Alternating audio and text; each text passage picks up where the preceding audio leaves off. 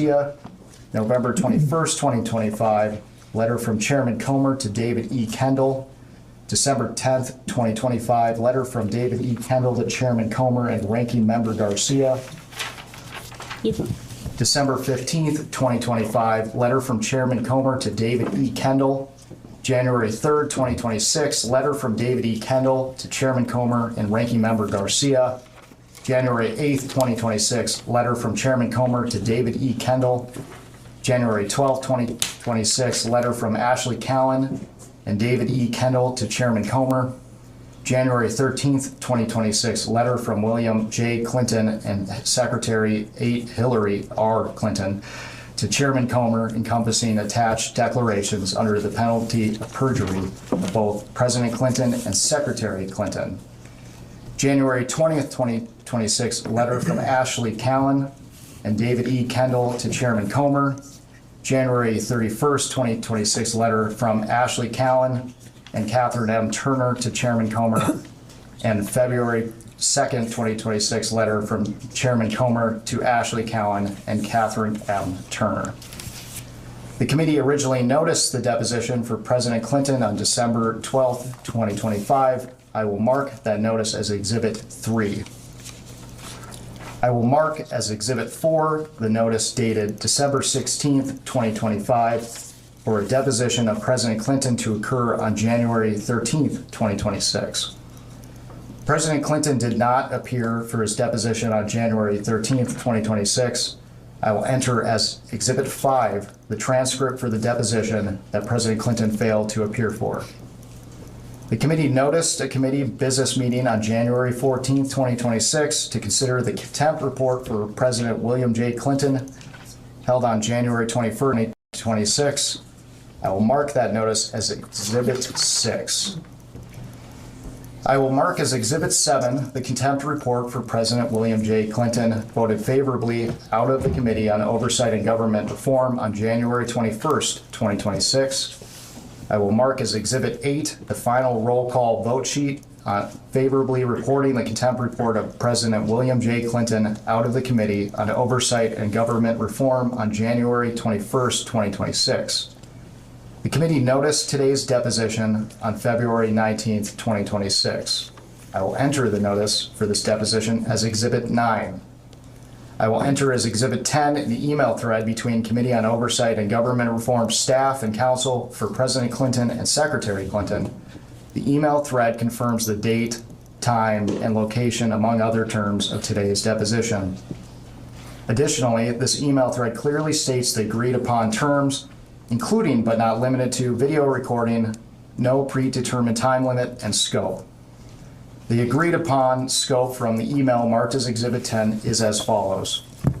Pursuant to the committee's investigation into the alleged mismanagement of the federal government's investigation into Mr. Jeffrey Epstein and Ms. Ghislaine Maxwell, the circumstances and subsequent investigations of Mr. Epstein's death, the operation of sex trafficking rings and ways for the federal government to effectively combat them, ways in which Mr. Epstein and Ms. Maxwell sought to curry favor and exercise influence to protect their illegal activities, and potential violations of ethics rules related to elected officials, the committee will ask President Clinton and Secretary Clinton all of its questions regarding Jeffrey Epstein and Ghislaine Maxwell, including, but not limited to, the personal relationships between the Clintons and Mr. Epstein and Ms. Maxwell, and the ways in which Mr. Epstein and Ms. Maxwell sought to curry favor and exercise influence, as well as the operation of sex trafficking rings and ways for the federal government to effectively combat them without the proposed limitations on scope sought in your January 31st, 2026 letter.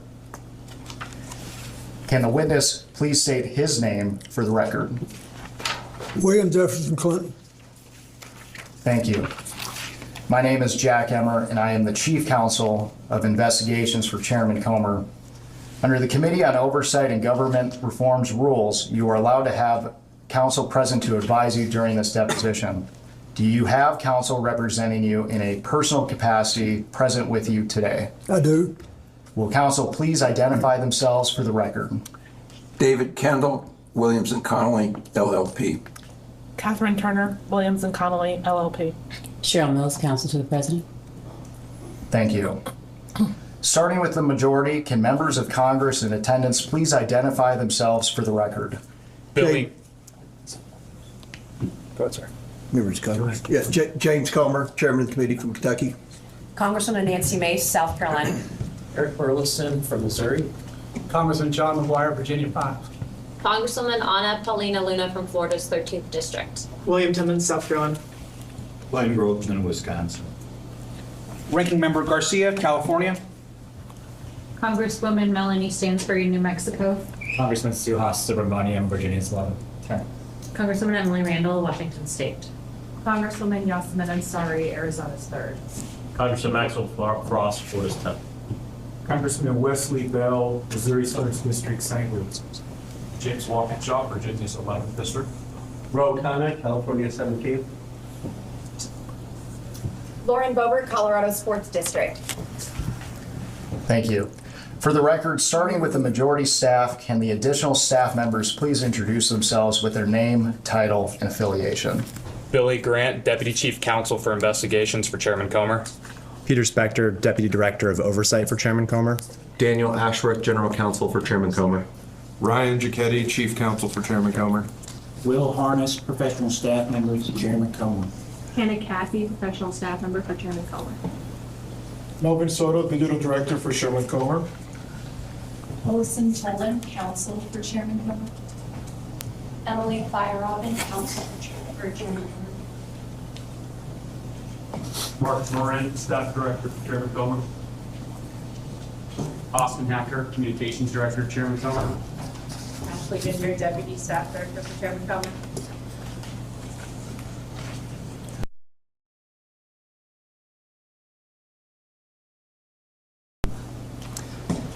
Thank you all.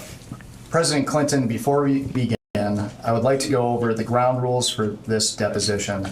The questioning will proceed in rounds. The majority will ask questions for an hour, and then the minority will have an opportunity to ask questions for an hour if they choose. To the extent members have questions for the witness, they will be propounded during their side's respective rounds. The clock will stop if you need to confer with counsel. Your counsel is speaking, and when members or staff are speaking during the opposing side's rounds of questions. We will alternate back and forth until there are no more questions. Do you understand? Yes. There is a court reporter taking down everything I say and everything you say to make a written record of the interview. For the record to be clear, please wait until the staffer questioning you finishes each question before you begin your answer, and the staffer will wait until you finish your response before proceeding to the next question. Further, to ensure the court reporter can properly record this deposition, please speak clearly, concisely, and slowly. Also, the court reporter cannot record nonverbal answers such as nodding or shaking your head, so it is important that you answer each question with an audible verbal answer. Do you understand? I do. Exhibits may be entered into the record. Majority exhibits will be identified numerically. Minority exhibits will be identified alphabetically. Do you understand? Yes. We want you to answer our questions in the most complete and truthful manner possible, so we will take our time. If you have any questions or do not fully understand the question, please let us know. We will attempt to clarify, add context to, or rephrase our questions. If we ask about specific conversations or events in the past and you are unable to recall the exact words or details, you should testify to the substance of those conversations or events to the best of your recollection. If you recall only a part of a conversation or event, you should give us your best recollection of those events or parts of conversations that you do recall. Do you understand? Yes. You are required by law to answer questions from Congress truthfully. This also applies to questions posed by congressional staff in this deposition. Do you understand? Yes. If at any time you knowingly make false statements, you could be subject to criminal prosecution, including but not limited to perjury. Do you understand? Yes. This includes both knowingly providing false testimony, but also stating that you do not recall or remember something when in fact you do. Do you understand? Yes. Furthermore, you cannot tell half-truths or exclude information necessary to make statements accurate. You are required to provide all information that would make your response truthful. A deliberate failure to disclose information can constitute a false statement. Do you understand? I do. Is there any reason you are unable to provide truthful testimony in today's interview? I don't believe so. Please note that if you wish to assert a privilege over any statement today, that assertion must comply with the rules of the Key on Oversight and Government Reform. Pursuant to that, Committee Rule 16C1 states, for the chair to consider assertions of privilege over testimony or statements, witnesses or entities must clearly state the specific privilege being asserted and the reason for the assertion on or before the scheduled date of testimony or appearance. For the purposes of this deposition, objections must be stated concisely and in a non-argumentative or non-suggestive manner. If the witness refuses to answer a question to preserve a privilege, the committee may seek a ruling from the chair. If the chair overrules any such objection, the witness shall be ordered to answer. If the witness continues to refuse to answer a question despite being ordered to do so, the witness may be subject to sanction. Do you understand? Yes. Ordinarily, we take a 5-minute break at the end of each hour of questioning, but if you need a longer break or a break before that, please let us know and we will be happy to accommodate. However, to the extent that there is a pending question, we would ask that you finish answering the question before we take a break. Do you understand? Yes. Finally, I will note for everyone here today that the contents of what we discuss in the deposition today is confidential under the House Deposition Regulation.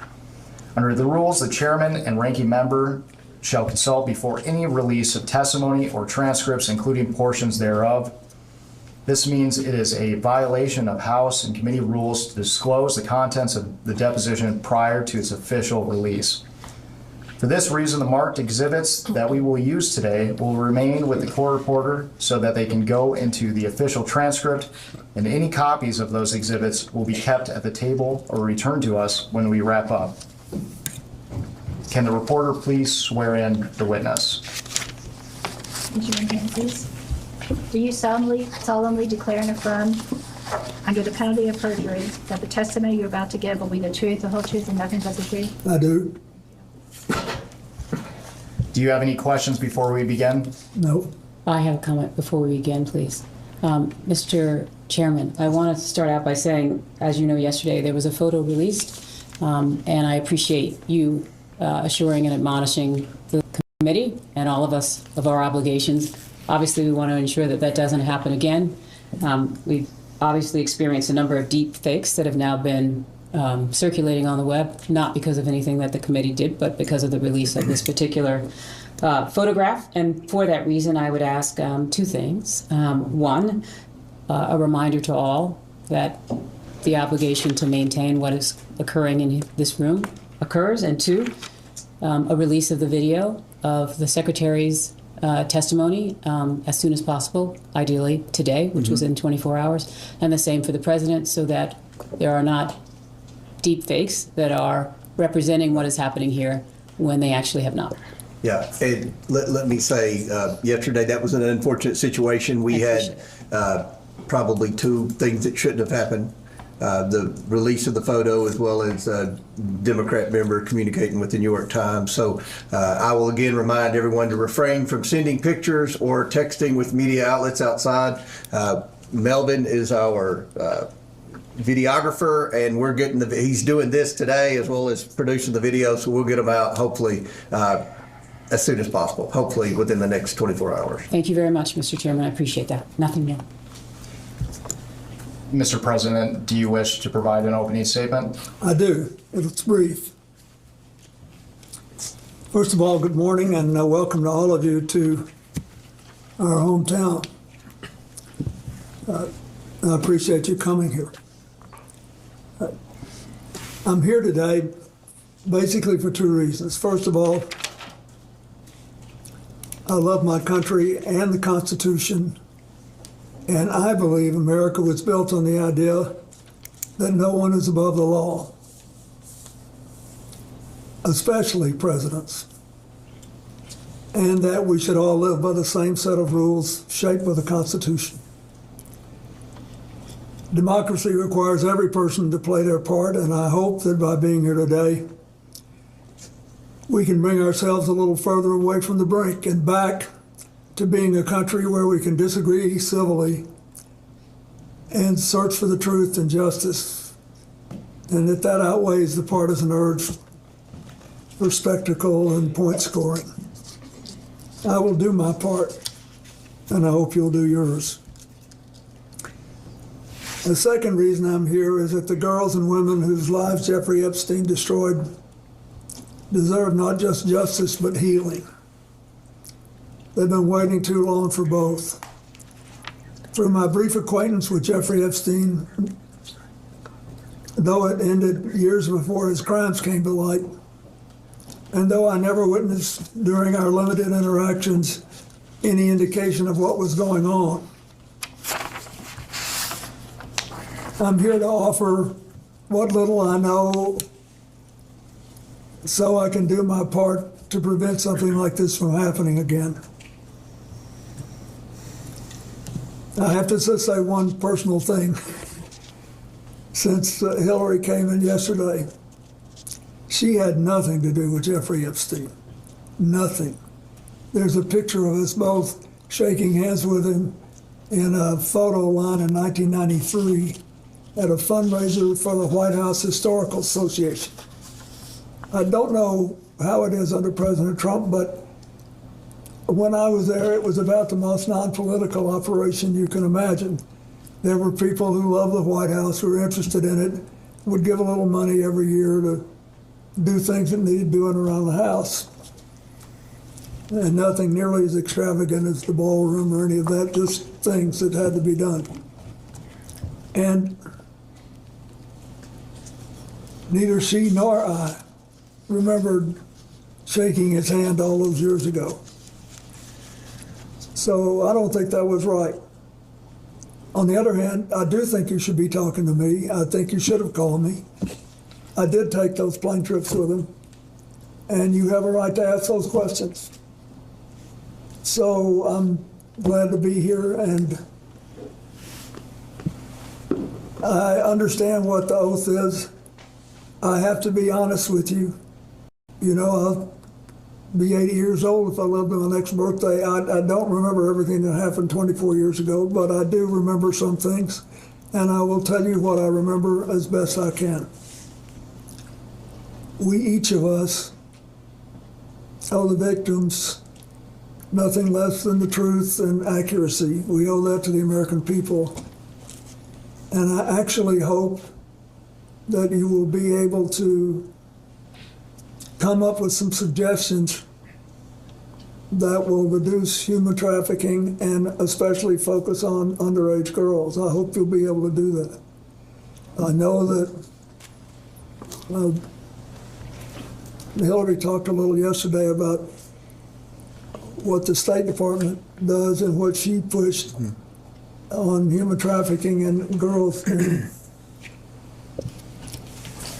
when she was Secretary of State.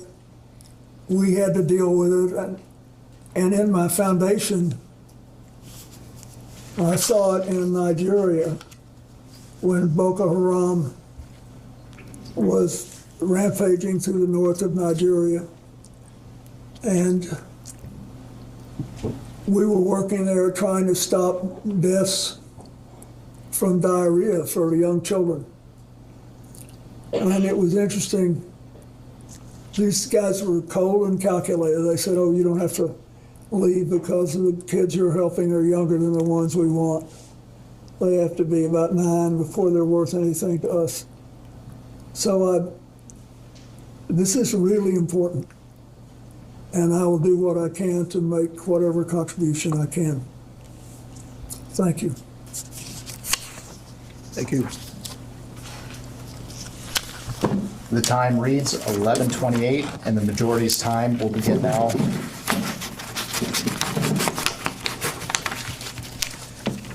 Mr. President, thank you for agreeing to testify today and for your years of service to our country. I want to start from the beginning. When did you first meet Jeffrey Epstein?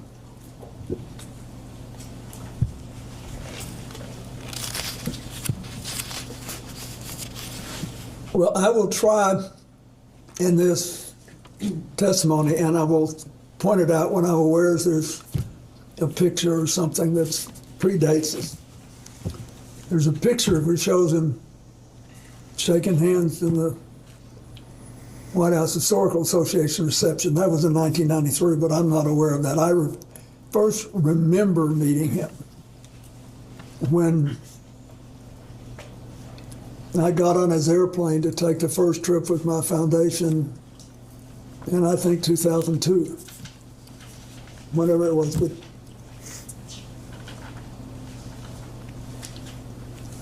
And to be clear, do you have any reason to believe that you may have met Mr. Epstein prior to becoming president of the United States? before I became president, no. And you mentioned that your first memory of interacting with Mr. Epstein was on your first trip. Which trip specifically? I'm not sure which one it was. Which one was the first? I took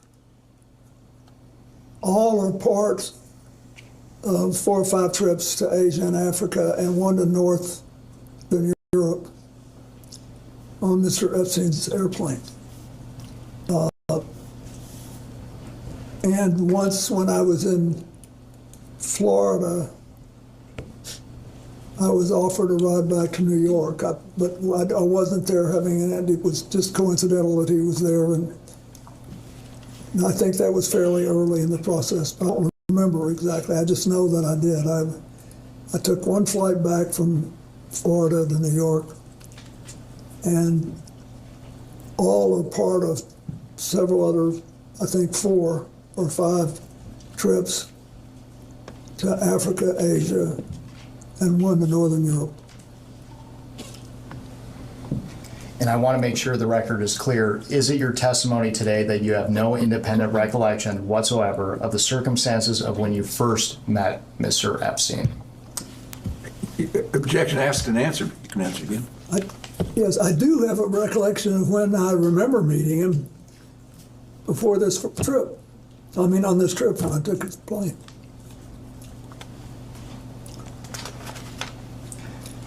Mr. President, we're going to discuss more specifics later, but for the record, can you briefly describe the nature and extent of your relationship with Mr.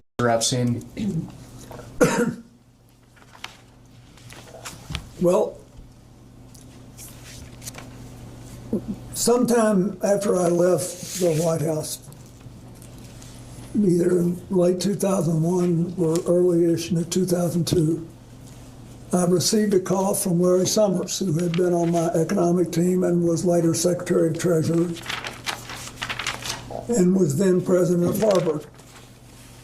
And he said that he was calling because a man named Jeffrey Epstein, who had made a substantial commitment of several $1 million, I think it was 10, but whatever it was, I don't, to brain research, and that he was a information hungry person, and he wanted to spend some time talking to me about economics and politics. And he said he's got this massive airplane, and he said he would take you, your staff, your Secret Service detail, and anybody else you wanted to bring on the trips that he knew I was planning to set up a global network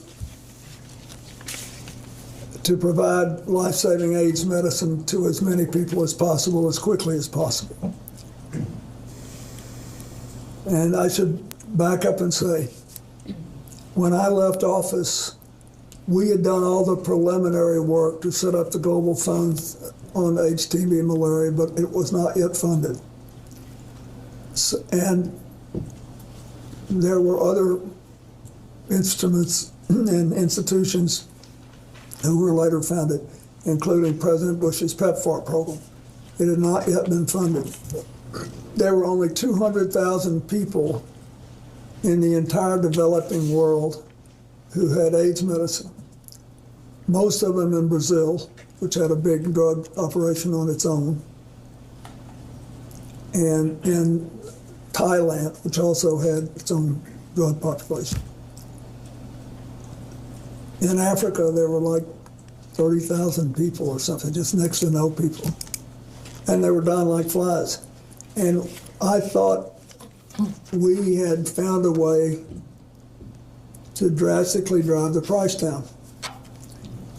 And that if we could drive the price down, we could, and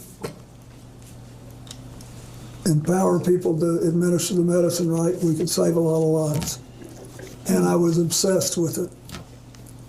And I was being helped by a man named Ira Magaziner who had helped us in the White House and whom I had known since we lived as Rhodes Scholars together in the 1960s.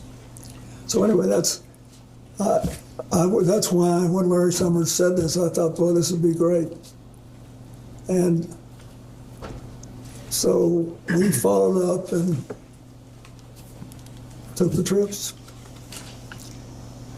Mr. President, when did your relationship with Mr. Epstein end? When did it end? Well, I believe I took my last flight in 2003.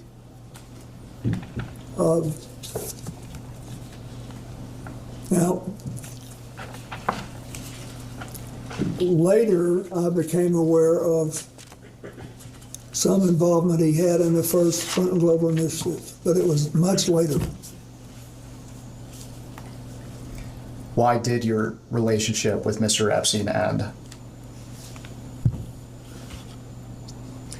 Well, after a year or two, we really picked up a head of steam with this AIDS program, and a lot of other people whom I knew better and who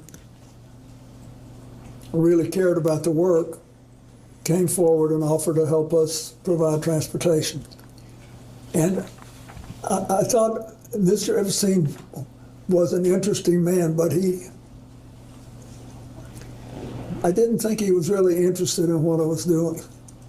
That is, he asked all these questions. He did ask about economics and politics, as he said he would.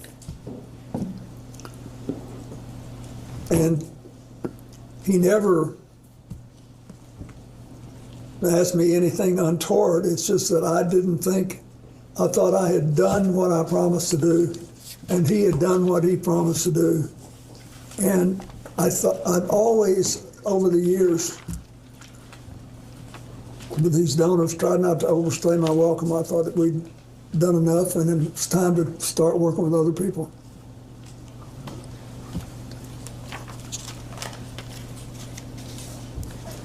When did you first learn of Jeffrey Epstein's crimes? I think in 2008 when he was prosecuted.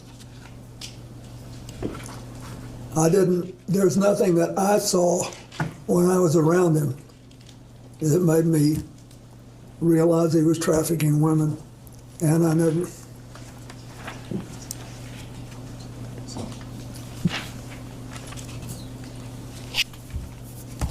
Let's talk about Ghislaine Maxwell.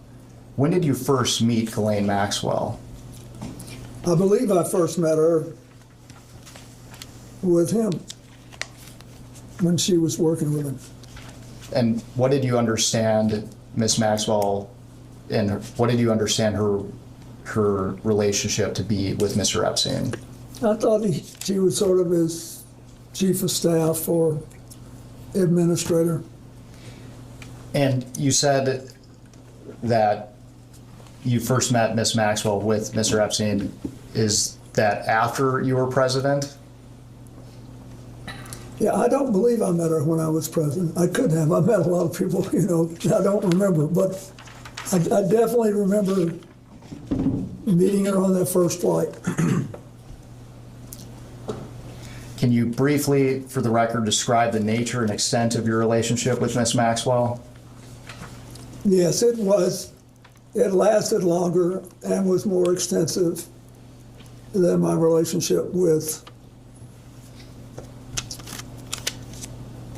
Mr. Epstein, because Ghislaine Maxwell started going with a man named Ted Waite, who had made a a lot of money making the first sort of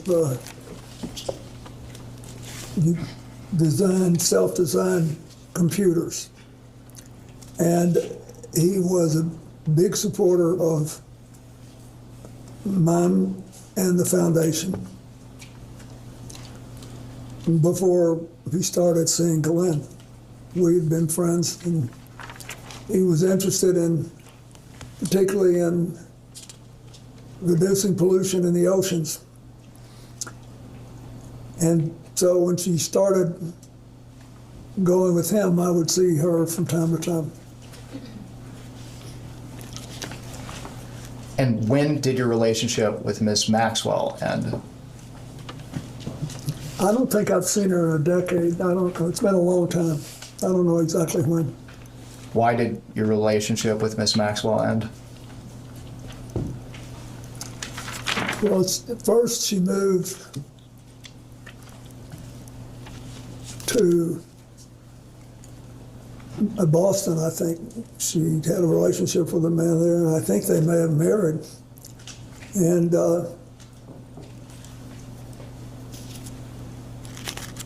so she wasn't so much around, and she, then when it became, after 2019, when it became obvious that she was involved too, to an extent that I did not know, that was the end of it. And I want to make sure the record is clear. You mentioned that your relationship with Miss Maxwell was more extensive than that of Mr. Epstein. Well, it lasted longer, yeah. Okay. When do you have any recollection of what year it would have ended? No, but you know, when she was with Ted White, she was when we were kicking off CGI. She was very interested in that, and she participated. But I don't remember, I don't know, it's been 10, 12 years since I saw her. I don't remember when the last time was. Thank you. I'm going to ask you some baseline questions regarding who you communicated with and about what. If you don't recall specifics but do recall you communicated with them, you should answer yes, but say you do not recall specifics. Okay. Counsel, can I just ask, if you're going down a list, your question is, did he communicate with the person, yes or no? And then you'll come back if he says yes to ask further. Yes. Thank you. And I will finish the prompt here too. So the question, Mr. President, have you ever communicated with any of the following people regarding Mr. Jeffrey Epstein or Miss Ghislaine Maxwell? And for now, you can say yes or no, and we will come back to discuss each one. And this is to the best of his recollection, yeah? Correct. Mm-hmm. Okay, thanks. Okay.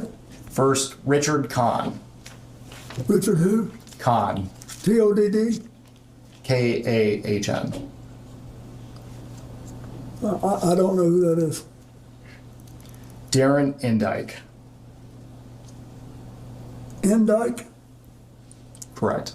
I don't know who that is. Sarah Kellen.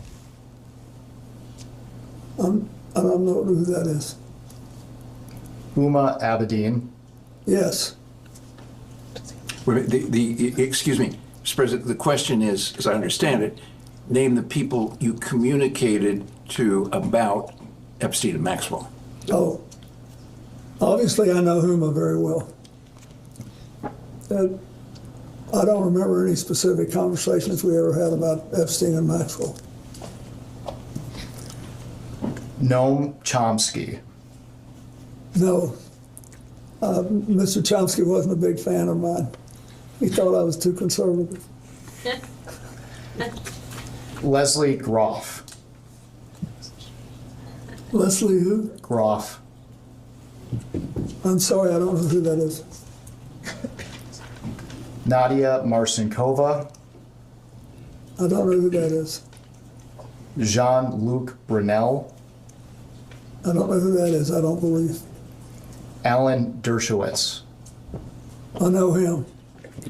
And I'm not aware that we ever talked about Epstein. Or Ghislaine Maxwell. I don't believe we did. Reed Hoffman.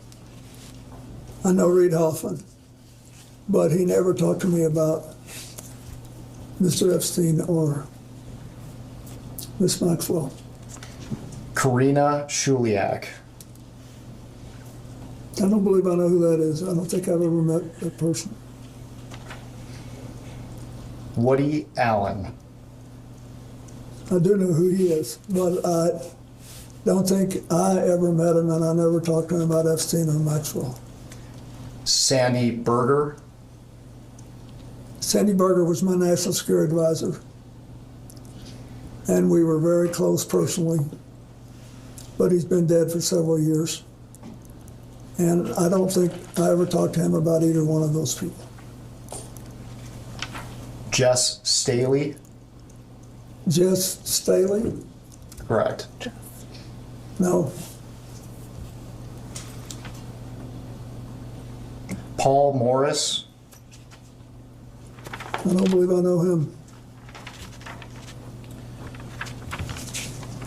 LED Rothschild. Who Rothschild? LED Rothschild. LED? Mm-hmm. I know Evelyn Rothschild. Is that who it is? No, and I have other Rothschilds on this list as well. I'm not sure who LED Rothschild is. I've met a bunch of them when I spoke at the funeral for Evelyn Rothschild. And I had met some of the others, one couple in France once 20 years ago, but I don't remember him. Okay. Lynn Forrester Rothschild. Yes, I know her, but I don't remember ever discussing Jeffrey Epstein or Ghislaine Maxwell with her. Glenn Dubin. I don't believe I know him. Eva Anderson. I don't believe I know her. Casey Wasserman. I know him, and he was on a trip to Africa with me. But I don't recall ever discussing either Ghislaine Maxwell or Jeffrey Epstein with him.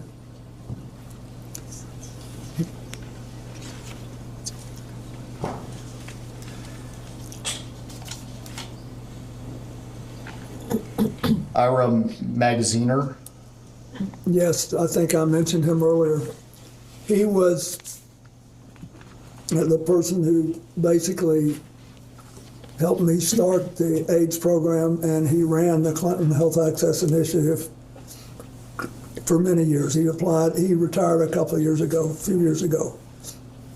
But I don't remember ever discussing either Epstein or Rothschild with him, or Maxwell with him. Karen Ewing. No. Stacy Plaskett. Stacy Plaskett is the member of Congress from the Virgin Islands, isn't she? Correct. I know her. But I don't recall ever discussing Epstein or Maxwell. Howard Lutnick. Howard Lutnick is the Secretary of Commerce, right? Correct. I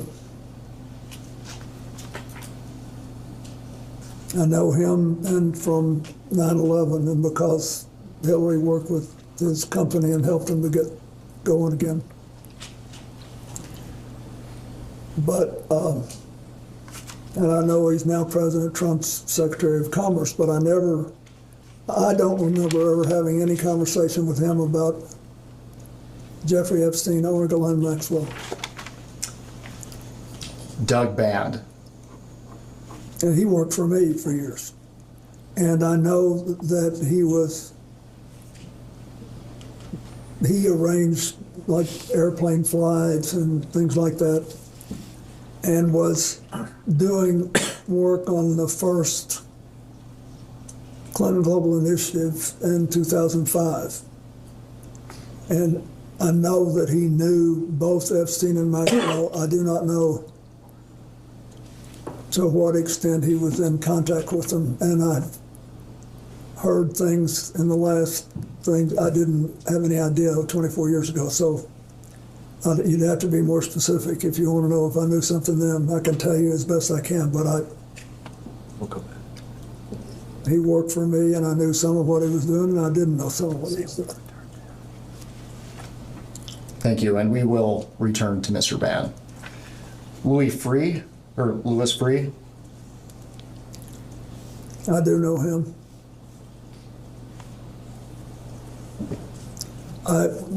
To the best of my knowledge, I didn't have any conversations with him about anything practically, but I certainly didn't talk to him about this. Robert Rubin. Bob Rubin was Larry Summers' predecessor as Treasury Secretary and the first director of the National Economic Council. But I don't even know if he knew Jeffrey Epstein or Ghislaine Maxwell. I had no conversation with him about it. And for now, Mr. President, you can answer yes or no. Okay. And the yes or no is intended to convey whether or not you had a conversation about Ghislaine Maxwell or Jeffrey Epstein. Correct. So the answer to Rubin is no. Larry Summers. Yes. Pete Rathgeb. Pete who? Rathgeb. Rathko. R-A-T-H-K-O? R-A-T-H-G-E. Oh, Rathko. I don't recall that name. John Podesta. I don't believe I ever had a talk with John about it. I did stay in touch with John Podesta after I left the White House. And I consider him a friend, but I don't believe we ever discussed Epstein or Maxwell. Andrew Friendly. No, he was one of my, what you call body men at the White House. And we've stayed in touch over the years, but I don't remember discussing Epstein or Maxwell with him. Catherine Rumler. Kathy Rumler is a lawyer who has done some, on occasion, some help for the foundation. I don't believe I ever discussed Maxwell or Epstein with him, but I can't be sure, but I don't remember doing it. Mr. President, they're only asking you what you can remember. What? They're only asking you what you can remember. Mark Middleton. I did not, and he sadly is dead now. Bill Richardson. No, he's dead too now, sadly, but I didn't know about his relationship with Epstein.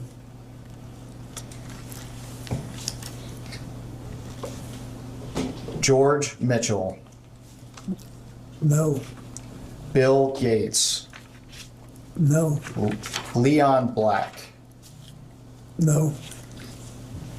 Ayud Barak. No. Tony Blair. No.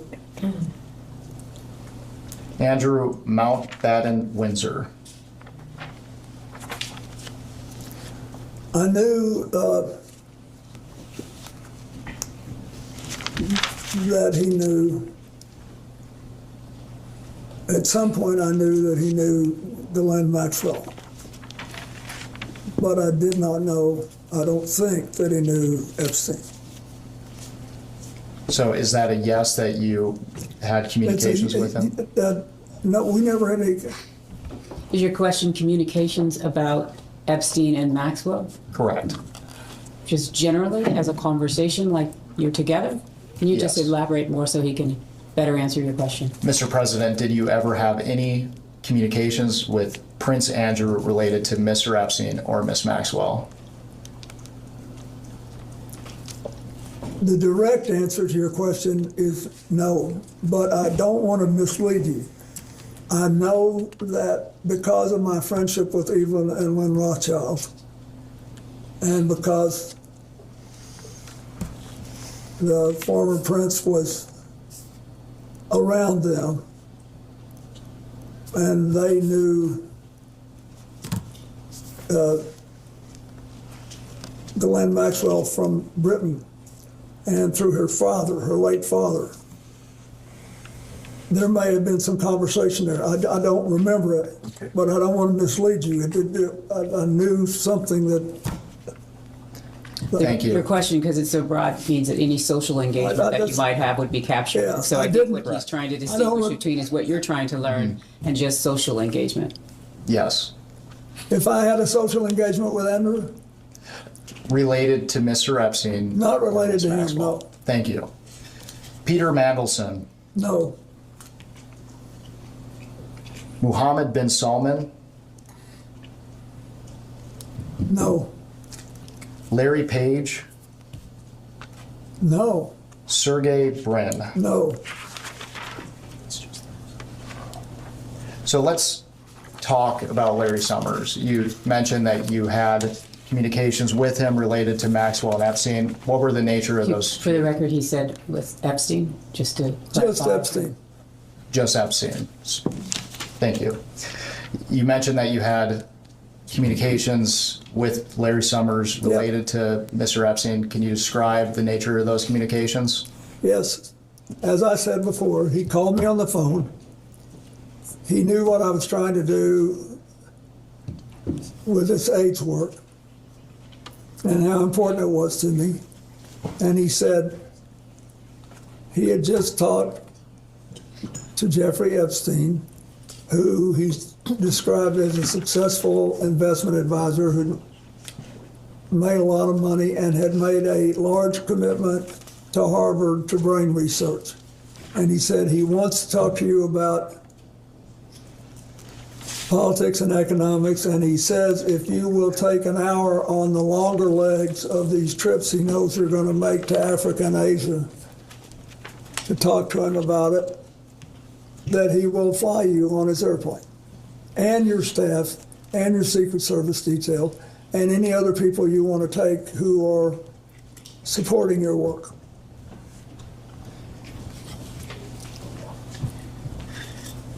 And you mentioned these communications were related to the work of your foundation. Did you ever have any other communications with Larry Summers related to Mr. Epstein? No. So for the record, you never discussed anything related to Mr. Epstein and young women or girls? Absolutely not.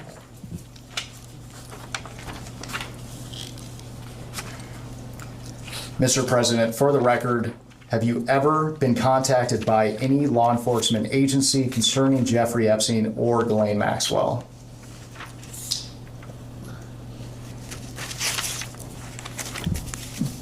As far as I know, no. That is, as far as I remember. Back in 2008, I sort of thought somebody might ask me something.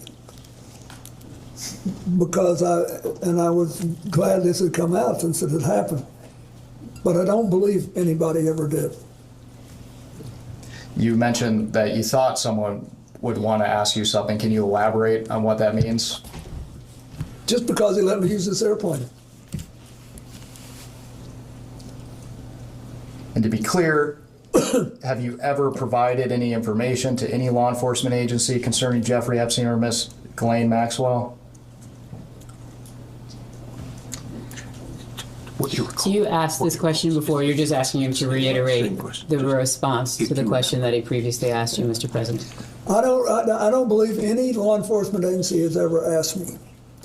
And I didn't know enough to volunteer anything. Mr. President, are you aware of any efforts by anyone, including an attorney, process server, investigator, or any other person to contact you regarding any civil lawsuit, claim, or litigation involving Jeffrey Epstein or Ghislaine Maxwell? Not that I recall. Did Jeffrey Epstein ever inform or represent to you that he was working with any intelligence service of any nation, including the United States? No. Did Ghislaine Maxwell ever inform or represent to you that she was working with any intelligence service of any nation, including the United States? No. And during your relationship, did you ever suspect Epstein or Maxwell of being affiliated with any intelligence agency? I did not. Thank you.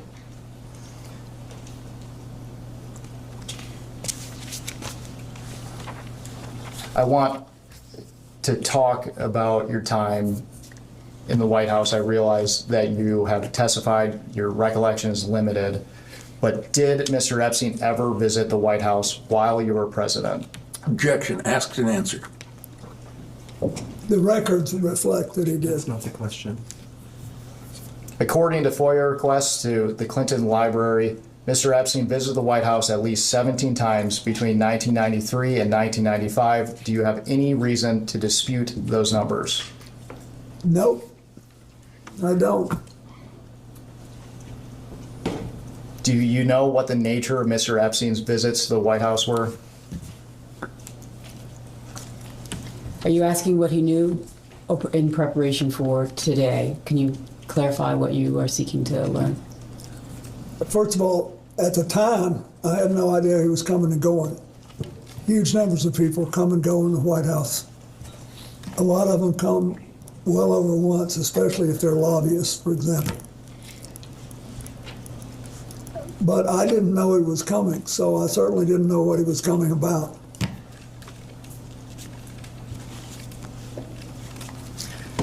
Mr. President, after you left office, did you or your staff ever conduct a review of records, documents, or other materials related to Mr. Epstein's connections to your White House?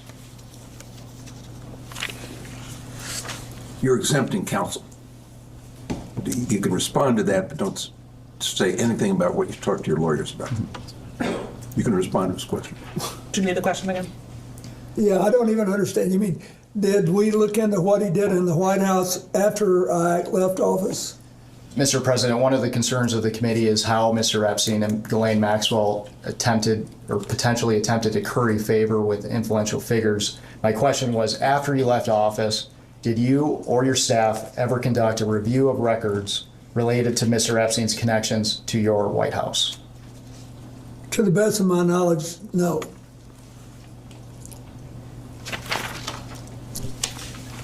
At this time, I would like to introduce what will be marked as Majority Exhibit 11. And while it's being passed out, I will note for the record, this is a New York Times article entitled The Untold Story of How Jeffrey Epstein Got Rich, published on December 16th, 2025.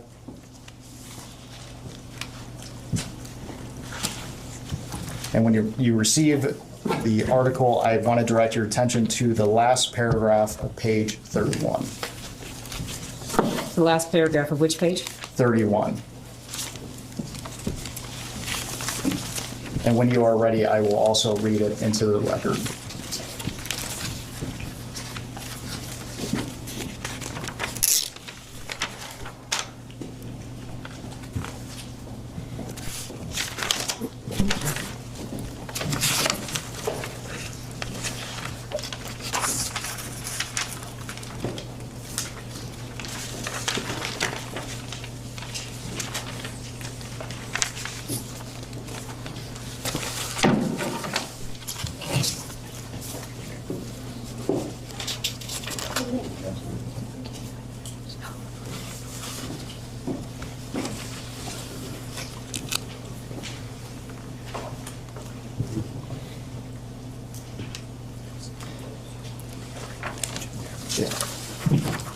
Again, we are looking at page 31 in the last paragraph, and I will read it into the record and ask you a few questions.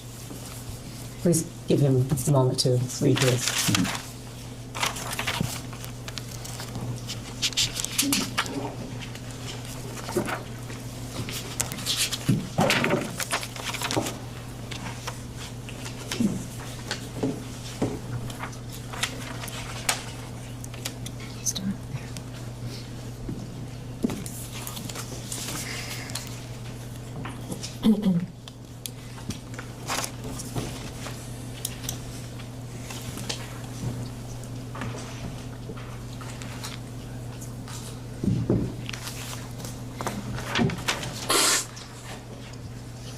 see this.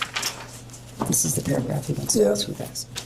Mr. President, the article reads, by 1995, Clinton and Epstein were sufficiently chummy that he wrote a get well soon note to Epstein's ailing mother.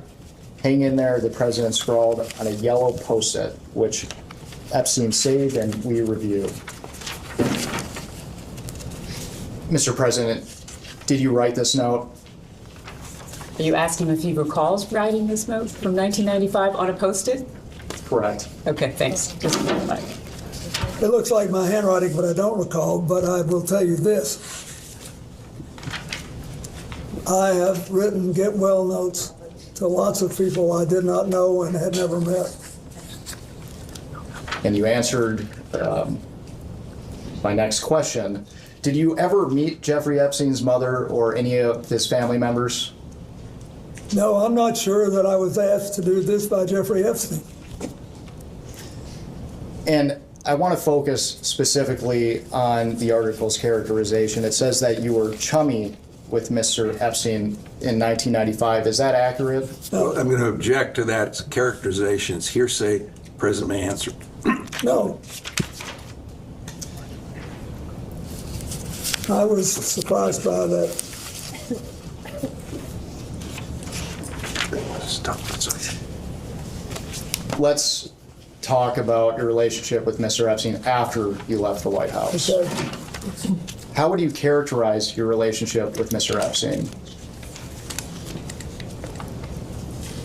Mr. Well, President, we have a question for you. During the time it was cordial. At any time, would you characterize Mr. Epstein as a friend? We were friendly, but I didn't know him well enough to say we were friends. How often did you communicate with Mr. Epstein? Usually only on the trips. I did go to his house once, as you know. And we will discuss that further later on today. And how did you typically communicate with Mr. Epstein? Did you talk to him on the phone?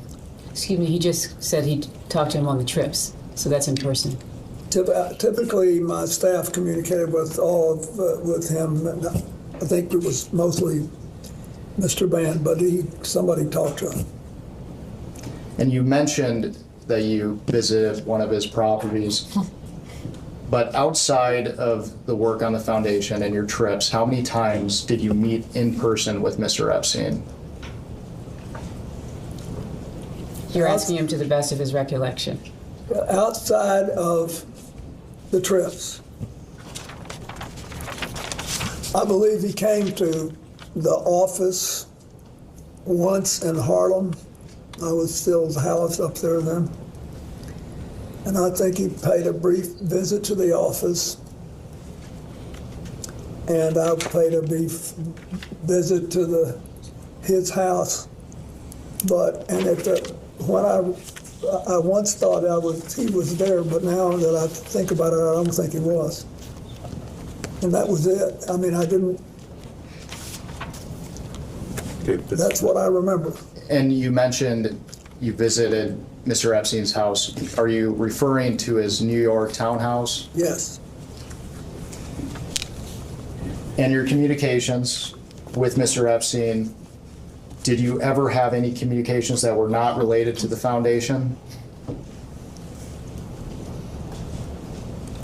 I don't believe we ever talked about anything but the work we were doing. I mean, maybe small talk. I can't imagine. I don't remember the conversations. And for the record, before we move on, did you ever have any communications with Mr. Epstein that related to young women or girls? No.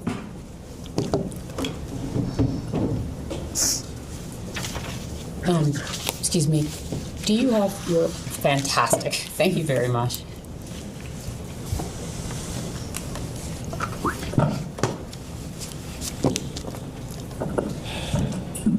We're good? Good morning, Mr. President. How are you? Fine. I want to first start out by asking you, have you ever been or traveled on, or has Huma Abedin ever traveled on Epstein's plane? If you know. I don't know. She might have taken one of the trips with us, but I don't know. Okay, so have you flown on a plane with her? Several times. Several times? When you say have you flown on a plane, any plane? The Lolita Express. What is that when you say that? Have you flown on the Lolita Express with Jeffrey? Objection. I don't know what that is. Have you flown on Jeffrey Epstein's plane with Huma Abedin? Asked and answered. You may answer again. I don't remember, but I have phoned. She's been sort of a part of our family for a very long time. So when I went to the Middle East, which I don't think I ever took a plane ride with Jeffrey Epstein, but she would typically go when I did. So have you traveled with both of them together? Excuse me, both of whom, Congressman? Of course. Have you traveled with Jeffrey Epstein and Huma Abedin together? I do not know. Okay, thank you. If the staff can please pass out EFTA 0021628 and the rest of the documents I have them print regarding passports to the President and Council. This will be Exhibit 12. Thank you.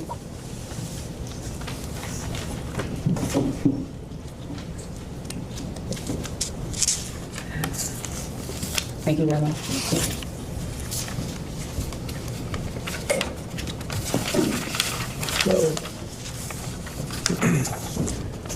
Mr. President, if you look at the passport page, the bottom of the document should show the EFTA number. It's 00021628. Yep.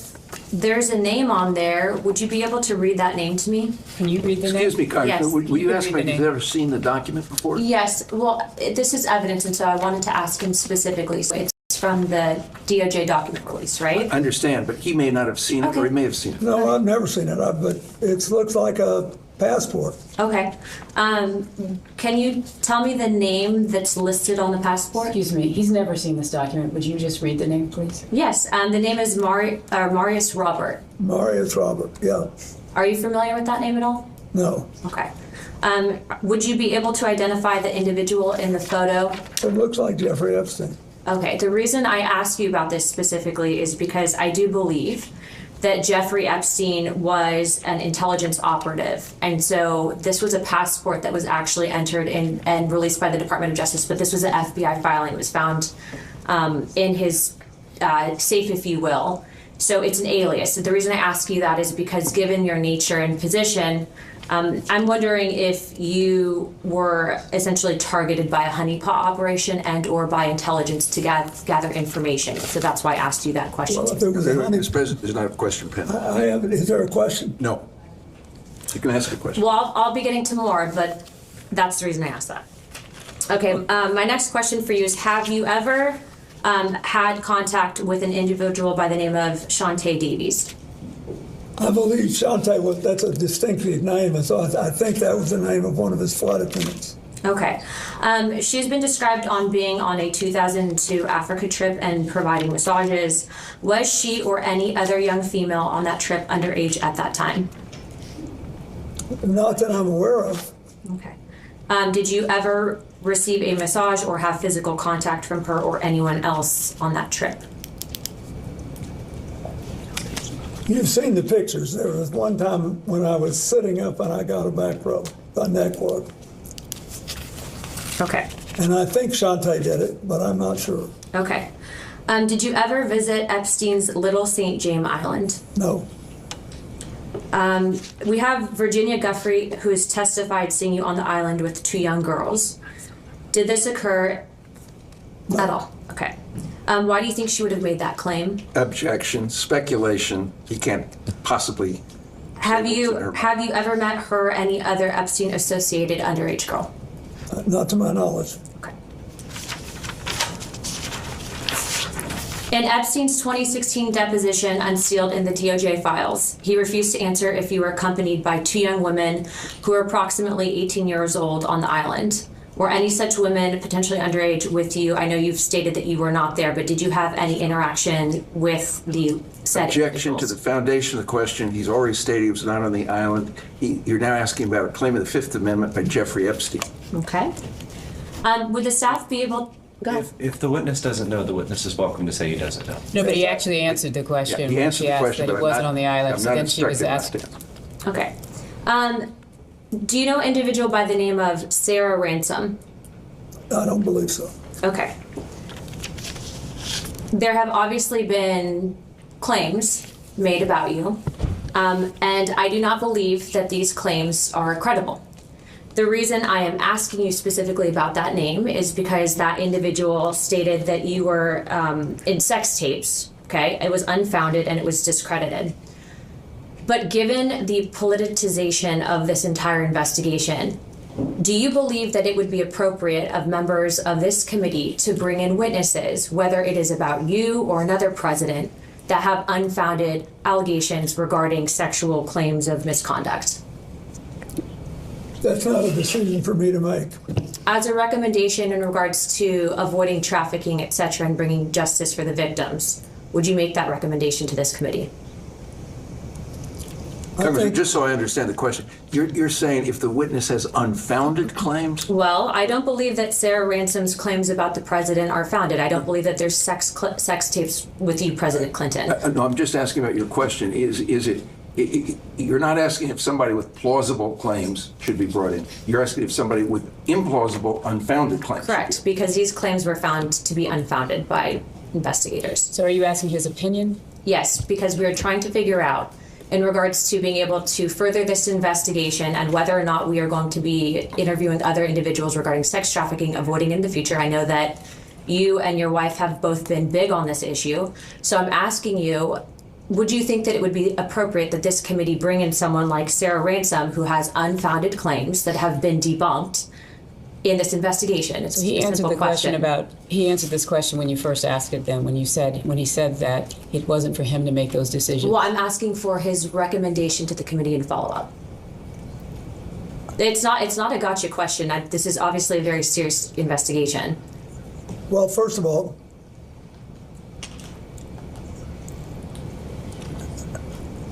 I recommend that you have on your staff a prosecutor who's had a lot of experience in this, dealing with these cases. Normally, it's not a good idea to bring in a witness that you know is lying. Okay, thank you for that. My last questions for you are you familiar with anyone by the name of Adriana Ross? I don't think so. How about Sarah Kellen? I don't think so. Okay. Would you recommend that this committee bring in individuals that were listed as trafficking minors? They were listed as co-conspirators and then given plea deals. I don't know enough about it, but I think you should do whatever you think will strengthen the ability of the United States not to have this happen again. Okay. Is it possible, and in your opinion, that you and or your wife were targeted as a means of an intelligence gathering operation? Object the by form of the Jeffrey Epstein and question. Maxwell? Object the form of the question. No objection to if he knows that they were targeted. I believe that's what she asked. No, she said it's impossible, so she's asking him to speculate instead of asking him, does Do he you know? Do you know if you were targeted at any point? I don't, but Okay. I don't. I'd sort of be surprised, but I'm not. I don't know. Okay. All right, Chairman Comer, I think that builds my time. I just want to say thank you very much, President Clinton, for coming in. And I do understand that this has been politicized, but again, I will state on record and I will state this to the press that I don't believe that Sarah Kellen's claims against you were valid. Thank you. Thank you. Yeah.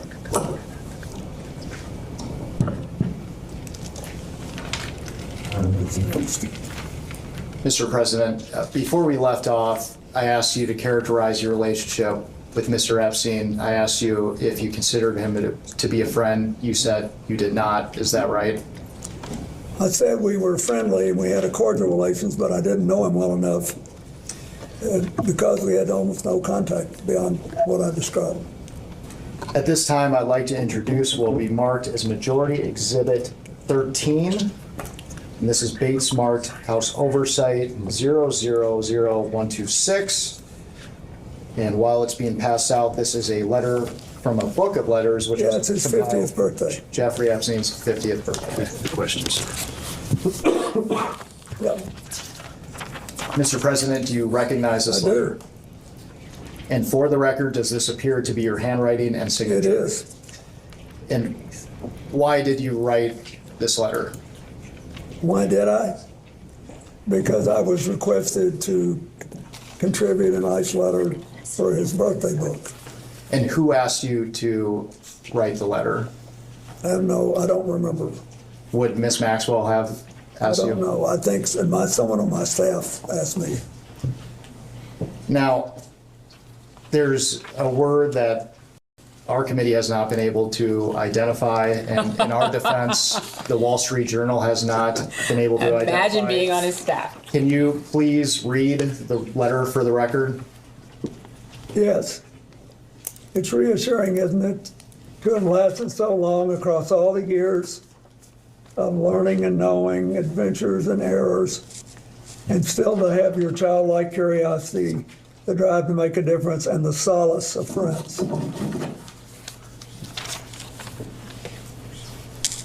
Not a bad letter. And because we haven't been able to identify that word until now, what did you Which mean? word was it that you could not? Solace, you couldn't, No, errors. errors.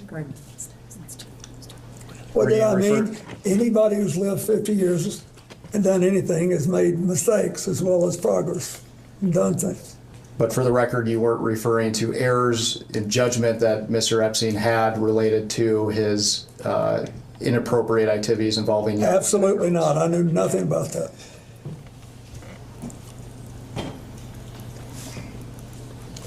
Did you ever see the birthday book compiled together?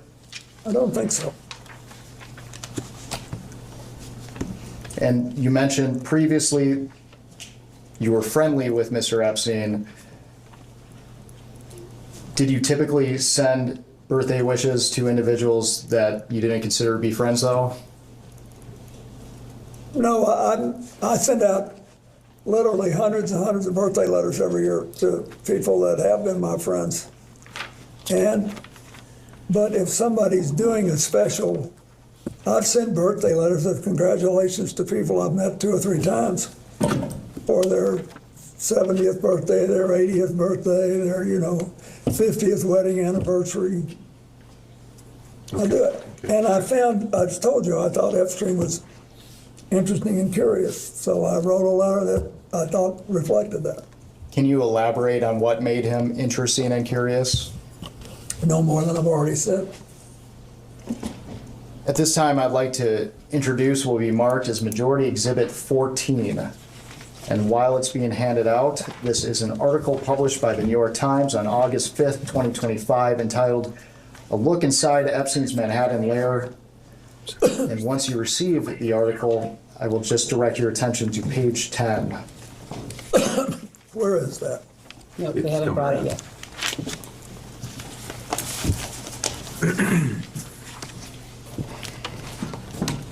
Thank you very much. And we're specifically looking at a framed photo on a wooden table alongside multiple other framed photos. And we're focusing on the photo in the middle, which appears to have a golden frame. Where is that? I think 2 more pages. Right there.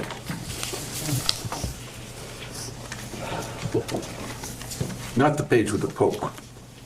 Yeah, okay, that's it. Page 10. Is that what we're on? Page 10.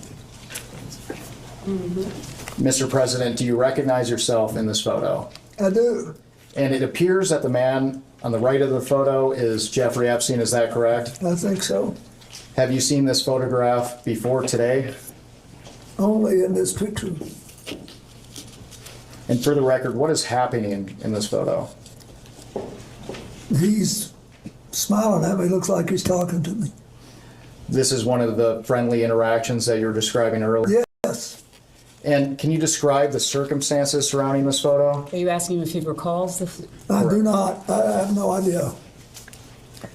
I see Richard Branson in the back and Okay. other people. That's fine. But I don't remember anything about it. And you appear to be comfortable with Mr. Epstein in this photo. Would you disagree with that characterization? You're creating a characterization. He's already responded to your question about the picture. I'm comfortable with a lot of people. I'm comfortable here. I'm not happy, but I'm comfortable.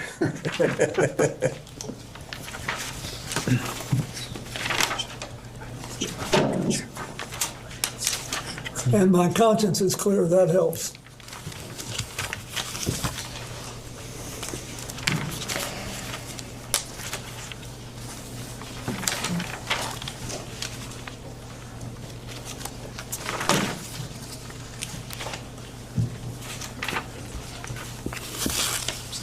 If that, let me see it.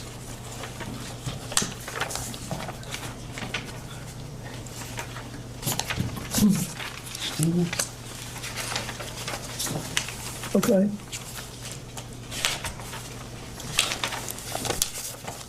Mr. President, we have about 5 minutes remaining in the majority's first hour, so I just want to ask you some questions related to the crimes committed by Mr. Epstein and Ms. Maxwell. Did you ever witness Mr. Epstein sexually abuse or assault young women or girls? No. Did you ever witness Mr. Epstein receive massages from young women or girls? Not that I recall. Did Mr. Epstein ever discuss sexual acts of any kind with you? No. Did you ever have any sexual contact with young women or girls in the presence of Epstein or Maxwell?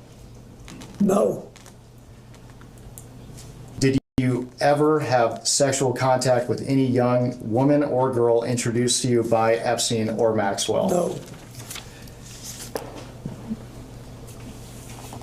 Mr. President, with the benefit of hindsight, were there things you witnessed that could have suggested that Epstein was trafficking and sexually abusing young women and girls?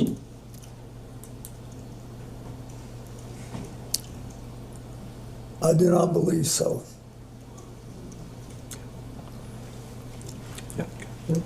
We will go off the record.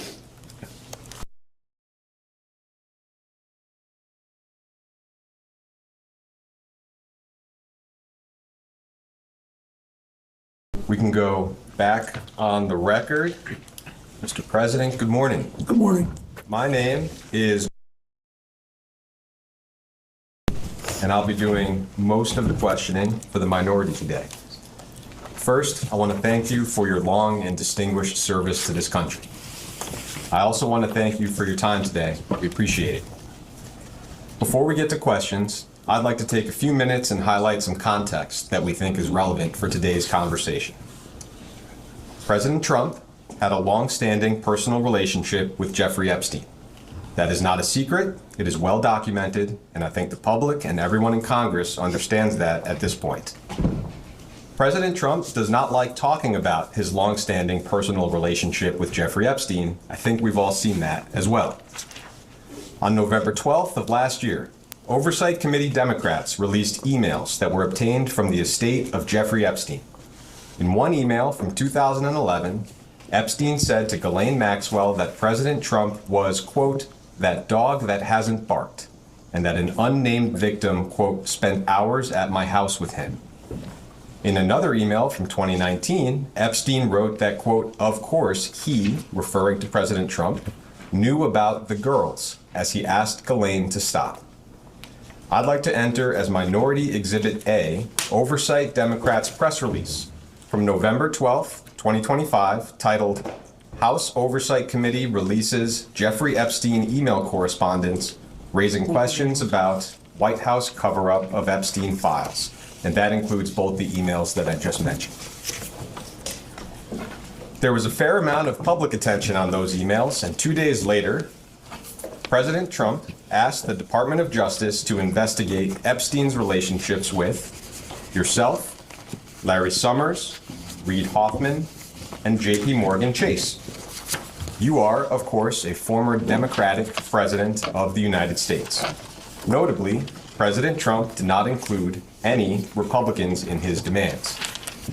Later that day, Attorney General Pam Bondi posted on social media that the U.S. Attorney for the Southern District of New York would comply with President Trump's directive and take the lead on the investigation. I would like to enter as Minority Exhibit B, Attorney General Bondi's post on X, which also includes President Trump's post on Truth Social. It is well understood that you had a personal relationship with Mr. Epstein, and we will talk about that today, but the events I just described color our perspective on the conversation. It appears as if you and other Democratic figures have been targeted by President Donald Trump in an attempt to distract the American people from his own long-standing relationship with Jeffrey Epstein.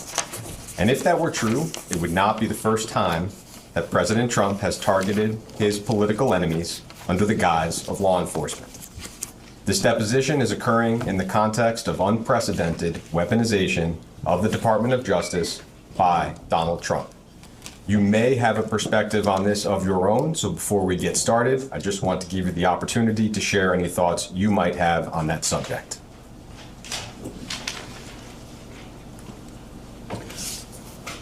I think I'll let you ask me some questions, and then maybe at the end I'll say something. That sounds fine. Thank you.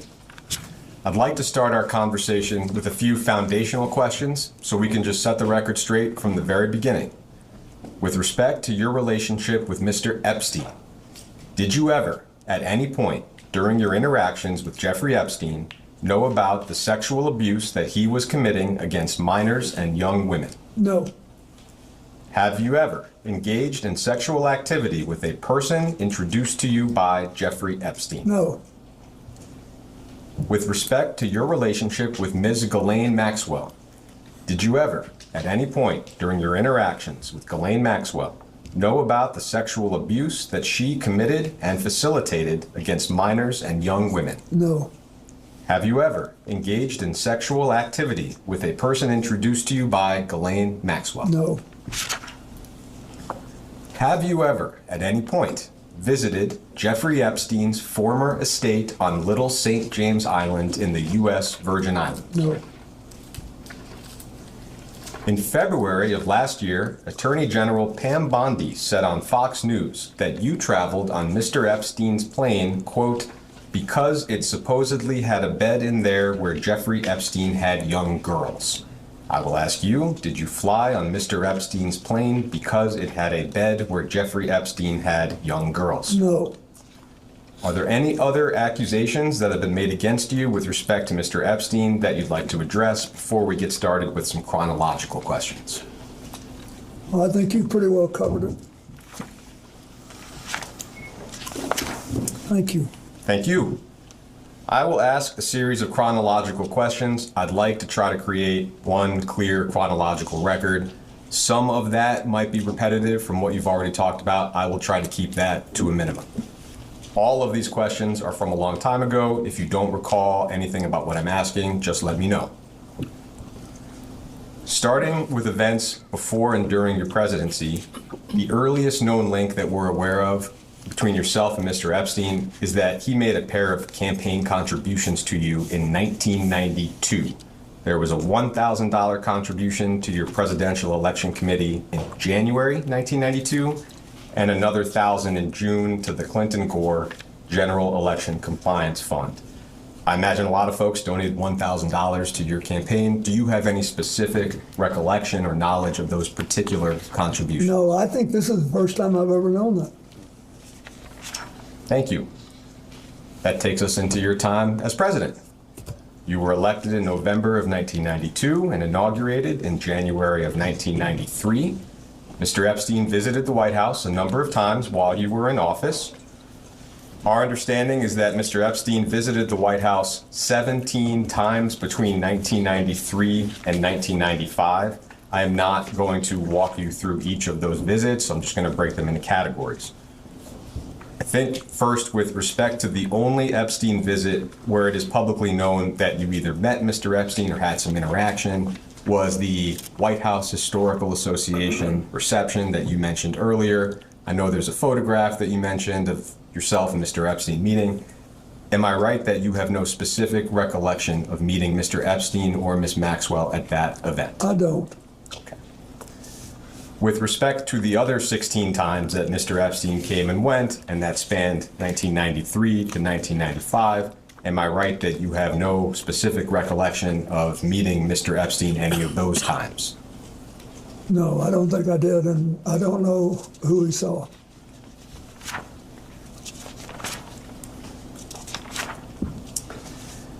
It's been publicly reported that in March of 1995, there was a fundraiser in Palm Beach that you attended and that Mr. Epstein also attended. Other guests reportedly included Jimmy Buffett and investor Ron Perlman, who may have hosted the event at his home. Do you have any specific recollection of that event? I remember going there in 1995. I have now seen the picture with Jeffrey Epstein and Jimmy Buffett. I recognize Jimmy Buffett. He was a longtime friend of mine. He performed for me twice in my second term as president. And we were friends for the rest of his life. But that's it. I don't know if he knew Mr. Epstein. I had no idea what that picture was. I didn't remember it. And so is it right that you have no specific recollection of meeting Mr. Epstein? No, I don't. At that fundraiser, just for the transfer? Yeah. I'd like to introduce as Minority Exhibit C an article from the Daily Beast titled, "Jeffrey Epstein Visited Clinton White House Multiple Times in Early 90s. That article is dated July 24th, 2019. Once you receive it, I'll just direct you to page 8 of the article that you're about to receive. Okay. It's not dated.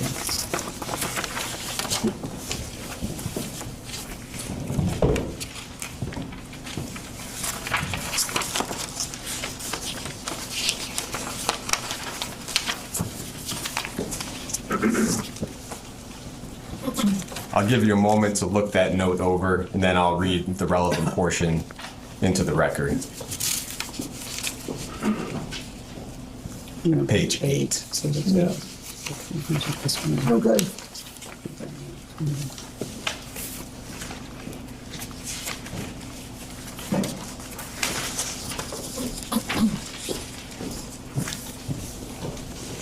Yep. So you can see here that on April 27th, 1995, Lynn Forrester, now Lynn Forrester de Rothschild, sounds like served on a few committees or boards under your administration, wrote you a note. I'll just read part of that note out loud. "Dear Mr. President, it was a pleasure to see you recently at Senator Kennedy's house. There was too much to discuss and too little time. Using my 15 seconds of access to discuss Jeffrey Epstein and currency stabilization, I neglected to talk to you about a topic near and dear to my heart, namely affirmative action and the future." And that's the end of the relevant portion. I just wanted to ask whether you have any specific recollection of this note or of your conversation with Ms. Forrester. I don't.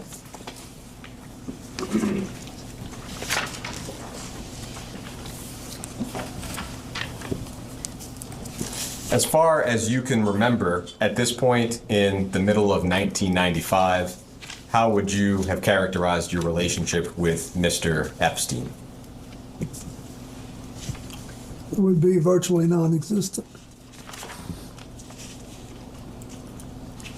Do you recall any other interactions that occurred between yourself and Mr. Epstein during your time in office that have not already been mentioned today? No. I think I've told you everything I know. In October of 1999, toward the end of your time in office, we know that Epstein contributed $20,000 to the First Lady's joint fundraising account. Would you have any memory or knowledge of that particular contribution?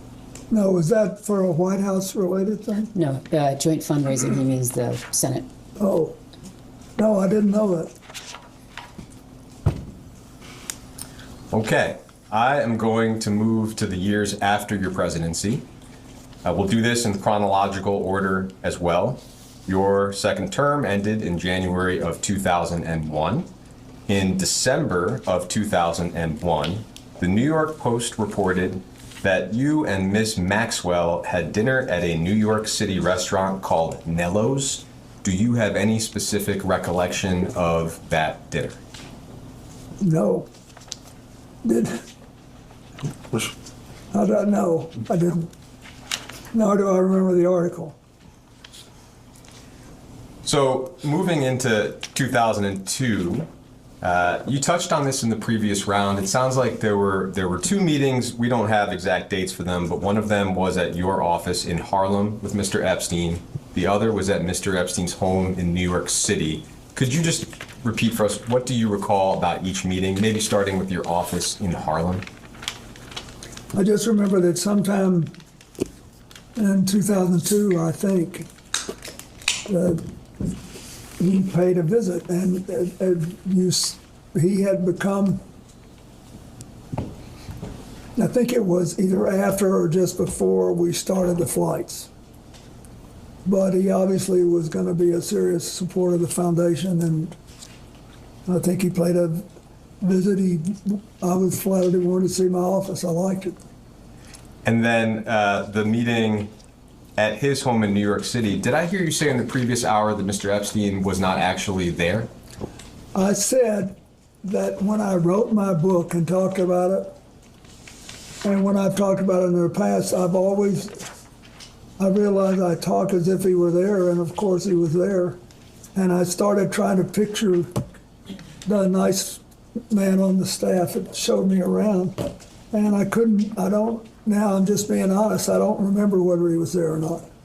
He could have been there, but I don't remember. As far as you can recall, would the purpose of that meeting also have been related to Mr. Epstein's support of your work through his plane, for example? Yeah, the reason we went by, regardless of who was there, was that my staff we finished an event in New York City that had a place, and Lord knows how many I've done since then, I don't remember what it was for, but it was in New York City. And my staff said, we're only a couple of blocks from Epstein's house.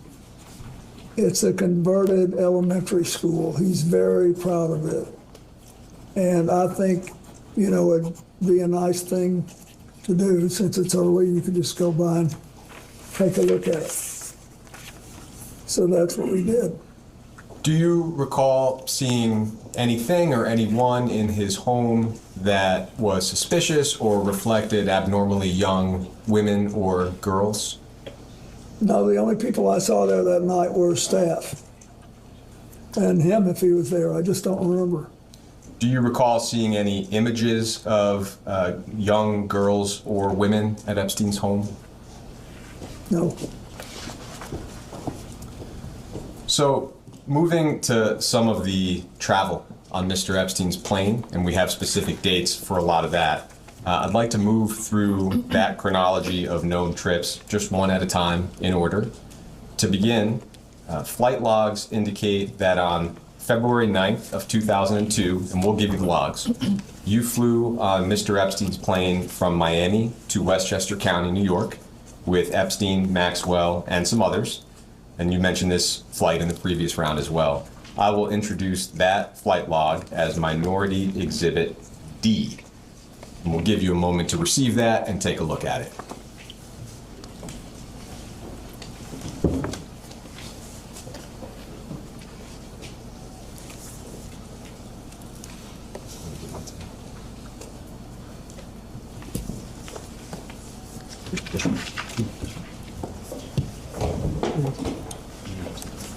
Is this one page? It is one page, exactly.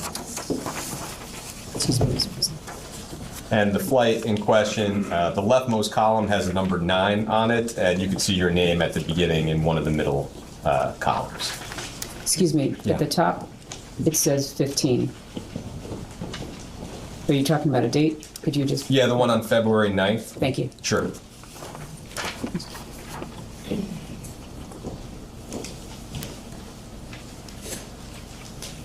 This one.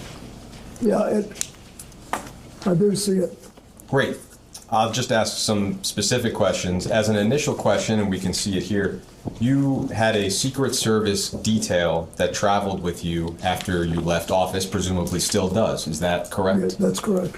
And did that detail accompany you on all trips that you took with Mr. Epstein? Yes. For this trip from Miami to Westchester, first, just do you recall the circumstances of the trip? No, I was down there and I was coming home. I don't remember why I was down there. In terms of who was present on the flight, and we'll do this exercise with the other trips as well, are you able to make out from the initials here maybe who is who? In other words, I can see your name and I can see 4 Secret Service. And then from there we have 2 males, 1 female, I think Mr. Epstein and Ms. Maxwell, and then SK and AP. Do you have any recollection of who any of those folks may have been? No. I just don't remember. I'm sorry, I don't. And the initials, they don't mean anything to me. This isn't a record from yours. This is their record. Yeah. In February in 2002, so the same month as this flight, it was reported that you and Miss Maxwell were seated together at some type of charity gala in New York. I don't know what the charity was or where exactly the event occurred. Do you have any recollection of what I'm referring to? Could you state the date again, sir? In the same month, February 2002, and I don't have an exact date. What was it reported? Simply that you and Ms. Maxwell were seated together at a charity gala in New York. Wow. I have no recollection of it, but it could have happened.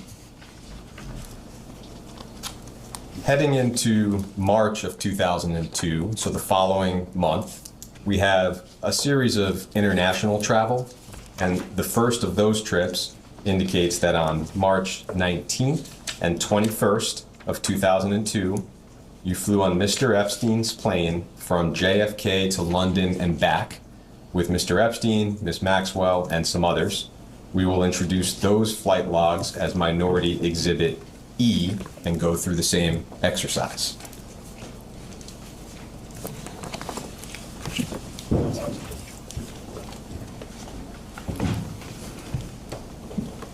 Thank you.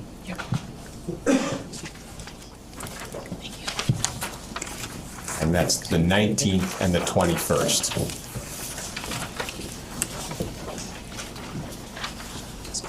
The 19th and the 21st? Yes. Down toward the bottom of the page.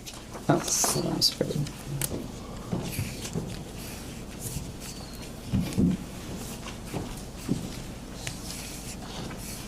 Was this a flight to London? Yes. Yeah, this says we had 10 Secret Service agents. So I guess just to start with, do you recall the circumstances or the reason for this trip? And this was when? This was March of 2002. I don't, but in mind, there was a lot of stuff going on. India, in the late January, 4 days after I left office, had a horrible earthquake, and lots of people died. And I called the Prime Minister of India, Mr. Vajpayee, who belongs to the current leader's party, but was much less uber nationalist. And I asked him if I could help. And he said yes. He said, I have the money and organization to fix the big cities, but not the smaller towns and we need schools, we need hospitals, we need all this stuff rebuilt. Will you help? So that's the first thing I undertook to do, even before the AIDS thing, after I left the White House. So I was there.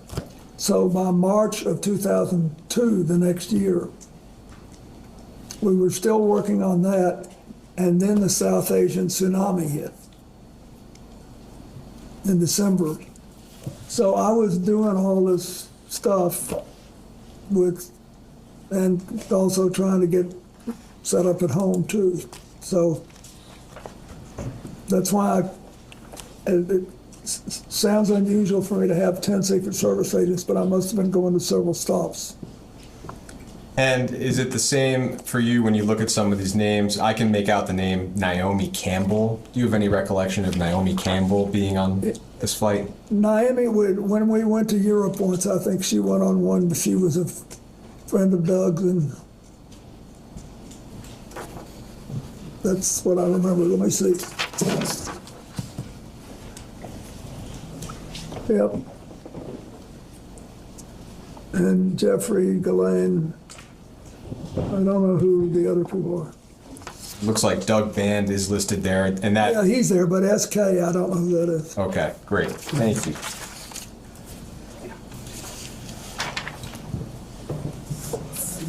Moving to May of 2002, just 2 months after the one we just looked at, flight logs show a series of flights around Asia. Got 5 flights, including Hong Kong, China, Singapore, and Thailand. I'll introduce the flight logs for that trip. Just take a look at it together as Minority Exhibit F.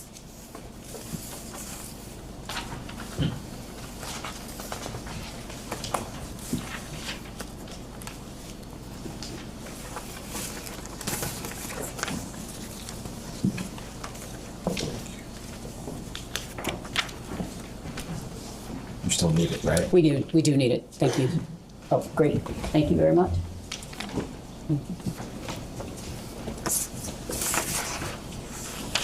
You said So what? those are from the 22nd to the 25th.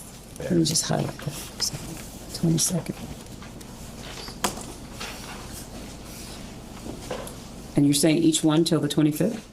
Yeah, so the first one lists the former president, and then 4 in a row after that lists same as above. So it's the same group of folks for about 5 flights there. So same question, this trip to Asia, do you have a recollection of the circumstances of how the trip came about? Yeah, that was 2002, right? Yes. So we, and when was the tsunami? Was it at the end of 2002 or the end of 2001? That I'm not sure of. But just to the best of your memory, you have to share what you know. Anyway, to the best of my memory, this was a trip to raise funds to organize our health network in Asia, which was basically designed to deal with AIDS, but also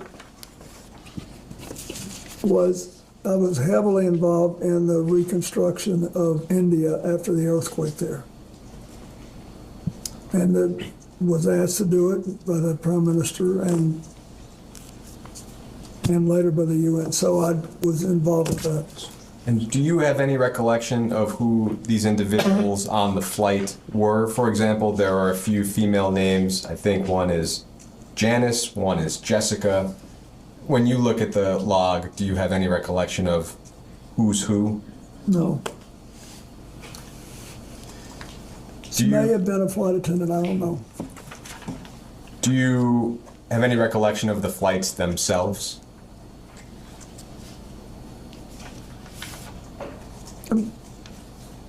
Of this particular flight? This group of flights. I remember we made several stops and you mentioned them. And we're going there, but that's all I remember. To the best of your recollection, whether with respect to the flights or the trip itself, did you ever witness or become aware of sexual abuse of any kind? No. We then have logs showing 2 flights in July of 2002, and I will introduce those as Minority Exhibit G. Give you a moment to receive those. What was the prior one? Prior one would have been F. And that was the May 2002 flight log. Where's F? No, I put F on that, but I thought that was, sorry, so you're. Oh, no problem. It should be May 2002. I have as F as in Frank. Okay, I'm not sure what this one was. Okay, got it. I'm gonna get the labels later. Okay. Thank you, sorry about that. No, not at all. So this one will be G, and it's July of 2002, specifically on July 13th. Oh, sorry. Next one, Mr. President. That's the old one. I'll give that one to David. I'll give you a moment. Wait, does to this look say at it. where we're going? Yeah, it's on the 13th, and these flights are from Morocco to Portugal, and then Portugal to JFK. And our understanding, just from public reporting, is that this may have been part of a trip to Morocco to attend the King of Morocco's wedding. And you're asking him about the legs that he's on? This Correct, was- exactly.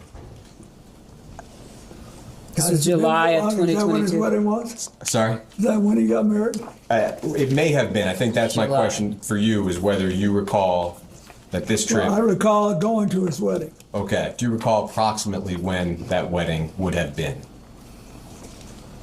No, but it was a long time ago. I don't know if this was it. But I did go to Morocco more than once. Do you recall attending the King of Morocco's wedding? Absolutely, I did. Do you recall whether Mr. Epstein and Miss Maxwell also attended that wedding? I don't. I remember, I think Chelsea went with me. And I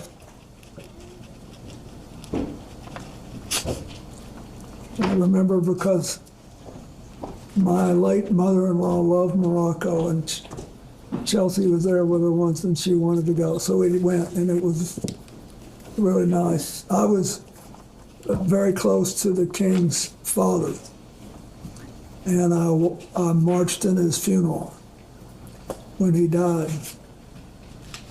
And so they had this wedding, and we were invited, and I very much wanted to go. Hillary was working and didn't go. Chelsea did, and I think Huma was with us too. I think. There's been some reporting that you may have invited Mr. Epstein and Miss Maxwell to the King's wedding. It sounds like, but please you tell me, do you have any specific recollection of that? I don't remember.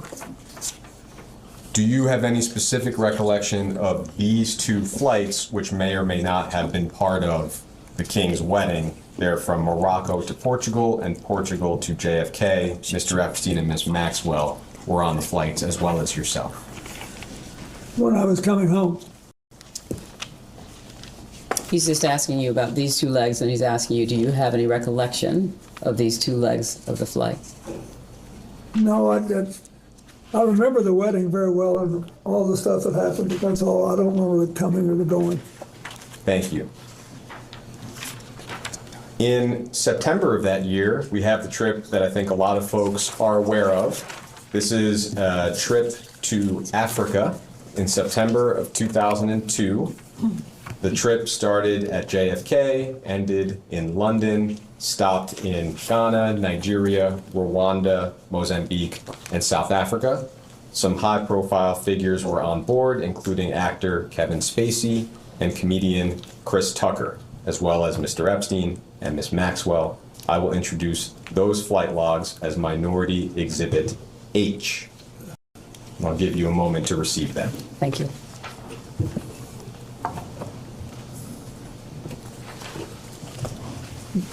H.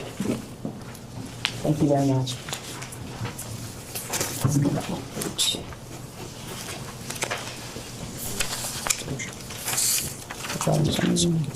David. So this is a two-sided document, and the flights are the bottom half of the first page and one flight at the top of the second page. Starting at the 21st? Yes. Sure. Okay. Starting there.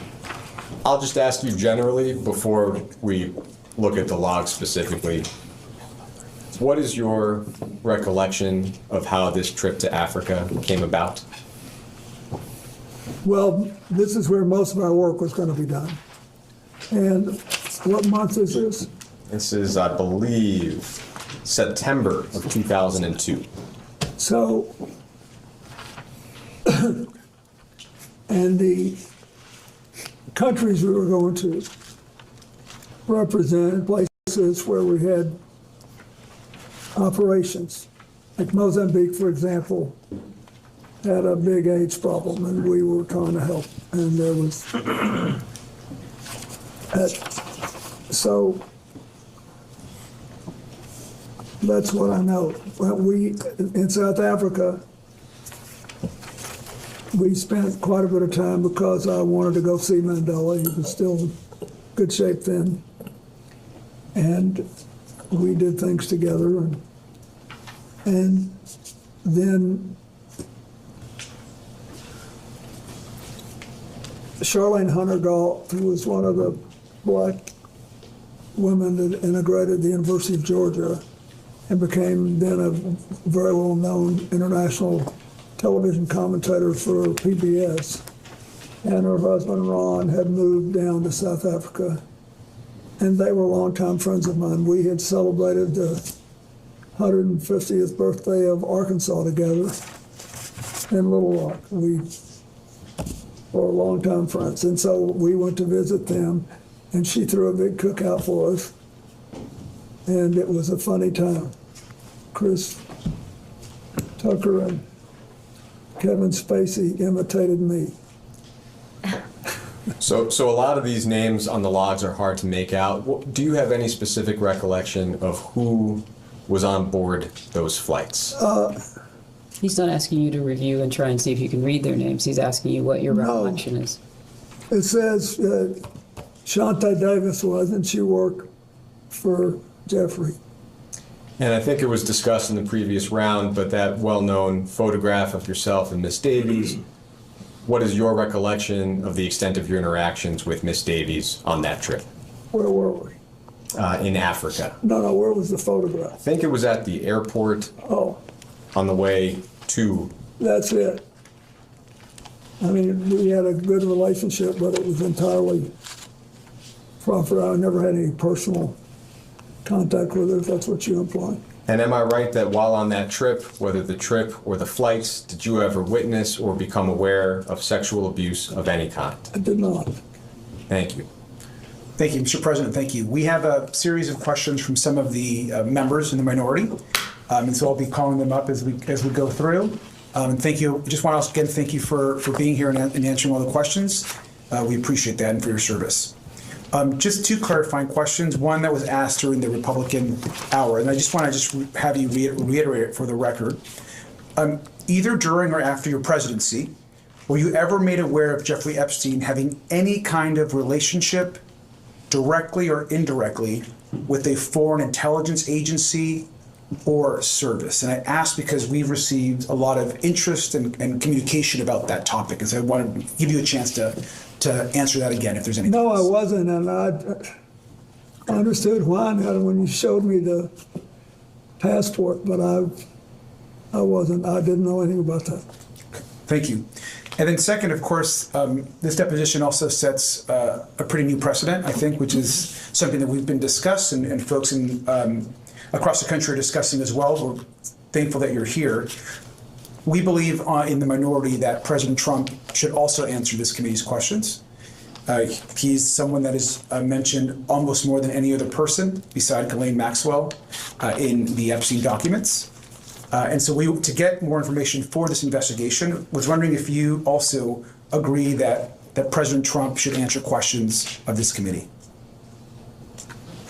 That's for you to decide, but he did know him well, and I once had a brief discussion with him about it.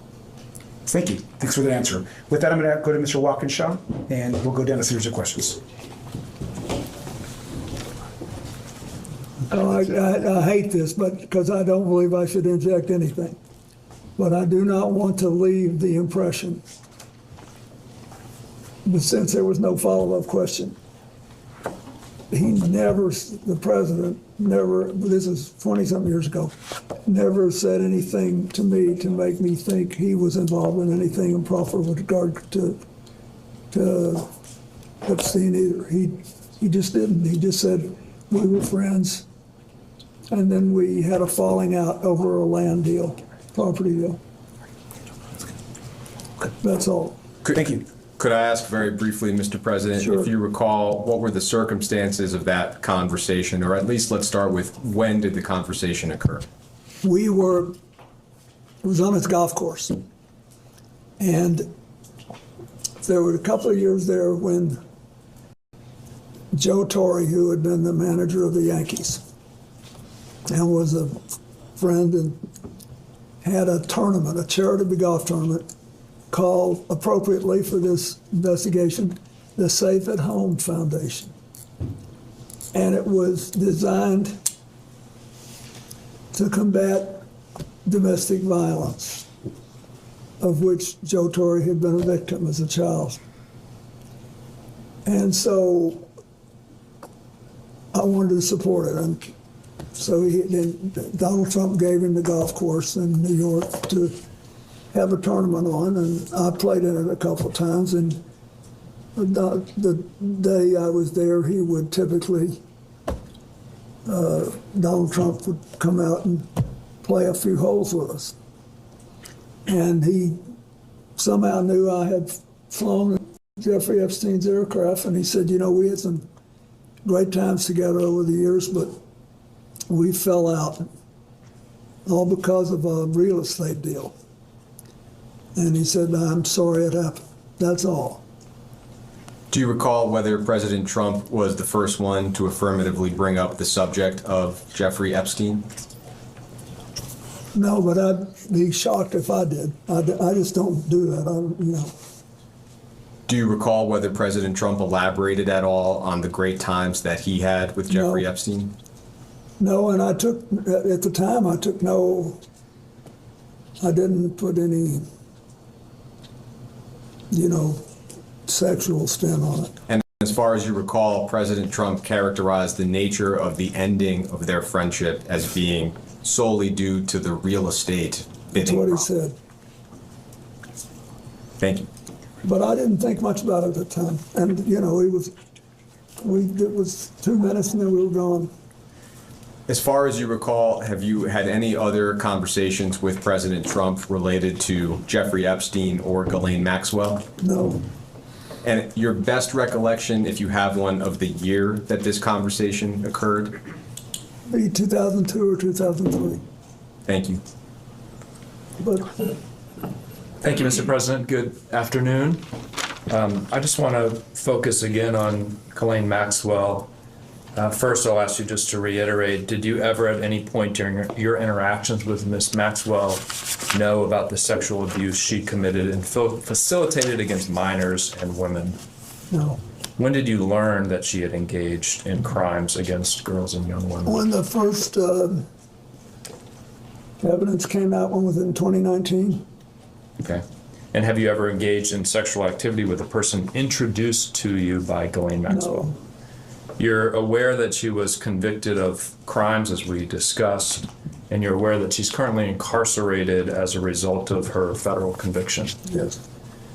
Maxwell received a 20-year sentence for her crimes.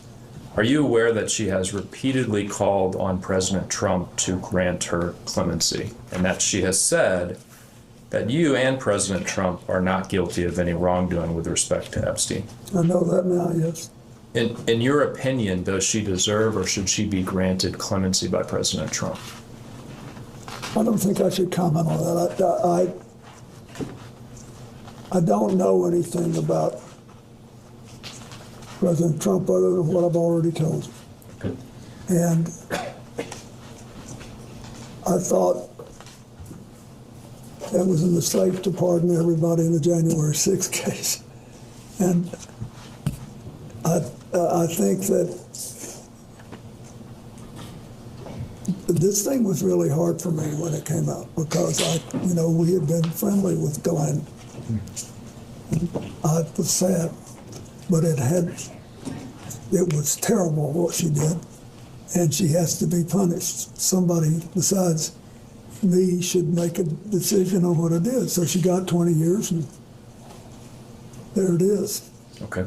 Mr. President, on July 24th, 2025, the Deputy Attorney General and President Trump's former personal attorney, Todd Blanche, conducted a closed-door interview of Ms. Maxwell at her then low-security prison.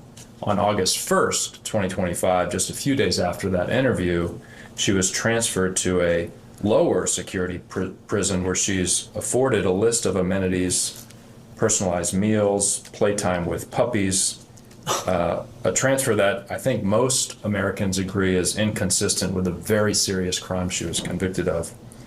Do you have any opinion on her transfer to that lower security prison and the amenities she's been granted? Did it seem strange to you when you learned of that? I think you're in a better position to find out what happened than I am. Okay. When you were President of the United States, was it common for your Deputy Attorney General to directly conduct interviews of witnesses and/or federal inmates? Was it? You were there. You have to testify what you know, He's what asking, you recall. Yes, he's asking, did you ever send a Deputy Attorney General to To the best of my knowledge, I did not do that. All right. Thank you, Mr. President.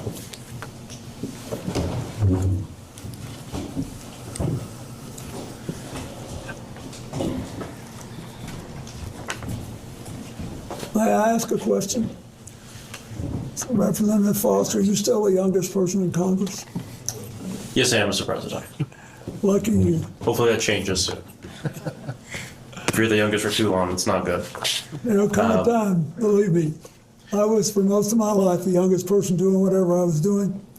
And one day I woke up, I was the oldest man in every room, and I couldn't tell you for the life of me how I got from one place to the other. Time will take care of it. Enjoy it while it lasts. Thank you, thank you. It's a blessing to be the oldest person in the room as well.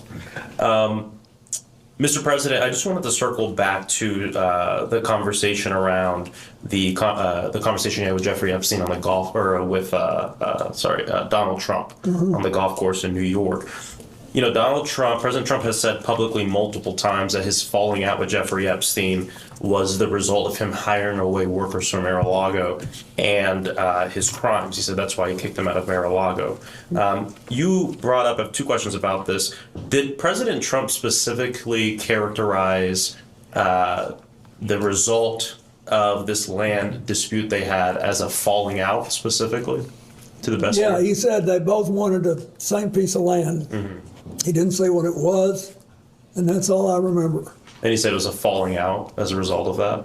Yeah, said it strained their relationship. Do you know when this conversation happened? When the conversation I had with him happened? Mm-hmm. Well, it had to be in 2002 or 2003, I think. 2002 to 2003. All right, thank you. During any of your interactions with Jeffrey Epstein or Ghislaine Maxwell, did either of them ever mention or discuss their relationships or connections with Howard Lutnick? No. What about their relationship or connection with Alex Acosta?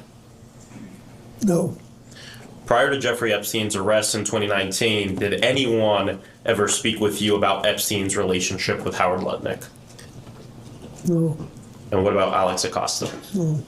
Okay, thank you. Those are my questions.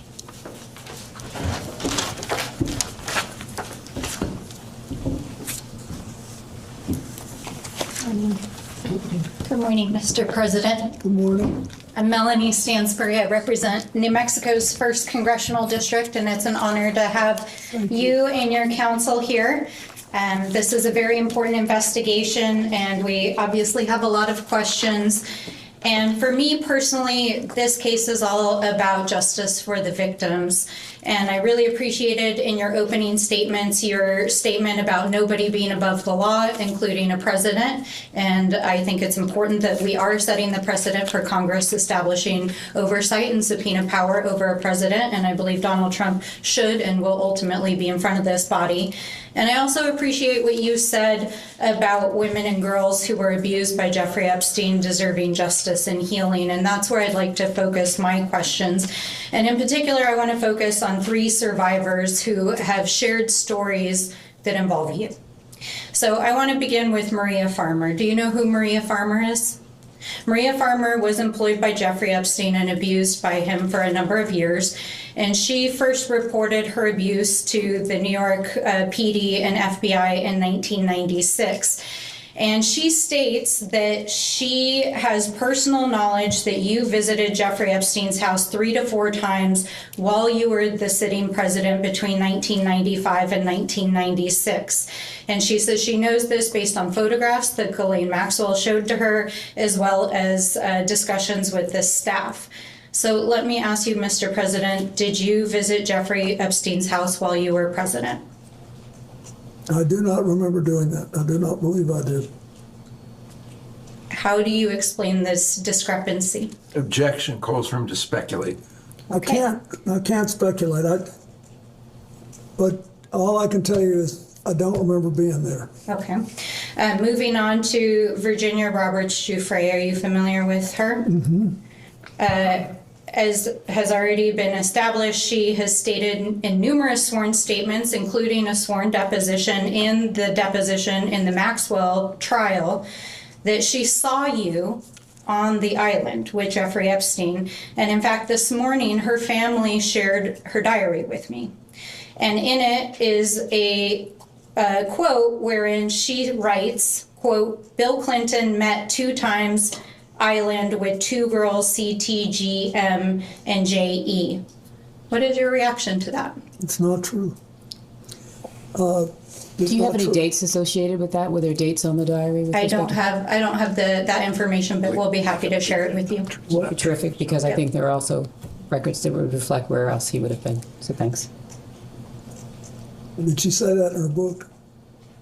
This is from her personal diary that her family shared with us. But the book came out more recently. Did she say that in the book? I'm just reading you the entry from her diary that her family shared with me. I think she ultimately reached a different conclusion, although I had no contact with her. Okay, well, I just want to make sure that it's on the record that is Virginia Giuffre's statement. Did you ever fly in a helicopter with Ghislaine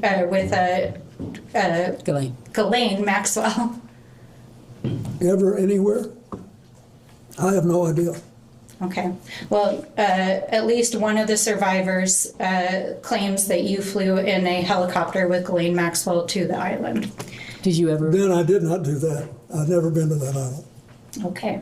The third person I want to talk about briefly is Shantae Davies. I know we've already mentioned her here today. I know you've already mentioned that she was listed as a flight attendant on the trip to South Africa in 2002 that you took with Jeffrey Epstein. Are you aware that Shantae Davies is a survivor who claims she was abused for 3 years, including during that time period? I am now. And are you aware that Jeffrey Epstein recruited his victims through calling them masseuses? No. You're not aware that Jeffrey... But it doesn't surprise me. I mean, I didn't know that, no.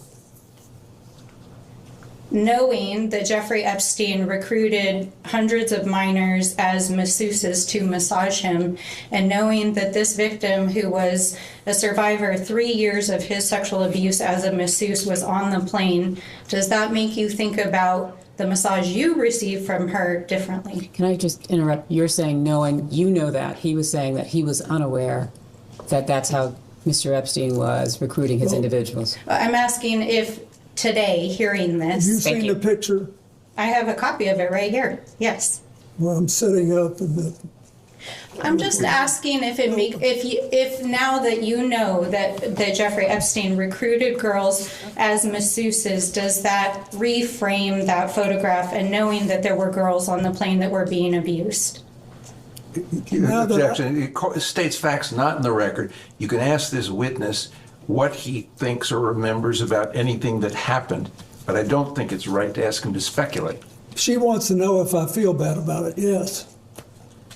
I'm not, I think what I'm trying to get at is that there is a culture that surrounded Jeffrey Epstein in which rich and powerful people saw young women that were survivors who were being abused and didn't say anything and didn't do anything. So is your question? Part of what I'm trying to do is to ask you, we know there was a survivor that was on the plane. You've stated that you didn't know she was a survivor. I understand that, but I'm asking now that you are aware that Epstein was recruiting survivors as masseuses, does this make you rethink what you saw as you were traveling and interacting with him? Okay, so he has already spoken wait a minute. I want to make sure that you are clearly answering her question. He's already stated what he saw and what he knew. And so what you're now asking him is, given what you've now shared with him, does he think any differently about what he saw and what he knew? Thank you. Yes, thank you. I wish Shantae had told me. I liked her. Mm-hmm. But I didn't think it was anything unusual. I can't tell you how many airplanes I've been on where rich people asked me to go and they had someone offering a massage. You know, all these boats that you go on and all that, they all do that. And usually I don't do that. I'm not into this. Well, that certainly raises some other questions about people offering free massages on boats, etc. But I do want to enter a couple of exhibits into the record, and I know council is prepared to pass them out. And while that is occurring, we're going to introduce this exhibit. What is it? Exhibit I, it'll be Minority Exhibit I, which is a FBI PowerPoint that was included in the files that were released as part of the Epstein Files Transparency Act. And then I would like to introduce this exhibit, which is Exhibit J, which is a internal correspondence emails between the FBI. And though I'm short on time, what I'll describe in both these exhibits is that your name appears in FBI tip sheets as having attended parties in Jeffrey Epstein's presence in which sexual activities were occurring. Did you ever attend a party of any kind or an event with Jeffrey Epstein in which sexual activities were occurring? Okay. And then finally, there will be many millions of people that watch this deposition. What would you like to say to the survivors directly? That I hope this will produce a sense of finality. And I don't think that'll happen till the government starts holding on to all the records. I think that, the records should be released. And then I think that we need to come up with strategies to help people who can't get over this get better. And the most important thing we do, I think, besides treat the victims, is increase the guardrails that will set off alarm systems and stop other people from doing the same thing Epstein did. Thank you very much, Mr. President. Thank you. We had an additional member join us in the interim. Could that member just identify themselves? Absolutely. Hello, Mr. President. My name is Nick Langley. I represent New York's 23rd Congressional District, Buffalo Suburbs, rural southern tier. Thank you for being here today. Just for the record, the time check. I think we've got about 5 minutes left in this round. Thank you so much. I think it's fine. Congressman, how are you? Thank you, Mr. President. Thank you for being here and for your time today. Thank you for your service. We have, as you know, in the files that were released, there were several photos included you, and we have an exhibit here that's just one of the photos. And Exhibit K, Minority Exhibit K. Yep. And we'll have that passed around. And what we're trying to get at is some context for the public on whether you remember this photo and any details you may be able to provide us about it. So do you recall the details of this photo or recall the photo being taken? No, I don't think I ever knew the photo was taken. Okay, and for those who can't see it, it's a photo of you in a hot tub. There's a person next to you here. Do you remember where it was taken? Where was it taken? I'm almost sure that this taken, I think there's an adjacent photograph, which you probably have, that if people saw it, they would feel that someone was trying to con them showing this picture. But anyway, this picture was taken in Brunei. And we flew one night on a trip to Asia, the last very long leg. You said we, who is that including? Well, my TIL team that was working Thank you. on the AIDS issue, and Mr. Epstein was there, and Miss Maxwell. But anyway, we got to the end of the flight was Brunei. It's a tiny place, but a very wealthy one, and the Sultan of Brunei was a man that I had gotten to know well in my 8 years as president. And his first involvement with international matters was basically to join the Asian Pacific Economic Leaders Conference, which I started and which he attended. And then he was very proud of that, and he hosted, his time came to host it. You know, you do these things in a rotation. And it came at either at the very end of my term or maybe the next year. Anyway, he wanted, when he knew I was coming, he said he wanted to help me with my AIDS initiative, and he invited me to stay there. And he said, I want you to stay at this hotel, and I hope you'll use the pool. So I did, and then I got out and went to bed, exhausted. Just for the record, there's another picture that also shows this as part of the larger pool area. Do you all have that so that he can refresh his recollection with respect to that? We should have it. It's quite enlightening. If you watch this, Yes, it's noted. It'll Yes. give you a different feel. Thank you. Okay. We don't have it with us right now. Okay, We do. thanks. I just have wanted it to as make well. sure he knew the And so context. were there other people in that pool or hot tub with you as well? I don't think there's anybody in the hot tub. I didn't forgotten that there was anybody in the hot tub, but it was big, but it was about. Well, He's asking in the pool It appears area. this photo, there's a girl over here. There's someone. Yeah, I don't know who that is. But he's also asking in the pool area were there other Yes, individuals? I don't know who that is. Okay, so you don't know? No, and then there were other people in the pool. Okay, so do you remember were they under 18? Would you No. know? No. Were they part of your traveling party, he's asking you? Yes, they were, I think.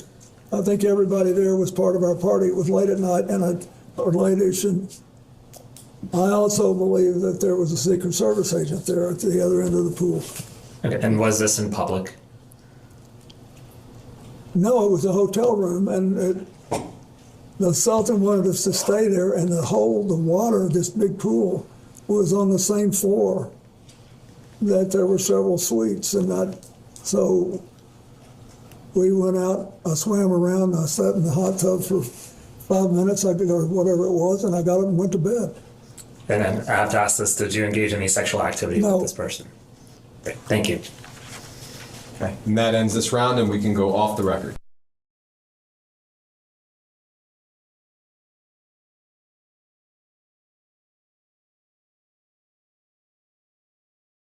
All right, we'll go back on the record.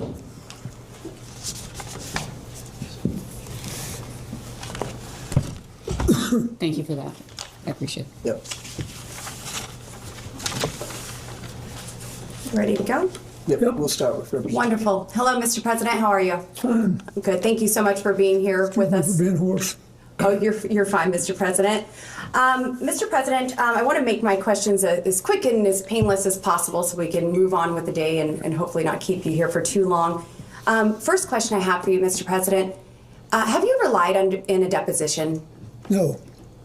Have you ever lied while under oath? No. Thank you. Were you personally aware that Jeffrey Epstein visited the White House 17 times during your presidency? At the time it happened? Yes. No, at the time it happened, I was not. Do you know, so Jeffrey Epstein never asked to meet with you personally in the White House while you were president during those 17 visits? Not to my knowledge. Would you know who he was meeting with? No. Okay, well, I didn't know he was coming. is that standard protocol for the president to not know of someone who is attending, visiting the White House 17 times? So wait, excuse me, just to be clear. While you were president. The White House office, which has 1,600 employees, you're speaking of the White House office? Yeah? Yes. Okay. No, I think that most presidents don't have a clue who's coming in every day unless it's somebody of personal interest to the president. Yes, and you did have a familiar relationship with Jeffrey Epstein, correct? No, I didn't. I wasn't aware I'd ever met him when I was president. While you were president. We are trying to establish if Jeffrey Epstein was a foreign or potentially even a domestic asset of some kind. Do you have any reason to believe that he was trying to seek access to classified materials, intelligence reports, or sensitive government information?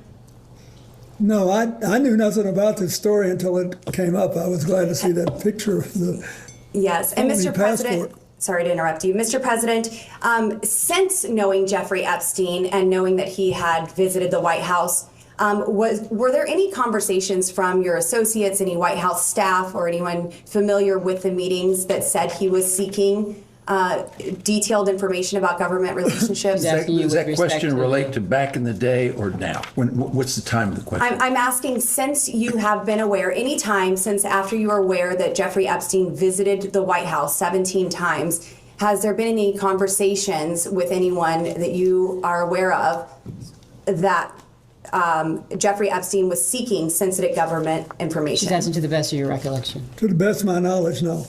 Yes, sir. Thank you. And moving on, at any time while you were traveling on any aircraft owned, leased, or otherwise affiliated with Jeffrey Epstein, did you engage in sexual relations or sexual activities with anyone other than your wife? No. During any such flight, did you witness or have knowledge of any other individual engaging in sexual activities with any female passengers? No. In 2002, you participated in a 10-day multi-country trip to Africa while traveling on a Boeing 727 owned by Mr. Jeffrey Epstein. This trip was organized by Ghislaine Maxwell. Do you recall this trip, Mr. President? I recall the trip, but I don't know that it was organized by Ghislaine Maxwell. Yes, sir. I believe we were going places that I needed to go for my work in Africa. Yes, sir. Internal FBI records describe the aircraft as having a section with couches adjacent to which a sliding glass door leading to another compartment. There was a bed. Are you familiar with the layout of this aircraft that you traveled on? I'm familiar with the fact that there was a bench that turned into a bed at the end of the passenger seats. And no other bed you are familiar with? Did you ever go into any part of the aircraft with a bed that you perhaps lied on or utilized? I'm familiar with the bench. Yes. It turned into the bed. Yes. I do not believe I ever went into the back section. At any time while traveling on such aircraft, do you remember utilizing either the bench that laid? I'll keep it as one option for now. Do you remember utilizing the bench as a bed? Was it laid out as a bed? Do you remember? I don't remember, but that doesn't mean I didn't. I'm familiar with the note. Yes, sir. FBI internal records relay testimony from Dr. Greg Bledsoe, who participated on the 2002 Africa trip. Did Dr. Bledsoe describe multiple millionaires? Dr. Bledsoe does describe multiple millionaires and billionaires on the plane. Do you remember any of the names of those individuals, potentially even the actor Kevin Spacey? Yeah, Kevin was on the plane. Did Dr. Bledsoe also describe, he also describes multiple young women were present on the flights and that Maxwell appeared to be in a position over the girls on the plane and was directing the girls. Can you describe the purpose of these women participating in this multi-country Objection to the form of the trip? question. You have no objection to you asking the president what he saw, observed, heard, but he can't possibly speak to what Maxwell was in her mind. Did you witness, Mr. President, Ms. Maxwell appearing to be in the position over other girls on the plane and possibly directing the girls? Well, I thought that she was Epstein's top aide and that she was basically in charge of what happened. What did happen, Mr. President? I don't know. I mean, I've already told you this. I'll tell again. I never saw anybody do anything wrong. I thought they were flight attendants. Do flight attendants typically wear tank tops and jeans? They don't all wear uniforms on private planes. Yes, sir. Most are dressed probably pretty business class. Moving on. His testimony was, with respect to private aircraft, people are not wearing uniforms. Mm-hmm. Correct. Dr. Bledsoe described one of the girls serving as a masseuse. At any point, did you or other male passengers receive a massage from this young woman or any other young women who are described as a masseuse? Well, I've seen one picture that shows that in a airport waiting area, one of the women was massaging my neck. That's all I've seen. Have you received more than one massage from these trips with Mr. Epstein and the young girls that were present? I don't recall them, but the problem I remember from that trip was that my neck had spasmed and I was in, and so they offered to help and I let them help. One left. She asked whether or not you recalled any other massage No, I trips. do not. Thank you. Mr. President, moving on to my next question. Submitted to the record, we have a painting that seems to be of you, Mr. President, found in one of Jeffrey Epstein's residences wearing a, I would categorize it as a famous blue dress worn by the White House intern Monica Lewinsky. And I have this image here. This image is being passed around. If we need to go off the record while we do that, we can. I can take a picture. Do you have a question? It will be marked as Majority Exhibit 15. Proceed. Thank you.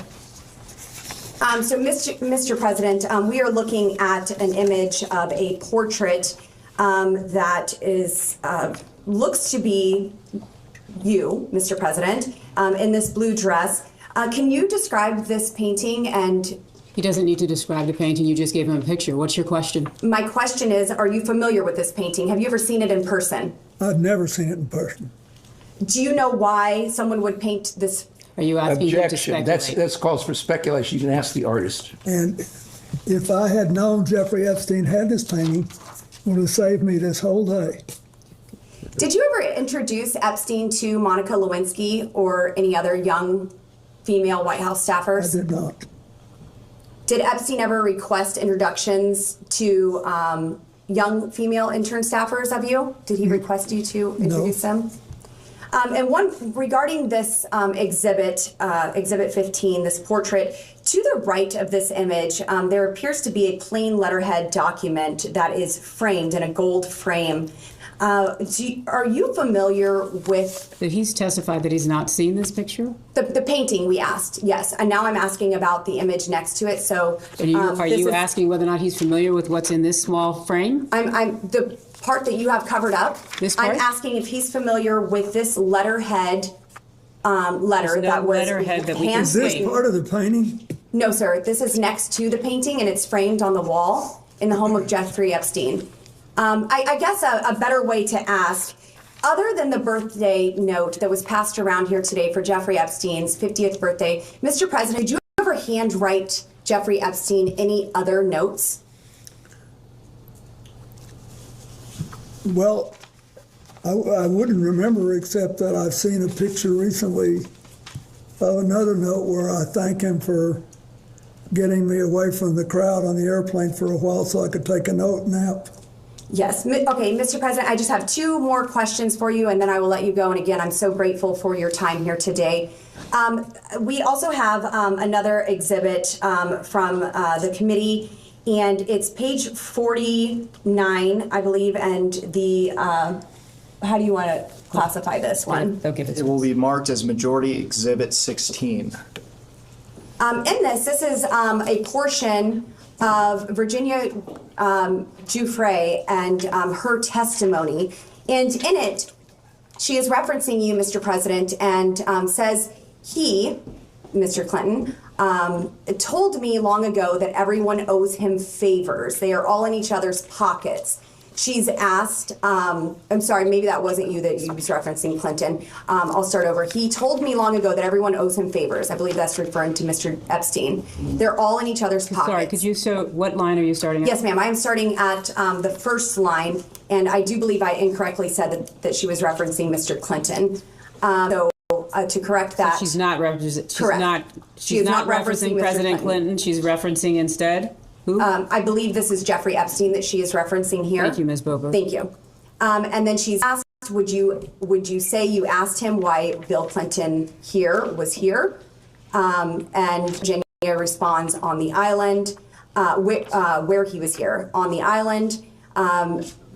And she goes on to say, excuse me, can you clarify who JS is? Can we look and see who JS is? It says V and then it says JS. So yes, is this I will get you that name. But this is a conversation between two people, or is this a transcript of a deposition? This is a transcript of a deposition, yes. Thank you so much. It says telecon at the top. Doesn't appear to be a deposition. It says what do we have this as? This is a work documents. I'm not objecting. No, that's fine. And we could go off the record if you want, just to get this. I don't have this. So this is, go ahead. Yeah, we'll go off the record.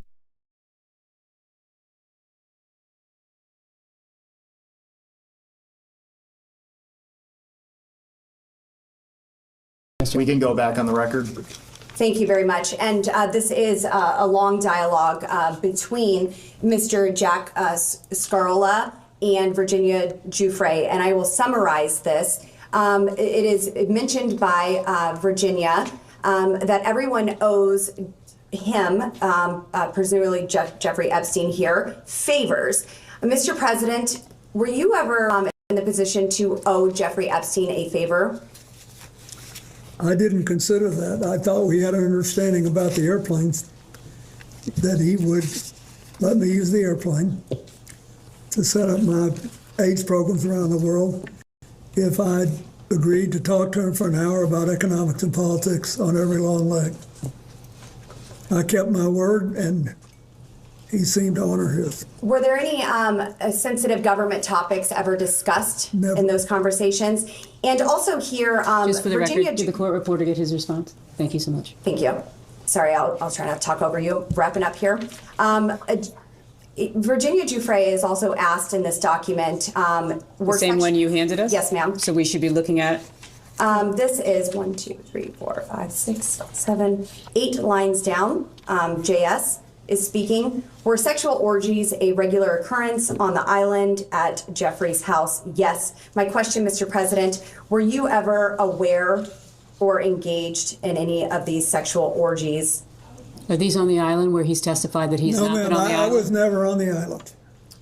Were you ever on any island in the Virgin Islands? To travel for a trip with his wife, which is on the public record? With Jeffrey Epstein? No. You were never in the Virgin Islands with Jeffrey Epstein, no. Okay, thank you. Mr. President, there's been new information that has come out regarding the autopsy of Mr. Epstein. I would just like to ask you personally and directly, do you believe that Jeffrey Epstein killed himself? Are you asking him to speculate on how Mr. Epstein died? I'm asking what the President thinks of So you're asking his opinion? Mr. President, was your friend Jeffrey Epstein Are you suicidal? classifying him as a friend who he has testified that he was has friendly? called him a friend in a letter. He said he was friendly, but not, you've asked for his testimony Mr. President, do you believe that Jeffrey Epstein was suicidal? Do you know? Was he ever She's asking for the suicidal? best of your I understanding. don't know. I only know what the medical finding was. I think maybe That's it. he finally got caught, and I don't know. I've accepted it in my own mind. I don't know what happened. Mr. President, what did you accept? That he killed himself or that he did not? That he did, but I don't know. Yes, sir. Thank you, Neither Mr. do you. President. We don't. None of us know. We weren't there. Mr. President, it's been an honor. Thank you. Thank you.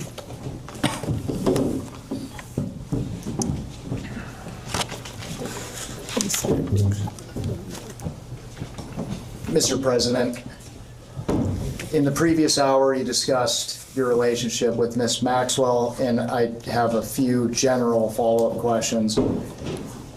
And I may make you repeat yourself, but I'll try hard to not ask you questions you've already answered. First, can you characterize your relationship with Ms. Maxwell after your presidency?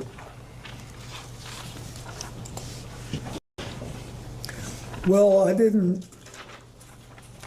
to the best of my memory, I didn't see her very much until I started flying on Mr. Epstein's airplane. And for the record, would you at any time ever consider her to be a friend? Oh, yes, I would. What years would you consider her to be a friend? I don't know,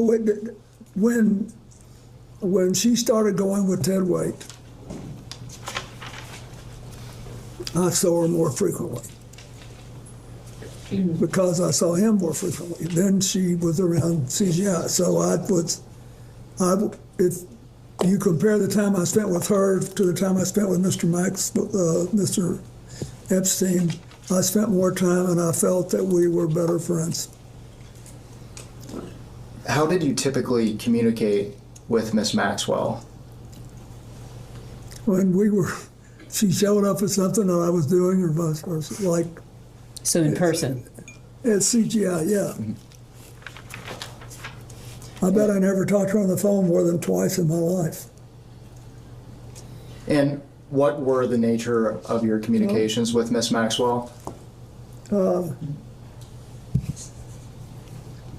What you recall? I don't recall anything. I don't recall what they were, but she was always, I don't know. She was very interested in CGI. I remember that. And that's it. And for the record, Mr. President, did you ever have any communications with Ms. Maxwell related to young women or girls? No. At this time, I'd like to introduce what will be marked as Majority Exhibit 17. And while it's being handed out, I will note for the record that this is the transcript from the two-day Ghislaine Maxwell interview with Deputy Attorney General Todd Blanche, conducted by the Department of Justice on July 24th and 25th of 2025. And I will not be making you read the entire transcript. I will direct your attention when you've had a chance. Okay. Mr. President, have you seen this transcript prior to today? Yes. No. I would like to direct your attention to day 1, and we are looking specifically at the bottom of page 9. Yep. Are you? And No, we need a copy down here. Do we have a second copy and a third copy? Give me 1 second. here, Thank you so much. We'll go If you off can the record briefly.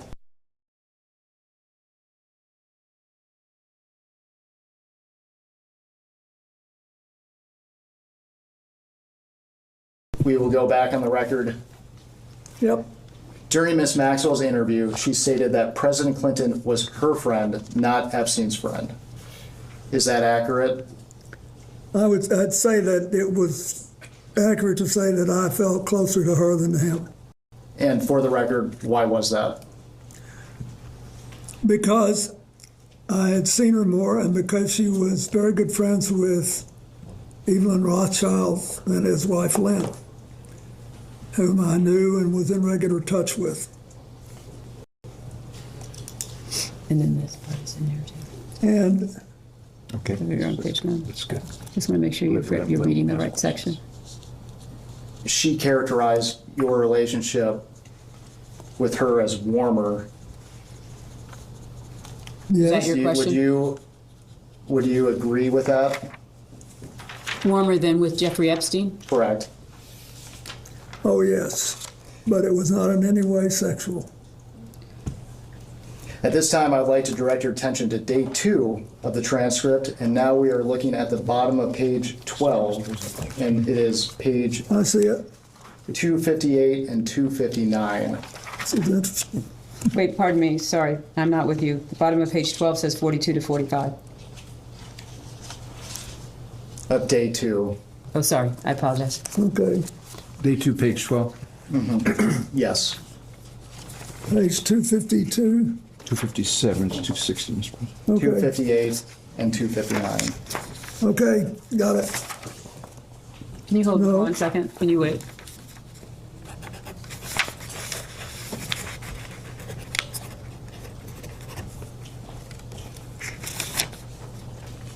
What do you have?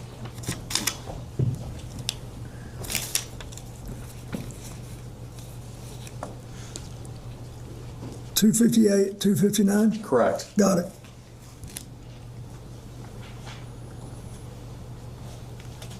Are you asking us to read that? Yes. All of 258 and all of 259? Correct.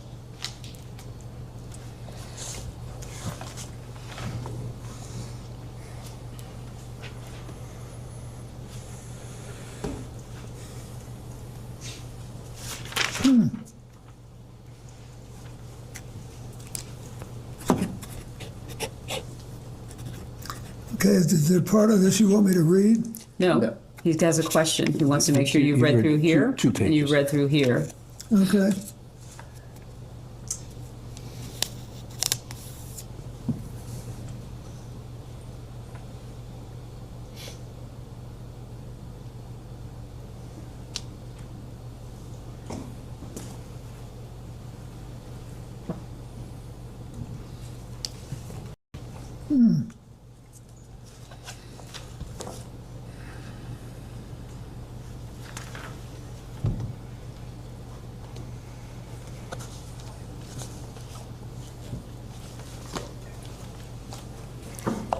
He's asking about these two. You read them? This and this. No, you don't have to read the other part yet.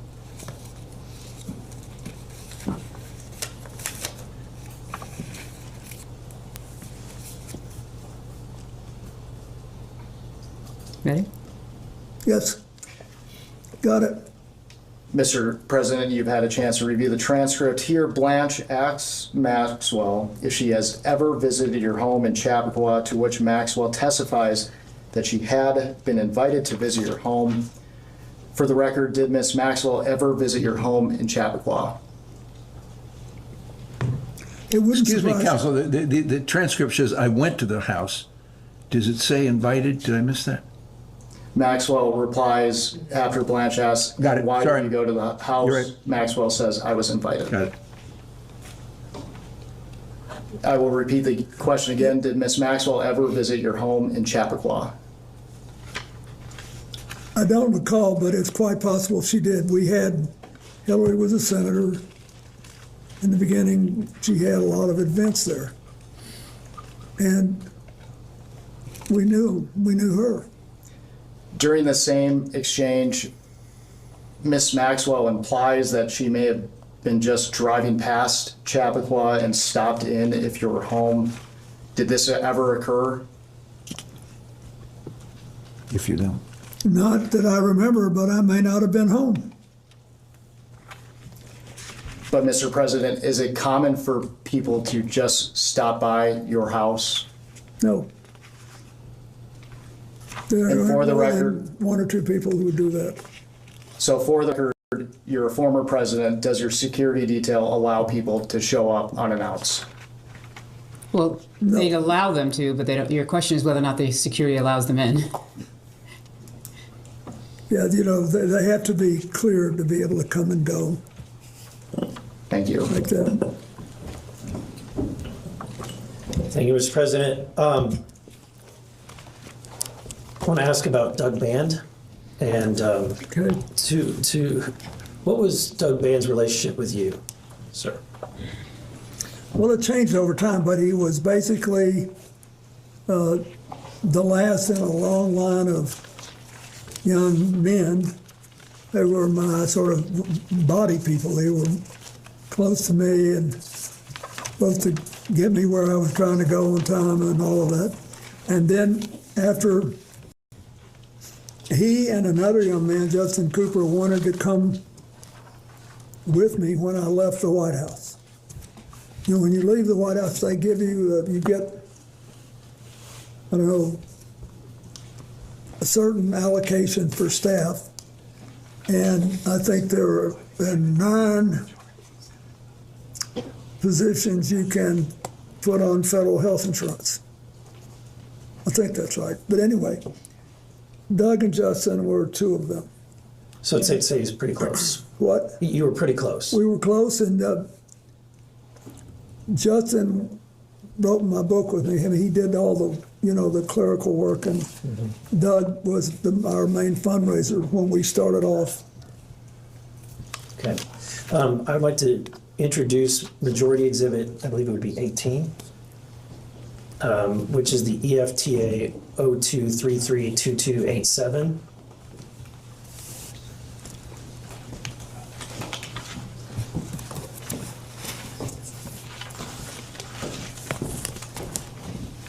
Thank you very much.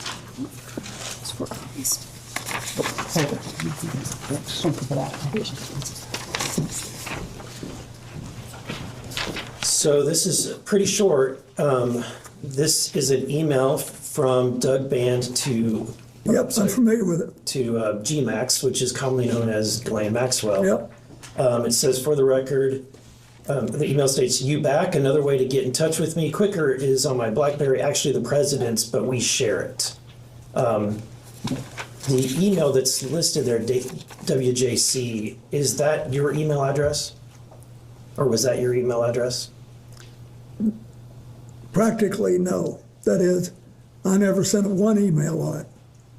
But you recognize that? I recognized it, and I think Doug thought it would increase his cachet if he had an email with WCC on it. And but he's asking you, is this your email, Mr. President? No, I didn't send emails on it. Did you share a BlackBerry with Mr. Band? Well, he says we did, but I think I finally got another BlackBerry. But this was back before. Okay, sorry, Mr. President. This is back in. Think of the year. Look at the year, so you make sure you're answering the question. 2001. Did you have a phone in 2000? Did you have? He's asking you, was this your BlackBerry, or did you share this BlackBerry with him? Well, I've been out of office then 9 months. Did you have a phone, Mr. President? I don't think I did. Anyway. But the truth is, I don't remember. I just know that I did not email. Okay. So you did not email. How often do you send emails? Or did you send emails? Have you ever sent an email, Mr. President? I sent one email to John Glenn, Senator John Glenn, when he was in space at age 77. And I sent an email to the men and women aboard a U.S. ship in the Adriatic during the Kosovo War. Have you sent any other emails, Mr. President? He's asking. Since then, I'm not sure I've sent one. Okay. I'd like to introduce Majority Exhibit number 19. Makes me a certified. Which ends in 2335030. Yeah.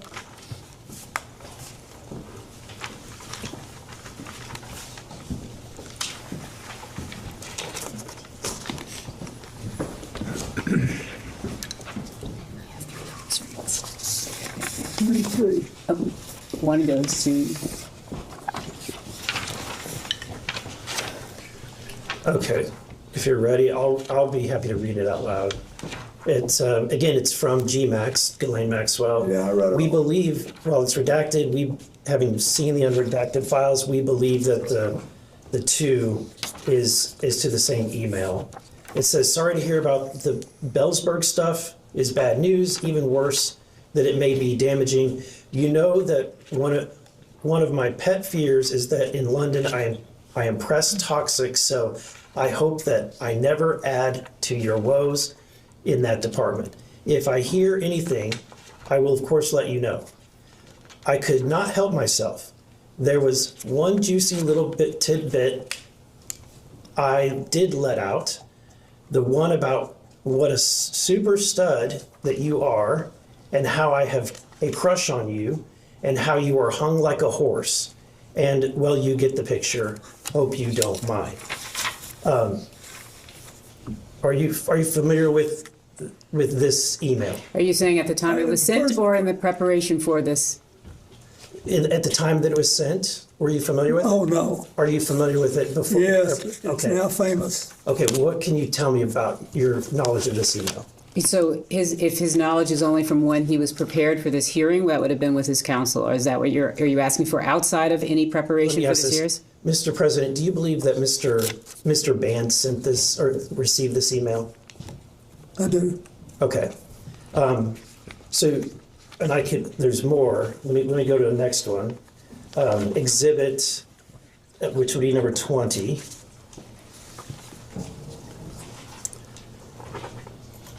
And the answer is, I don't know about There's no question. Okay. At the time. I would just ask you to clarify whether or not you're asking if he knows about these emails at the time they were sent, or if you're asking whether or not he came to learn about them in the course of preparation, just so that distinction in time is clear.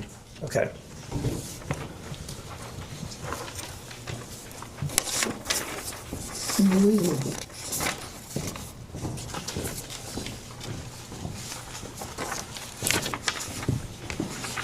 I believe this email is also very short. It's just at the top. Again, it's from the WJC email, same one.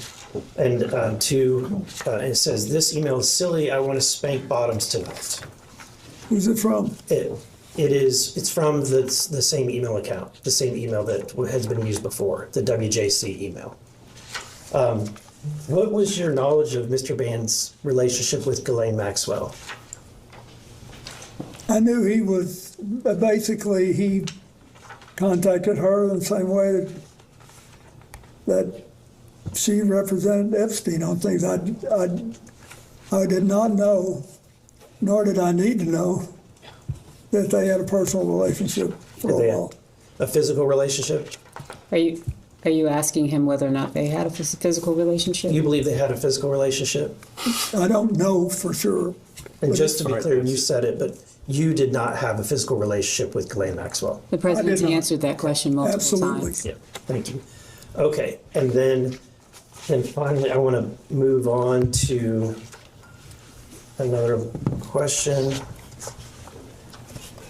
regarding the visits to the White House. Are you familiar with Mark Middleton? Yes.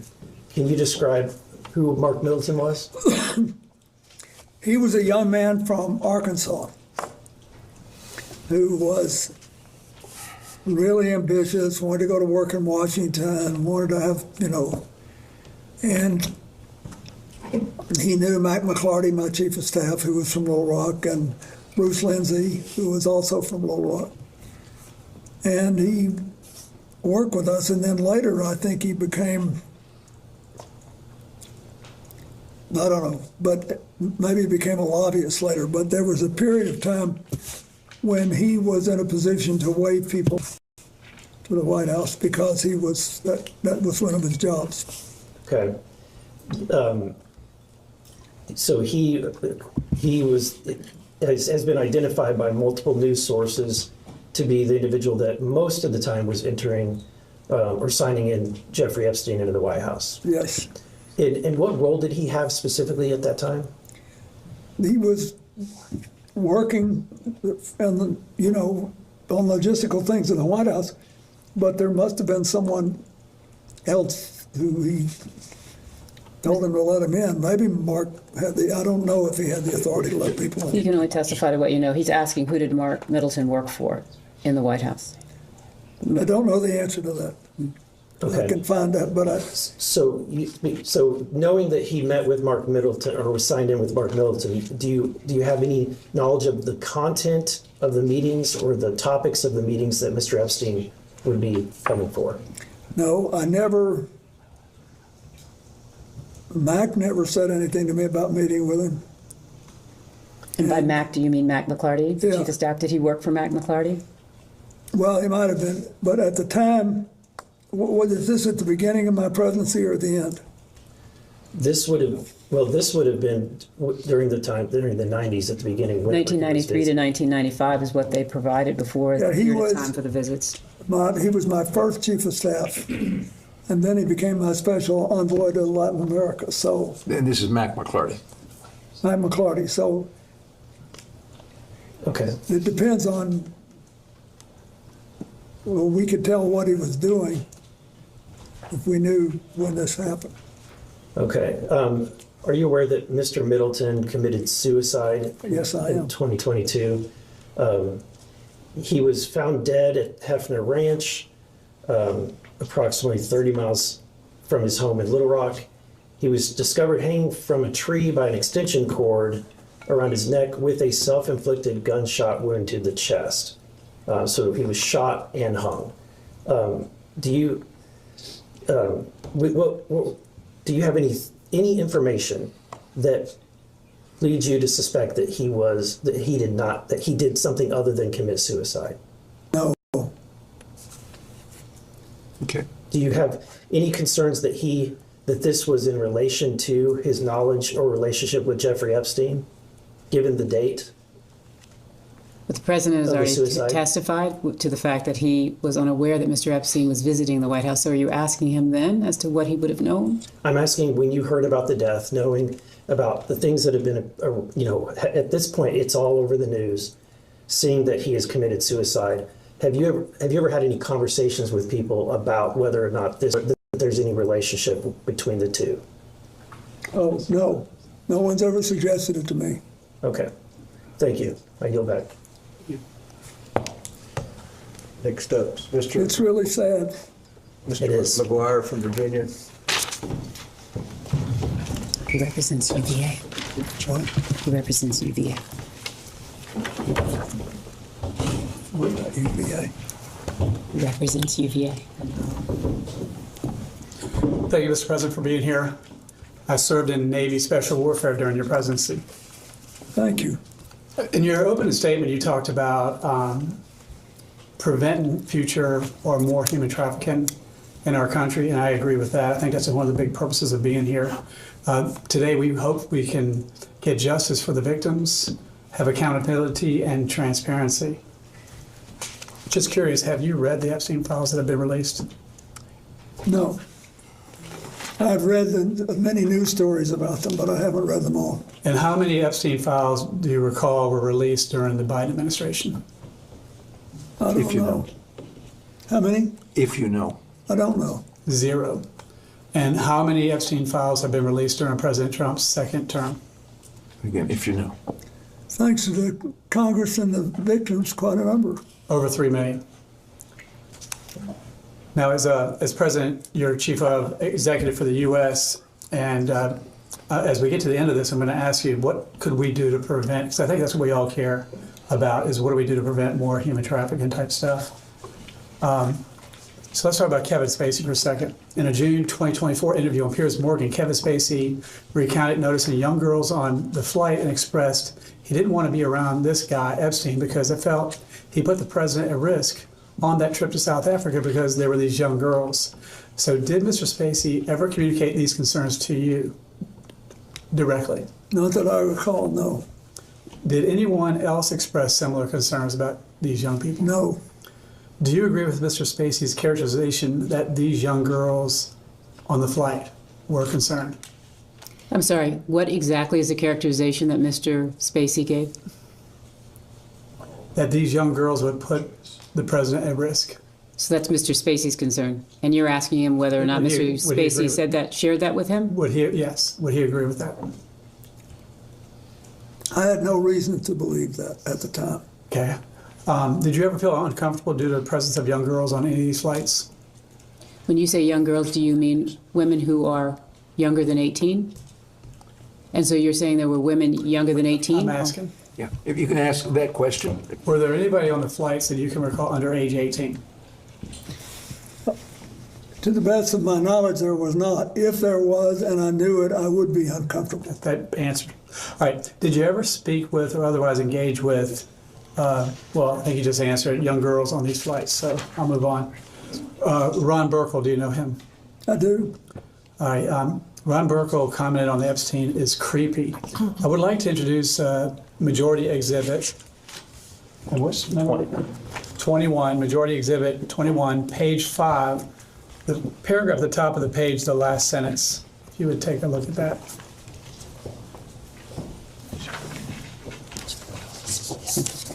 Could you say what page again? Sure, it's page 5, the paragraph at the top, the last sentence. If you could give us a minute to read it, that'd be great.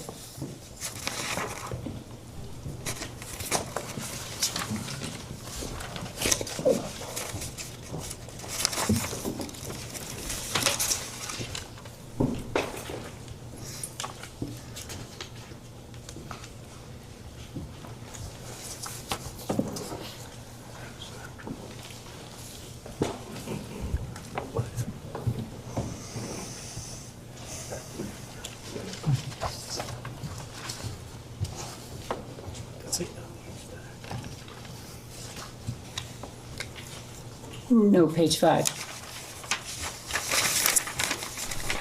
Top paragraph. This paragraph.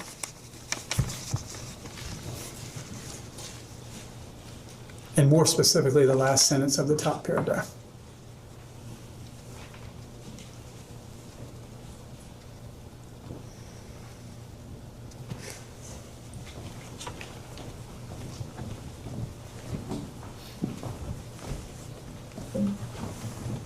Yeah, I didn't know about this. So the question would be this. I understand you didn't know anything about it, but let me ask the question. You have no memory of this occurring, correct? Excuse me, are you talking about Ron Burkle saying to the president? Well, let me read the whole thing. Let me read the whole thing. You didn't actually say it. It doesn't say that. Sources close to Burkle says he was invited by Clinton, assumed the rod was vetted, and flew home on a commercial jet after finding Epstein to be creepy.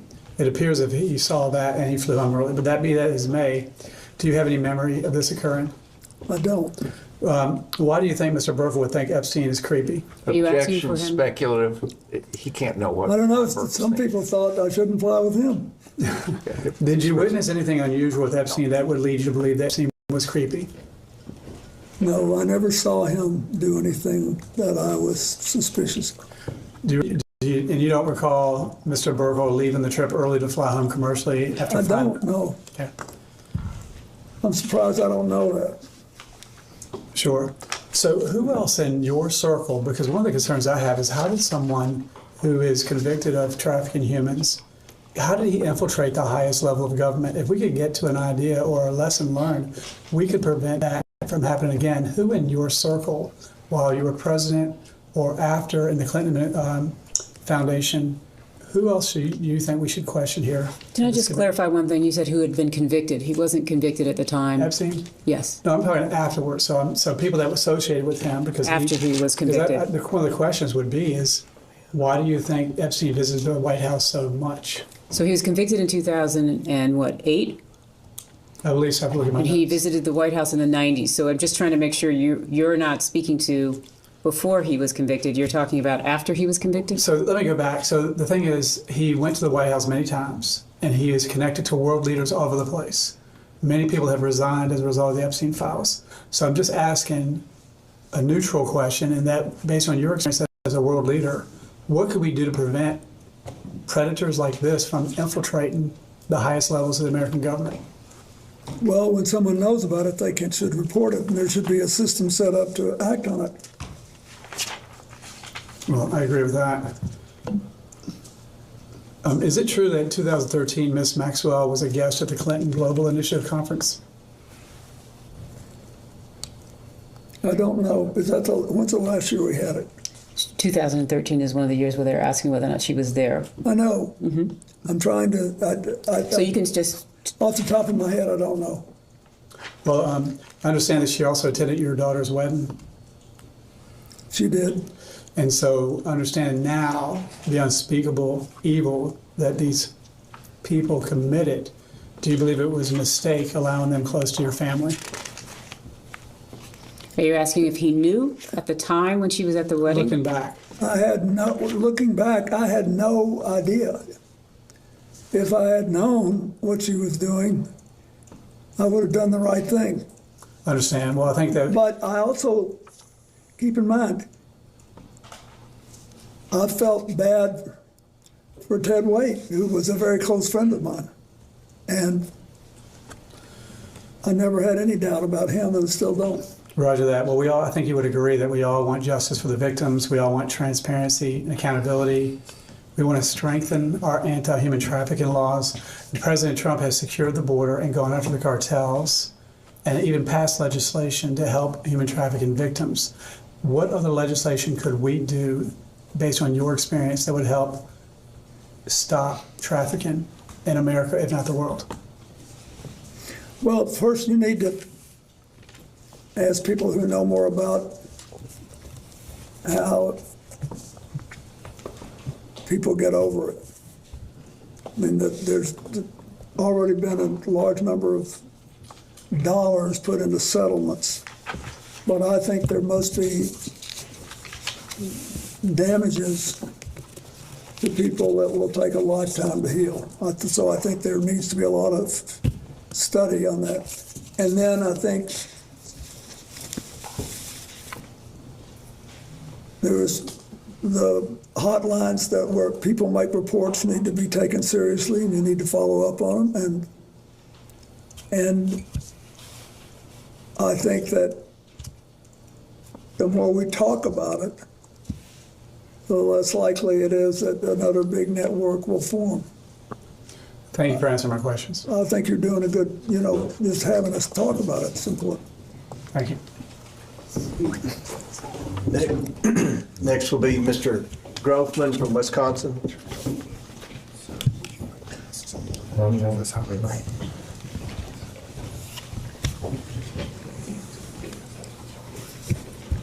Can I get a time check? You have approximately 15 minutes remaining. What? Approximately 15 minutes remaining. Okay.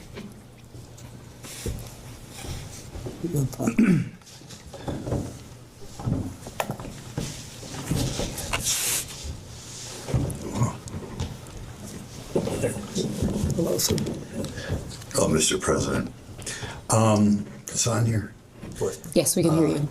Was Jeffrey Epstein on? You apparently took 26 flights on planes connected to Jeffrey Epstein. Was he on every flight you were on? Was he on every flight I was on? That's a good question. If you know.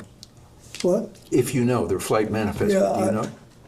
There'll be a record of it, but I think he was, or certainly on most. You think he was? Well, that's okay. Was Ghislaine Maxwell on every flight you were on, as far as you remember? The same answer. I think she was, but there'll be a record of it. Okay. When you took these flights, you're saying a lot of them were on behalf of your foundation or your charitable work, correct? Yes. Who did you normally bring on these flights? I assume, employees of the foundation, whatever. I brought people who worked with me, especially people who would have to follow up on the fundraising, or people who were involved in my AIDS work. I bought people who... Just like I never go anywhere alone. You never went anywhere alone, right? What? No. We always have an And I had the Secret Service with me. And then on occasion,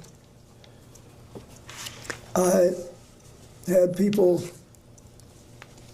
who had volunteered to help us and wanted to see what we were doing. For example, I think it was on one of these trips, I think, that I had my first trip for the man who's now the governor of Illinois, J.B. Pritzker, and his wife. They helped me get started. It's all a matter of public record. Okay. As far as on your normal trips, could you rattle off, say, the 4 or 5 people connected to your foundation who you remember were most frequently on these trips or were most important on the trips? Could you give us the names? Well, Doug Mann, Justin Cooper, Aaron Magaziner, And I can't remember who else. I'd be glad to look. Anybody else? We'll give you a couple seconds to think. I can't remember who worked for me 10 years ago, so I don't expect you. But anybody else you can think It of? was 24 years ago. I'll be glad to try to find out who else left. Okay. But when you were on the plane, first of all, what did the plane look like when you got on? Could you describe what it looked like? It was at first it looked like a commercial airplane. You know, seats on both sides of the aisle. And typically our crew kind of filled it up for a few, however many people, depending on how many people we had. We had the staff and the Friends of the Foundation and people who were doing the work. Then we had the so it's like a boardroom halfway back. and then we had the Secret Service further back, and that was it. Okay. How would you spend your time on these flights? When you go to Asia or Sub-Saharan Africa, those are quite trips. What would you do on these trips? We would spend a fair amount of time talking about what we were going to do at the next stop. You know, we worked a lot. Then we read a lot and we slept a lot. And we always cut out some time for card games. I was going to ask you whether you do cards, and you beat me to the punch. What type of cards did you play? Oh, hell and hearts. Hearts. I used to play hearts. That's good. You said, was the Secret Service with you every time you went on these trips? Every time. Every time? Okay, good. I have never signed off Secret Service protection. Okay. Did the Secret Service, they screened all the other passengers and pilots, as far as you know? They what? Screen them? Yeah, they have everybody's name and background and all that. Okay. Now, I asked you about people who were connected to the foundation that you brought along, but I take it if they gave you an airplane and Jeffrey was on it, there were his staff too, correct? Yeah, he had some staff on it. Any of those people you remember, men, women? Well, I remember Glenn was there, and there were always the other people that staffed the airplane, right? Right. I think one of the reasons you're successful is you deal with the average guy, right? You like to talk to the average guy. Did you remember the names of any of the Epstein staffers that were, serving you or that you engaged with banter about? Well, the one we just been talking about. Shante Davis. Yeah, Shante. I remember her. Shante Davis. Okay. Anybody else you talked about? Where you're from? Oh, I talked to a lot of them. One of them was from Hawaii and was a military wife. Okay. I remember, but I don't remember their names after 20 Hawaiian years. gal? Was she Asian? No. No. Okay. Okay. Got a question. Were there ever new people that you remember joining in the? This is kind of spread out over 4 or 5 years, or two or 3 years, I guess. 2 years on the flight. Did you ever get to the Virgin Islands other than on these planes? Have you ever been in the U.S. Virgin Islands in your life? Oh yes, I worked. My foundation did a lot of work in the Virgin Islands. And you also vacationed there as president? Well, yeah, and when I was president, Hillary and I vacationed there, and we liked it very much. Okay. But when I had the hurricane in 2017, we went to the islands and tried to help. My foundation did. Okay. And we did a lot of work there. Okay. We have another question. When you read about this, and obviously these files have received a lot of public attention, recently a columnist pointed out that one of the reasons this human trafficking was allowed to exist is there were lawyers, sometimes high-priced lawyers, who were able to bring, I guess particularly from Eastern Europe, Eastern European girls through here, negotiate the immigration laws and such. And particularly some very high-priced famous lawyers were hired, and apparently, I don't know, they couldn't find anything better to do when they left Washington. were engaged in helping, I guess, girls that some people alleged became prostitutes get here from Eastern Europe. Could you comment on lawyers who make money bringing girls from Eastern Europe or other places around the world into prostitution, coming to this country? Sorry, just to clarify, you just want him to comment on that? Yeah, I want you to comment. What do you think of these people? So you're asking his I don't opinion. like it. What? I don't like it, but I don't know much about it. Would you think that, would you, oh, I'm sorry. I'm getting the hook. You know how it is. Saved by the bell. Well, why don't I finish that question? Do you think if lawyers help legally or illegally people come into this country for the purpose of prostitution, that they should be disbarred? Not unless it's illegal to do it. If you pass a law which said it was illegal to provide representation, notwithstanding the constitutional right to You get think they're one, sleazy lawyers if they then do it? maybe Can you you get you to can. say that? Sleazy lawyers? They'll say they're sleazy? For the record, we think lawyers are fantastic. Thank you. Thank you, Mr. President. And lastly is Representative Langworthy from Buffalo. Oh, my goodness. That's right. We say Buffalo, not New York. Oh. Oh, I love Buffalo. You were there the day after you were acquitted, I remember. Yeah, it said 20,000 people filled the It gym. was a big I'll crowd. never forget it. Big news. Thank you very much, President. Never forget it. You are widely regarded across party lines as one of the most politically perceptive leaders of modern time. Your political instincts are very well documented, and your successes of your political career are well documented. How would you describe the substance of your conversations with Jeffrey Epstein during the many hours that you spent together on the aircraft? Well, at first, he really seemed to be like a vacuum cleaner, like he really wanted information. And there was no, to go back to the business with what do you call it, the passport, the false link. There was nothing overtly manipulative about it. He wanted to know, what did I think of derivatives trading? Did I think that the stock market was properly regulated, or did it need more? How did we have the most broadly shared prosperity in 50 years? Was it just an accident? Was it just technology? Or do we have specific policies? He wanted to know stuff like that. And it was great for the first, 2 or 3, 4 or 5 conversations. But I could tell that it was like, you guys are in politics. Don't you ever feel like sometimes somebody's talking to you and then they're just checking the box and they got to go do something else and be somebody else? That's the way I felt. Interesting.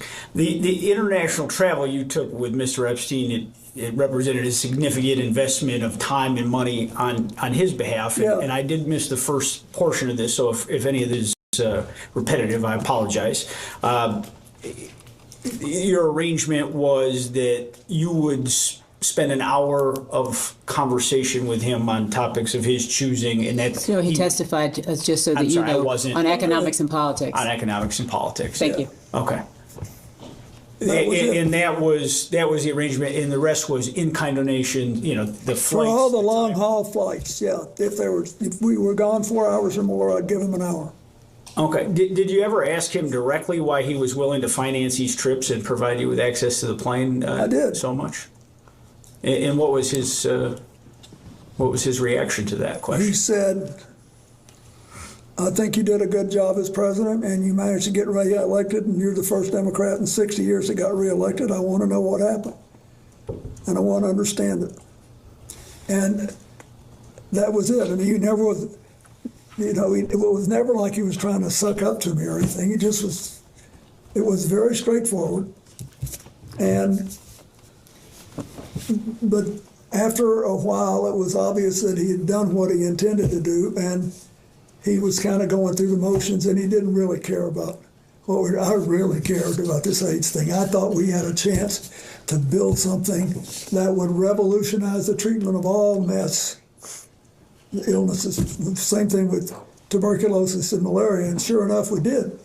But I thought we were on the verge of something big, and he didn't much care about it, and I had a bunch of people that did. So we went our different ways. And as you pointed out, I mean, we're all in the political process, certainly not playing at the levels that you have in your career. But do you believe that this was, in essence, Epstein being a political junkie and looking for that association?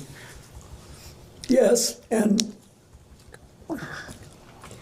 I didn't know what else. All I knew was that but after we started, when I got this thing going and people could see it like a chugging engine, you know, then we had more and more people interested in helping. And I wanted to have people there that I knew were genuinely caring. I know it sounds funny, but it matters, because when you start something like this, you're going to have rough time spots, things are not going to go right, you're going to have to solve new problems. Far better to have people who are passionate about this. So on these overseas visits, did Mr. Epstein accompany you to any of the meetings or the private dinners or the official engagements? And if he did, what capacity was he introduced? He went to some of the meetings, and some of the dinners, but the big public dinner we did in South Africa, he did, for example.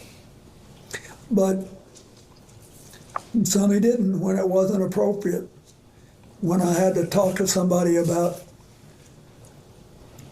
whether I thought they were following a proper legal path and trying to let us sell generic drugs and how we're going to get them. There were a lot of complicated things. Can I get a time check? We have like a minute left. Did he ever seek introductions to foreign dignitaries or leaders from you? Not that I remember. Okay. Did he ever ask you to make phone calls on his behalf? No, he never did. I remember that. He didn't. I mean, I would remember. You said he was not a friend, but with that amount of travel and proximity, why wasn't he a friend and he was an acquaintance? Well, no, it wasn't just an acquaintance either. I felt friendly toward him, but he was, as I said in my book, odd. There was always something a little holding back, and and I could tell. It was pretty strange the way it happened. You know, Larry Summers, the president of Harvard, calls you out of the blue, says this guy wants to do it, you do it. And then I like to spend as much time as I can with people I know that I can count on. And honestly, I never saw anything that I knew was illegal, but I just felt I should move on, and we did. Did you ever have any arguments or disagreements with Mr. Epstein or Miss Maxwell in the course of your travels? Not to my knowledge. And is there anything that you saw that he was looking to monetize the relationship that he had with you? Okay. And Can I check the time? I believe 5 seconds. And my lawyers are going to kill me on this, but I have to say, I want to be honest. I'm not trying to be, goody two-shoes here. I did feel closer to Ghislaine Maxwell because of Ted Wade. So I wasn't against the whole deal until I knew what they were doing. Okay. And by then it was too late for me to do anything about it. I think your response is was he trying to ever monetize the relation, to your knowledge, was clear. To the best of my knowledge, he never did. Thank you for the opportunity, Mr. President. Thank you. We will go off the record.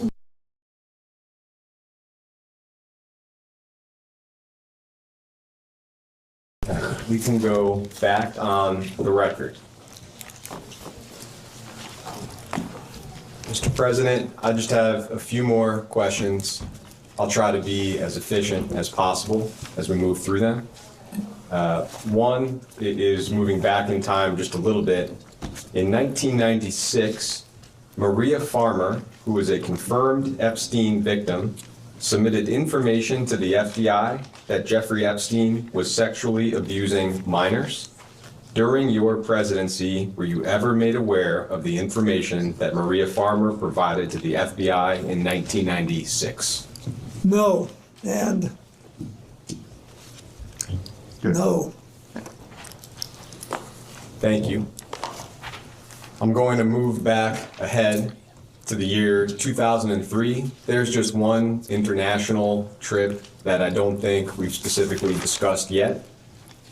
And that was in November of 2003, a trip to, I think, Russia and China on Mr. Epstein's plane. Is that the last one I took? Great. So I'm going to give you, I think for us, the last piece of paper for the day, which is the flight log for that trip. And we'll mark that as Minority Exhibit L. And I'll give you a moment to receive that. Wow. Thank you very much. I went to Russia. You went through Russia. Huh? You went through Russia. You're coming from Norway. Yeah. And for your counsel, that's a total of 5 trips distributed between the 4th, 5th, 6th, and 9th here on this log. Yeah, this was another one of our 8 trips because Ira was on it. Yeah, so if you could just describe what you recall about the circumstances of this trip.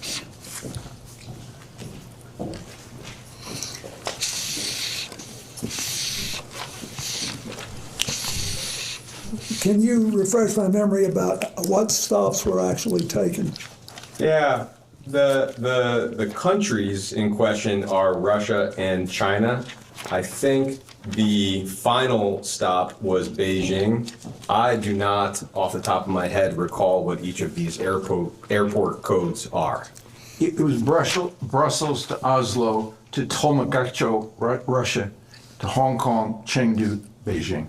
Well, thank you. I appreciate that. Okay, let's do it again. Brussels to Oslo, to the middle of Russia, Tolmachevo, to Hong Kong, to Chengdu, to Beijing. Got it. We stopped in Europe, and as I remember,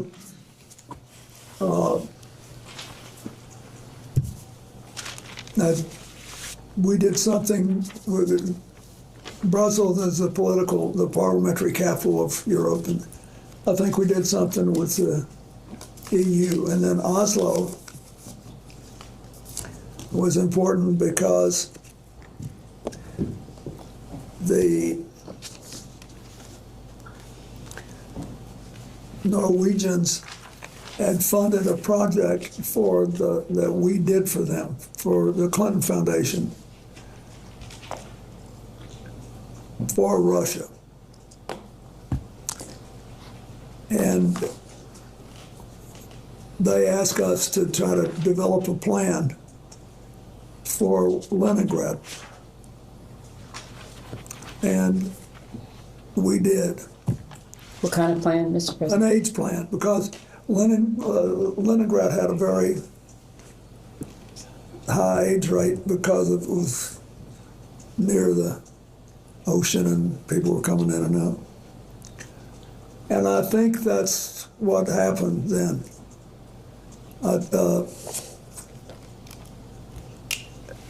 And then we went to China, and I'd been doing a lot of work on China, and it was very interesting because the Chinese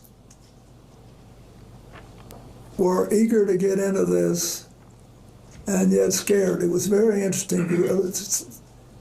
We could have been, if you were in Russia and China, you could have been in rural America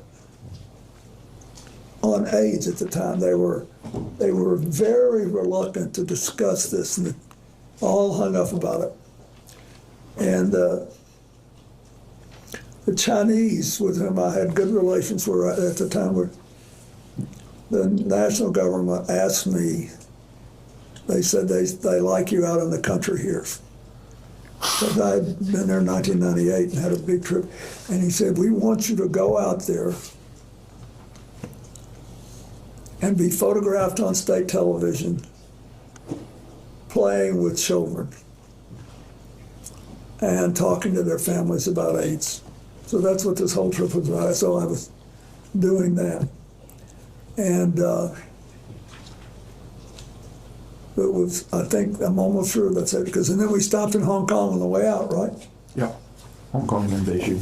Yeah. Thank you very much. I appreciate that context. Is it correct that while on that trip, you did not witness or become aware of sexual abuse of any kind? No, we were all busy as crazy. I mean, I never saw anything like that. Thank you. We have a few events for which we don't have exact dates. I'll ask about them one at a time. CNN has reported that in July of 2003, Ms. Maxwell co-hosted a fundraiser for your presidential library, and Mr. Epstein may have attended. We don't know whether or not you attended that event. Do you have any recollection of attending that event? I don't. I wouldn't be surprised. I don't remember anything about it. Thank you. An investigative journalist named Vicky Ward has claimed that Ms. Maxwell accompanied you on a trip to India sometime in 2003, including to the Taj Mahal, and that you traveled for that trip on a private jet owned by billionaire Ron Burkle. Do you have any recollection of the trip I just described? No. But I want to be forthright here. The first thing I did in the way of public service after I left office was to try to help India deal with the aftermath of the Gujarat earthquake, which happened literally 4 days after I gave up the White House. And so I called the Prime Minister of India, who was a friend of mine, and he said, I need help. I've got to build schools and hospitals, and I can't do anything in the small towns and the middle-sized towns and the rural areas. I only have the money to do something in the big cities. So I'm not saying I did or didn't do this. I have no memory. But I also I don't want to mislead anybody. We were doing tons of stuff. And we needed to finance it. So I can't say that I didn't do it. Thank you. In your 2024 memoir, you said that by the time Epstein was arrested in 2005, that you had stopped contact with him. When do you recall being the last time that you had any kind of communication with Mr. Epstein? The last time I remember was with him was sometime in 2003. Attorney Brad Edwards, that's an attorney who's represented many of Mr. Epstein's survivors. Excuse me, counsel, I believe there was a misstatement there. The book says who in 2008 had been convicted in jail in Florida, not 2005. Okay, thank you, I appreciate that. Attorney Brad Edwards has represented many of Mr. Epstein's survivors. He claimed in a 2011 filing that he believed the Justice Department possessed some kind of correspondence from you from 2007 or 2008 on behalf of Jeffrey Epstein. At any of the various points when Mr. Epstein was under investigation, did you or any of your representatives ever submit any correspondence to the Department of Justice on his behalf? I have no memory of that. To your recollection or knowledge, did you or your representatives ever have any other communication with the Department of Justice regarding Jeffrey Epstein? Not that I remember, no. CNN has reported that in 2007, Ms. Maxwell co-hosted a fundraiser for Secretary Clinton's presidential campaign in New York City. We believe that Christina Aguilera may have performed at that event. Do you have any knowledge or recollection of attending that event? I don't. There was an email released as part of the DOJ files recently that suggested you may have attended a party at Ghislaine Maxwell's home in October of 2009, and that publicist Peggy Siegel, as well as Jeff Bezos, may have attended. My only question to you is whether you have any recollection of attending a party that I just described. Is this her home in New York City? It would be at Ms. Maxwell's home in New York City. I have no memory of that at all. Thank you. It's been widely reported that in July of 2010, Ms. Maxwell attended your daughter Chelsea's wedding in Rhinebeck, New York, and that she accompanied billionaire Ted Waite, who was, at least at the time, a family friend of yours, and you've described a little bit today. You, of course, were at that wedding as well. Do you have any specific recollection of interacting with Ms. Maxwell at that wedding? No, I was an emotional wreck. I was just trying not to fall off the little, what do you call the pallets? The dais? No, the wooden we walked on the grass with. I knew she was there, and she and Ted were there. And what was your understanding of her relationship with Mr. Waite at the time? Well, I thought they were together, and I think Chelsea and Mark did too, and she was there.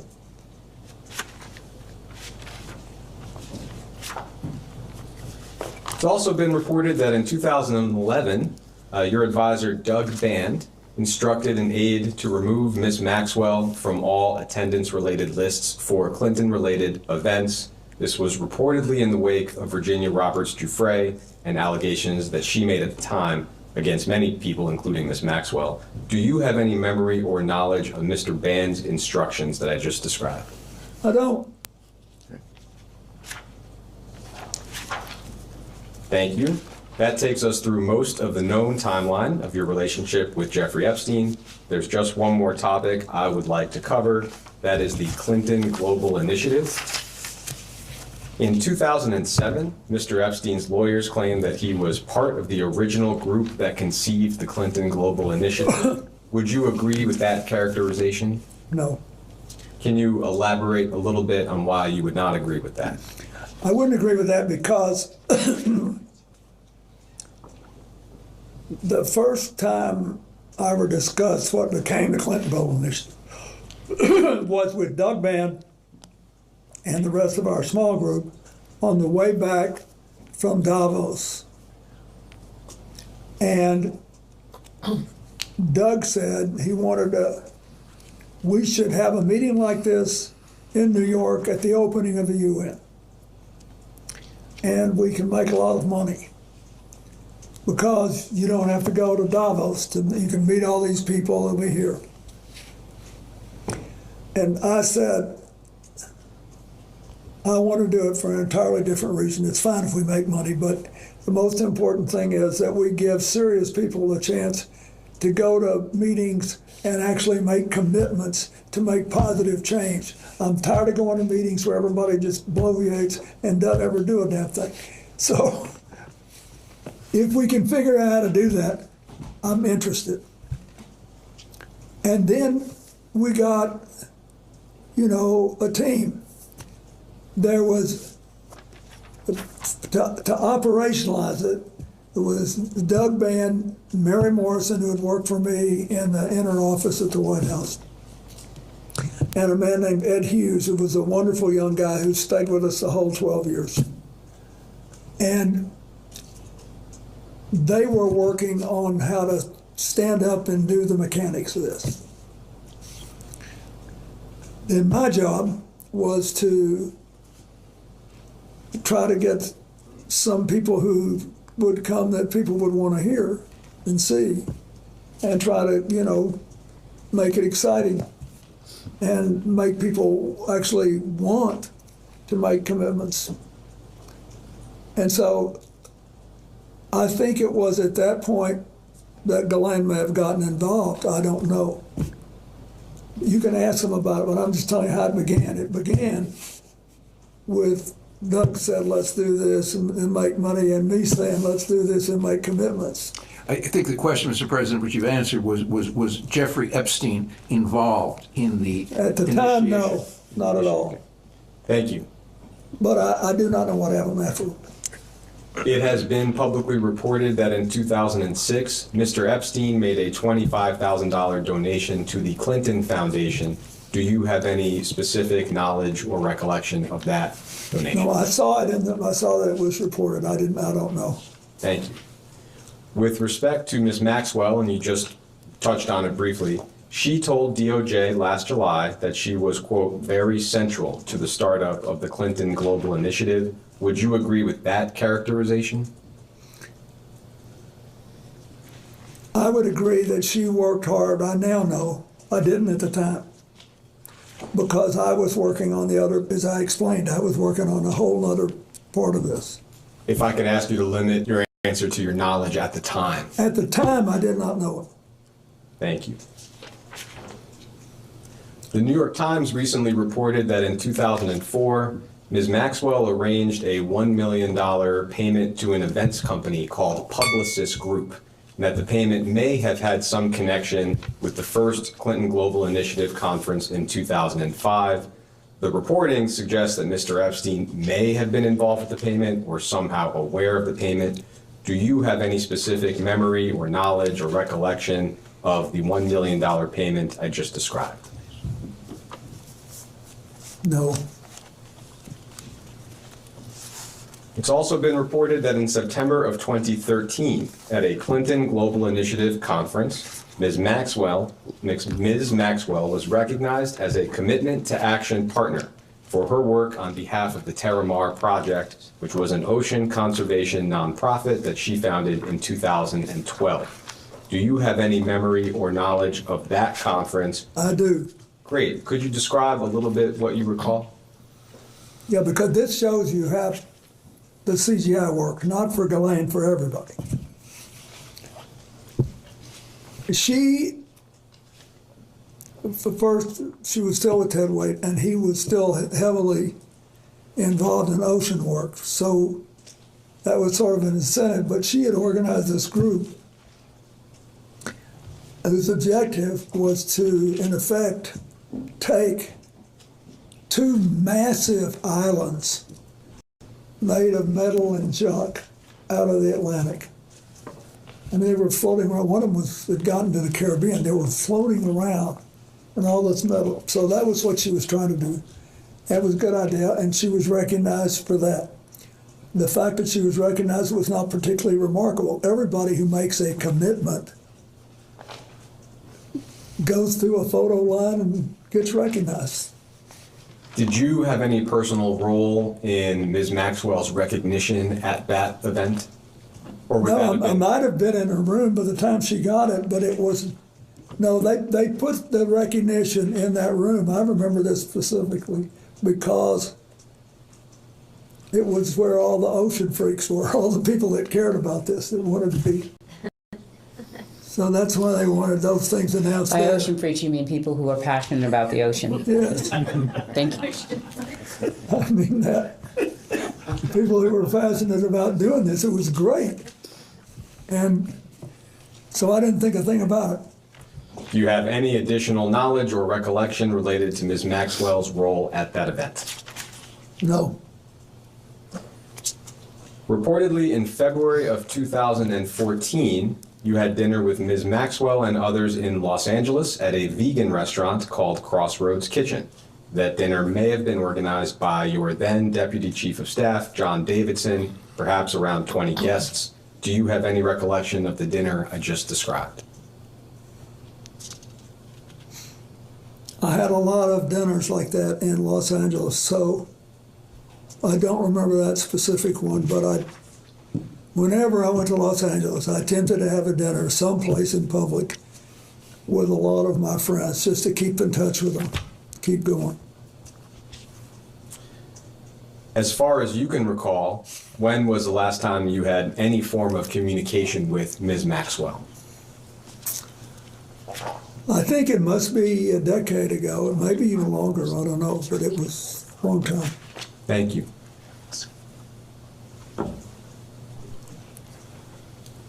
Mr. President, it's a pleasure to be here, and quickly, on a lighter note, point of personal privilege. My birthday is November 5th, 1974, which shouldn't mean anything to you, but what it means is that I turned 18 2 days after the election, and I couldn't vote, and I'm still upset about that. So on behalf of my mom, I apologize. She was a little slow.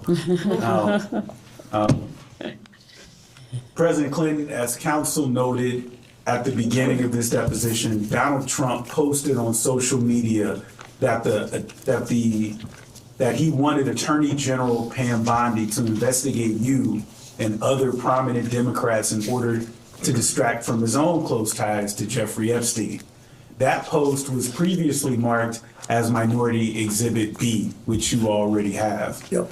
President Trump's post refers to Jeffrey Epstein's crimes against young girls and women as the Epstein hoax.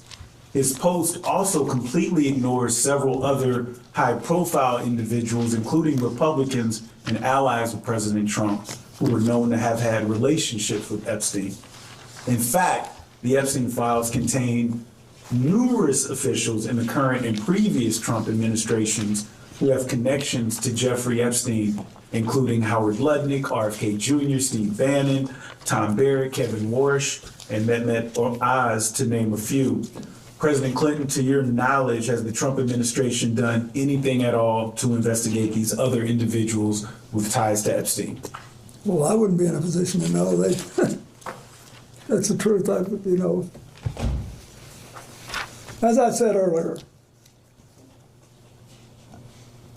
the only conversation I had with President Trump about this was in the early 2000s.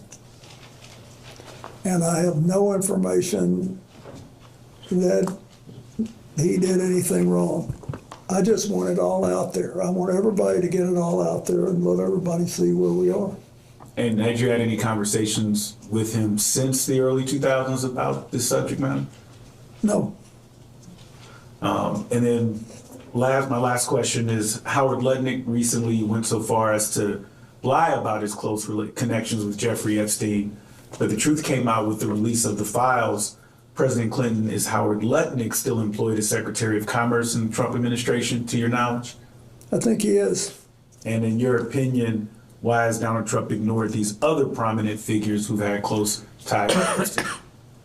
He's asking your opinion, Mr. President. Lutnick runs a big company and has made a lot of money and has supported him strongly. I don't think he believes that he's done anything bad enough to. I think he thinks he took his family to the island and he couldn't have done anything wrong. That's what I think he thinks. But I'm speculating. I'm doing what I have no business doing because I really don't know. Thank you, Mr. President. Thank you. That's okay. Thank you. I'll speak up. Thank you, Mr. President, for being here, for your service. I'll be brief. I think most of the pertinent questions have been asked today. I want to talk about transparency. You and Secretary Clinton were both very clear about your desire to testify publicly before this committee.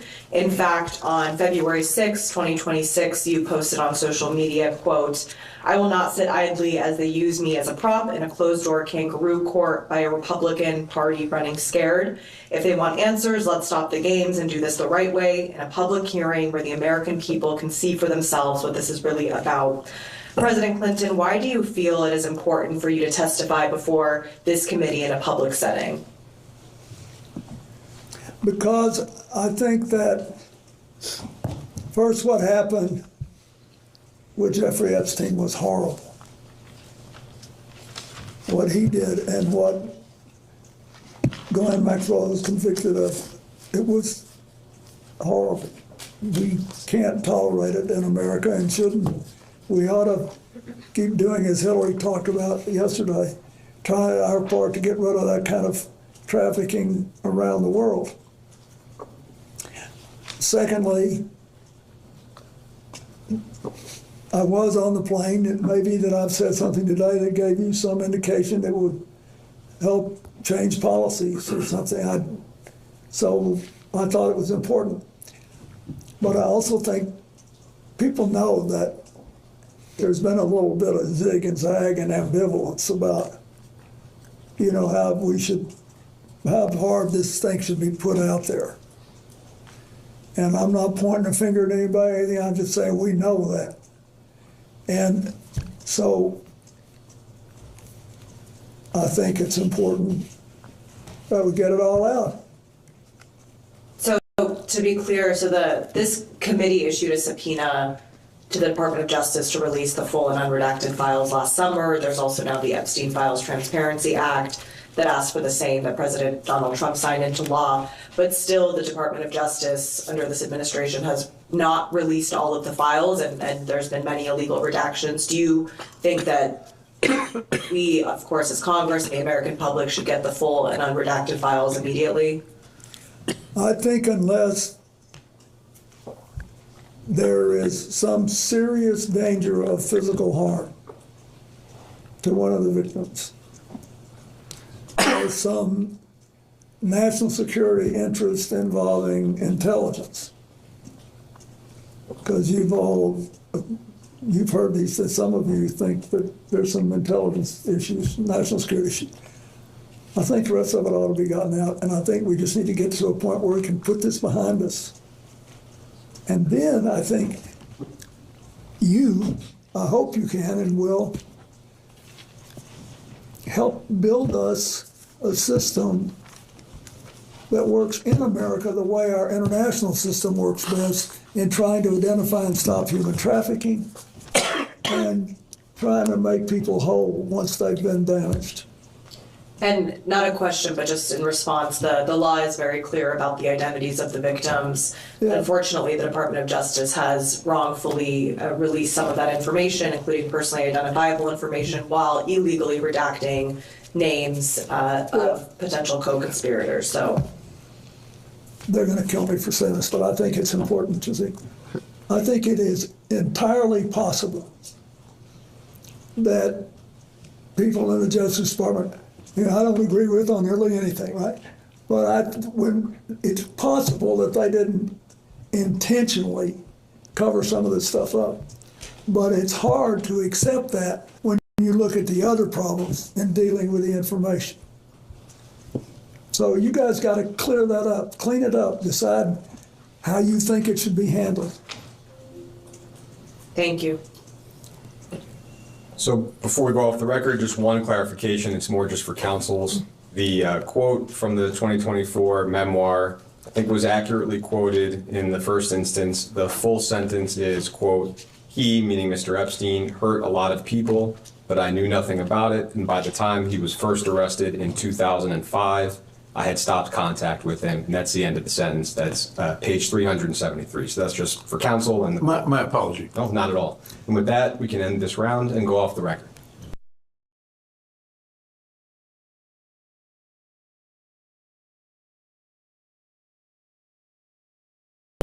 We'll go back on the record. Mr. President, during the last hour, there was a discussion related to your book with Minority Counsel. I just want to read the excerpt into the record, and just a quick question for clarification. You said, "I had always thought Epstein was odd, but had no inkling of the crimes he was committing. He hurt a lot of people, but I knew nothing about it, and by the time he was first arrested in 2005, I had stopped contact with him." We understand that Mr. Epstein was arrested in July of 2006. Can you explain the discrepancy? Are you asking him to fact check his own book? Correct. Okay. I mean, can you explain it or not? I can't. I'm sorry, we made a mistake. Thank you. All right, Mr. President, Congresswoman Nancy Mace from South Carolina, thank you for being here with us for hours today. I know it's been a long day, and I know that we're going to wrap up soon for you. Did you know one of the witnesses who testified in the Epstein cases that Epstein said, you quote, "like them young"? Why would Epstein say that about you? Are you asking his opinion? You're asking him to think about why Mr. Epstein would say something about him? Why would Epstein say that about the president? So she's asking you to try to be in Mr. Epstein's mind and guess at what Mr. Epstein would have thought about. Clinton likes them young, referring to girls. First of all, that's not true. What's not true? That I have any interest in underage. I didn't say underage. I said young. But it's still not true. Is an intern young? Yes. Okay. At my age, anybody younger than I am. Did you is know young. Jeffrey Epstein instructed a witness to deny you were ever on his island? He didn't have to since I was never there. Did you ever travel to Zorro Ranch? Is that the one in New Mexico? Yes. No. Okay. Have you ever flown on anyone else's private jet 26 times or more for overseas trips? I have flown as many miles on other jets, but never with as many stops. How many other people's planes have you used, like Epstein 26 times or miles, etc.? I don't know. I did with Steve Bing, who's now deceased, and probably with 4 or 5 others. Okay. So maybe about a half dozen billionaires total. So how many dinners did you have with Ghislaine Maxwell or Jeffrey Epstein in attendance? She's asking to the best of your recollection. I have no idea. Okay. Did you ever discuss sexual misconduct allegations made against you with Epstein or Maxwell? Never. Did Epstein or Maxwell ever offer to help manage or silence women who made sexual misconduct allegations against you? No. Did Epstein or Maxwell ever offer financial support directly or indirectly to legal defense funds related to impeachment proceedings or civil actions against you? Not to my knowledge. Do you think a young girl massaging a president is unusual? So are you asking his opinion? Well, he You're was asking his massaged by opinion? a young woman. I'm asking if he thinks it's unusual that a president, sitting president of the United States, leader of the free world, that So it's I'm sorry, unusual are a you young woman speaking would to, be. are you talking to the instance of the Yes, is it the- unusual that the a young back woman would be massage massaging? that occurred while he was not president? I'm just trying to understand. You said a president of the United States? Former president? Thank you. Just trying to make sure we're correcting the Are you time frame. filibustering? No, I don't need Okay. to. I'm actually trying to make sure that as I think I'm you. pretty clear. He said he You was said he was a young- sitting president. Excuse me, could we just please go one at a time? Thank you. You said a sitting president. I want you to be clear so that when he answers Former you, sitting the president. How record do is you want clear. to do it? Is it unusual? I have no calls idea for- if it's unusual. Objection calls for speculation. I figured.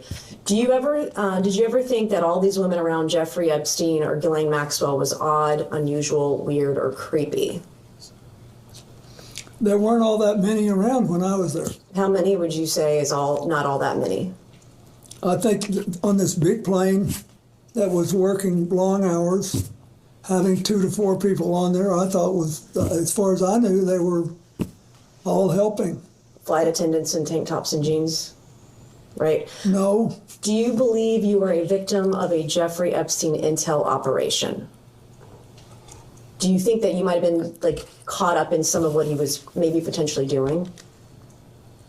Excuse me, Congressman, which question are you asking? I'm asking Intel if the- operation? First of all, I don't. Some type of intel operation. I'm just curious because it's been speculated on today and yesterday understand. that he may have been an intel asset. Do you think, perhaps knowing what we know now, the proclivity of it all, that he may have been targeting you as part of an intel operation? I doubt it. Okay. In 2019, you stated, after he was arrested, I guess this would be the second time, you stated you knew nothing of Epstein's, quote, terrible crimes since you only met, quote, briefly on only, quote, 2 occasions. Was this statement false? Excuse me, Congressman, That's could you not put in an accurate the statement. record Can you that please statement? share us what you said? Yes. In 2019, as reported by the media. Which media? This says this is the. Could you share a copy of it, please? Okay, Daily Beast. It says the title of this is Bill Clinton failed to mention his intimate 1995 dinner with Epstein. We can give counsel and the witness a moment to review the exhibit. Well, we'd like the statement. I mean, he put Yeah, I out a don't know anything statement about in 2019, full statement. And it will be marked Exhibit 22. So to be clear, the basis of your question is a news article with respect to the Daily Beast as to a dinner. Is that accurate? Nope, it's a question in the first paragraph which reads, hours after Jeffrey Epstein was arraigned Monday on several sex trafficking charges, former President Bill Clinton publicly downplayed his relationship with the pedophile financier saying he knew nothing of his terrible crime since they only met briefly on 2 occasions. And that's in the Daily Beast. Correct, that which not is in correct? your hand right now. Great, that's what I just said. Thank you. Well, what would What's you your like to question? know? So my question is, you stated you'd only met Jeffrey Epstein in 2019. You said you'd only met him on 2 occasions. Was this statement false when you made To it? be clear, this is a news reporting that is saying that that's what he Did you said. make this statement in 2019? Congresswoman, would you put in the statement that he made? This is a news report. Okay. It's double hearsay. Did So- Did you make this statement in 2019 as reported by the media? So you're asking whether or not he made a statement to the Daily Beast? Nope, it says, quote, it's quoting him or his office, etc. Are you denying you made this statement? It's quoting a sentence. If you put in the entire statement, that's all we ask. To be fair, give him the statement, not his report on it. I have no idea what the Daily Beast take is. There was a statement that was released that was broader than this, and they relied on only a portion of it. They relied on only a portion of his full And statement. that's the portion I'm focusing on. Well, he said he then- only was with Jeffrey So Epstein on it's 2 actually a occasions. misrepresentation of his entire statement. Well, can you let your client answer the question? Well, can you ask it in a way that would make it clear that what you are I'm being actually very asking clear. His statement said is he the met with broader Jeffrey question of Epstein. what did he say? He said he briefly met with him only No, on 2 the occasions. Daily Beast selected that piece out. So are you denying that the president made this statement? What I'm saying is that there is an entire statement. That's the statement on which the president spoke to. I'd like to provide it to this committee. We're happy to provide that committee. It's Okay, been I would like publicly to ask the reported. president this question. Was that a false statement that you made in 2019, that you only met with Jeffrey Epstein briefly on 2 occasions? Object to the basis of this question. Wait. This is, you're asking him about a news article, not the statement he It's quoting made. him. It's quoting the president of the United Quoting States. Are a you sentence. denying? Are you denying the president made this statement? I'm telling Are you denying he No, made I'm this statement? telling I you- want to know. No, I'm telling you that the Are you president making a made a false full statement statement. You are selecting a piece of it. Let's put in the My entire source- statement he made. I wasn't in federal office in 2019. I was not a part of this committee. I was a state house rep from Goose Creek, South Carolina, and I'm quoting open sources that I have. To the best of my knowledge, I'm not rich with a bunch of attorneys, okay? I'm doing the best that I can to get the information that I can, and I'm asking if the president was telling a lie in 2019 when he stated to the public he'd only met with Jeffrey Epstein on 2 occasions. He did didn't not say say to that the only public. in You're the statement, misrepresenting. Congresswoman Mays. Let me be clear. I'm not asking about your right to ask him any question, but don't do it on the basis of a news article. The news article is quoting his statement. So is the news It's article quoting- lying? Is the news article lying. false? It's false if you take it to mean what you say, which the statement did not do. Do you understand English? I Seriously. think I do. I I'm don't not think from you South do. Carolina, but I think I do. Did you make a statement, Mr. President, in 2019 that you only met with Jeffrey Epstein twice? I'm asking a question a different way. I have no idea, but I think that when I answer that, I don't believe I remembered anything about meeting him in 1995. So when making a statement about Jeffrey Epstein in 2019, would you have checked with your staff on maybe White House logs about the 17 times he visited, dinners you had with him, fundraising that you did with him, fundraising dinners he was on, you were on his flights 26 times. Would you have checked with your staff before making such a statement, or would you just... Congressman Mays, what statement are you talking about? Are you talking about the entire statement that he made in 2019? Ms. Mays, can I just ask you for the Ms. Mays, can I ask you for the record? Excuse me. Ms. Mays, can I ask you for the record? Can you read the article into the record, please? I'm not going to read the article into the record. Well, Ms. Mays, you are indicating that this article misrepresents a I'm piece. quoting Could you you have read not the asked article anybody into to the read an record? article into the record. I'm not going to do that. You've Well, not this done yet. basis I'm not on which going lie. to. You're not in charge of me. I am quoting from I'm not this seeking to be in article. charge of you, believe me. That is something I would not at all Don't even try. seek to be. So I want to be respectful. But I am asking, if you're asking him to speak to this, can you please put the entire article in the record? The entire article is in the record as an exhibit. What exhibit number is this? 22. 22. And yet...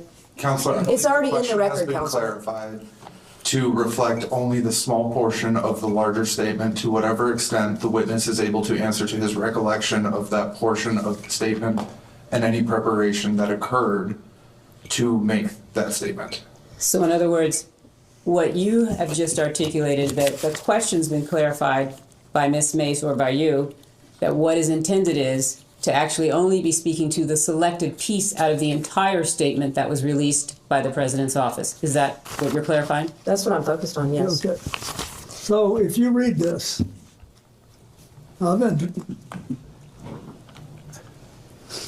you really want to know is if I was at a dinner No, I don't. My question was that about Ron your statement. Perlman No, sir. gave. No, sir. I'm not asking about that dinner. I'm asking about the statement at the beginning of the article. I would like to ask another question. Your statement in 2019 about only meeting with Jeffrey Epstein on 2 occasions briefly. That is not was that- correct. I'm going to object to that characterization. I That is believe- not what the statement says. Okay, so the third You're reading the paragraph Daily down- Beast article. So to be which clear- is a leftist rag, by the way. And on the third paragraph down, it says, in his Monday statement, Clinton said he had only, quote, one meeting with Epstein in his Harlem office in 2002, and around the same time made one brief visit to Epstein's New York apartment with a staff member and his security detail. Those are the 2 That meetings is in that were addition to this. referenced. So the Daily Beast, Bill Clinton failed to mention his intimate dinner, 1995 dinner with Epstein. That's by Pilar Melendez on the 11th of July, 2019. All right, Mr. President, your statement saying you only met with Epstein briefly twice, was that part of an effort to cover up your close relationship with Jeffrey Epstein, correct? Object to the form of the question. It misstates the record. She's asking if you were trying to mislead the public. Oh, no. Okay. How many times did Ghislaine Maxwell visit your home in Chappaqua? I have no idea. Who invited her? Well, I don't know. I don't know how. She may have been. Mr. President, that's it. Okay. Hillary had political events there. Okay. So is it to your knowledge, was she at your home in Chappaqua likely because your wife had her over for Senate events? That's what you testified earlier today, correct? That's not what he testified, but please ask the I would question like as him to to what he would clarify. actually, thank you, I appreciate that. I do not know. But if you are Mr. President, implying the reverse, I will volunteer something. She was never at my house in Chappaqua for any personal reasons. I didn't say anything for anything No, personal. you I didn't, but you had a great tone in your voice, and you're very good at it. That's just. Thank you. I'll take that as a compliment. It is a compliment. Thank you. And I did not go to Yale Law School or any law school for that matter. So yesterday, your wife testified that Ghislaine Maxwell was never at her home, and I believe you stated earlier today you thought if she was over there, it would be for Senate events. So was your wife falsely testifying yesterday before this committee, or are you? So he doesn't have the benefit of his wife's testimony yesterday, and so unless you all are going to provide the transcript, or you're going to actually provide that information, he's not in a position where he could address I that. believe all I said was that I didn't know. Okay. That she had done. You postured that maybe it was for her Senate. I'm going to have one last question, Mr. Chairman, and then you'll take over. I believe you stated today on around, and I know it's been a number of years, on around 2008, you ended, or before that, ended any communication with Jeffrey Epstein, correct? Around the time he got arrested or right beforehand. And he was arrested for child sexual prostitution or hiring girls for sex, or one girl for sex, correct? Roughly, child sexual exploitation. If you were aware in 2008 that Jeffrey Epstein was having sex with kids, and you knew of his close association with Ghislaine Maxwell, why would you still associate with Ghislaine Maxwell, who you dub essentially like your Doug Band?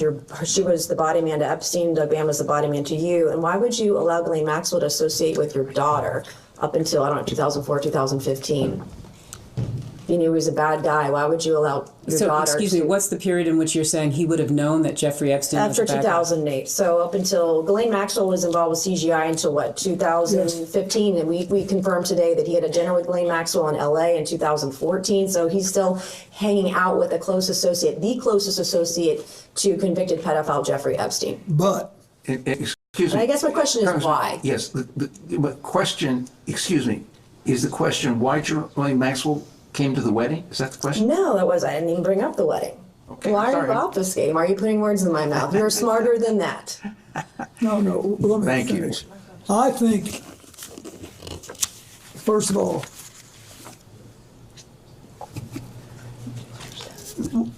when the wedding occurred,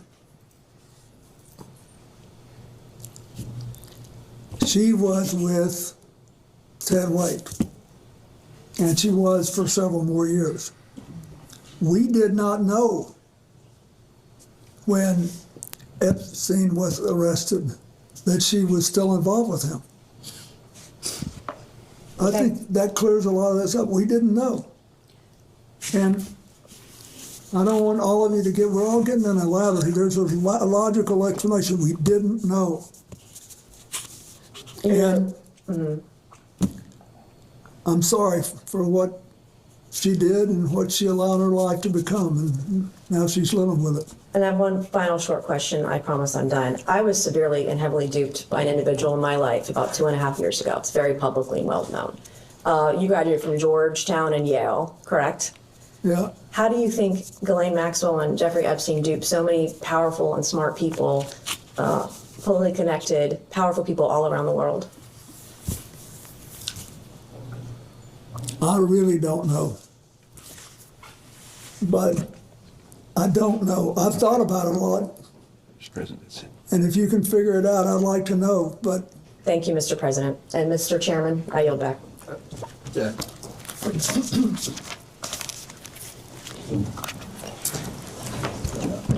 Point of privilege. I would like to say, since you made a great deal out of all this Ivy League stuff, I am also the last president ever to live in a place without indoor plumbing.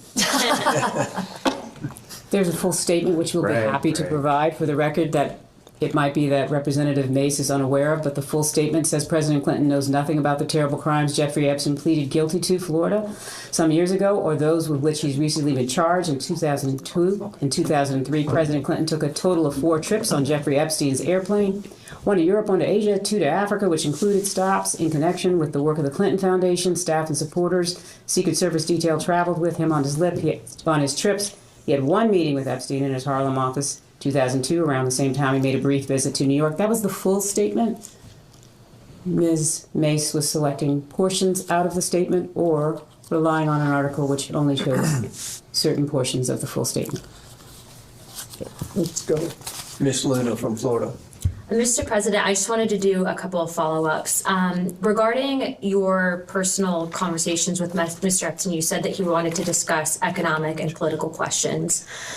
Was there ever a particular region of the world or topics that he wanted to reoccur and address?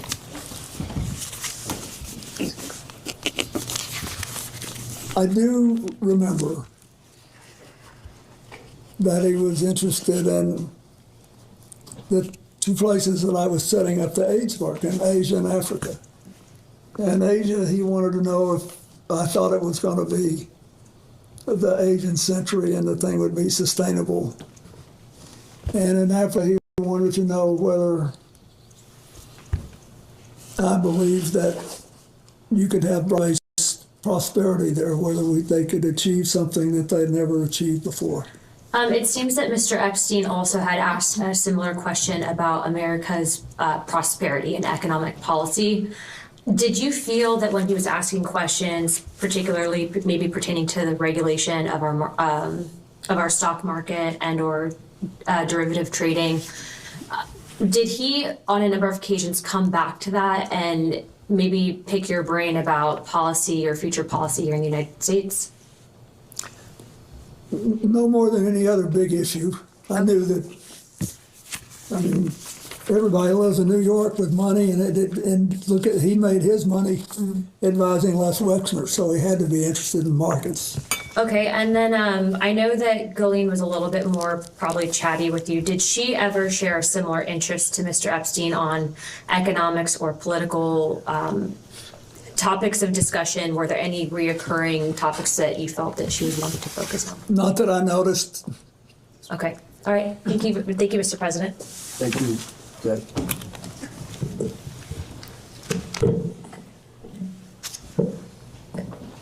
Mr. President, we've covered a lot of topics today, and I'm going to walk through some topics we've already covered just to ask some questions for clarification. Okay. First, during your relationship or the time that you knew Mr. Epstein, what did you understand his job to be?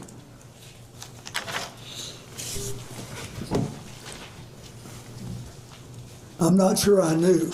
It was never clear to me. But he could have been living on investing the profits he'd already made. I knew he was his finance guy. And you just testified to Les Wexner being one of his clients. Did he ever make any other representations about who his clients were? No, but I never asked either. During the time that you knew him, did Epstein ever provide you with financial advice? No, Did he ever provide you with tax advice? no, Did you ever personally receive money from Mr. Epstein? no, Did Mr. Epstein ever loan you money in your personal capacity? not to my knowledge. So to be clear, did you ever exchange money with Mr. Epstein? Not that I remember. I don't believe I did.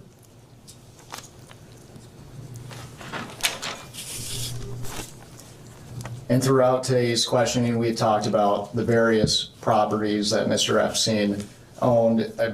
You testified to have visited the Manhattan townhouse, is that right?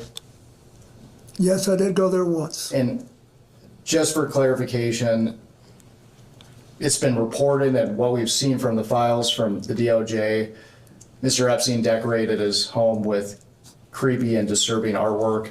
Did you notice anything unusual as far as his decor at his Keep in residence? mind, I was only on the first floor, ground floor. I did not see anything like that there in any of the rooms that I saw.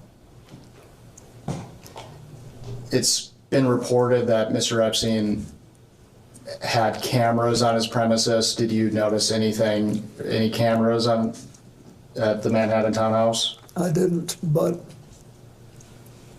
that may have been the whole point.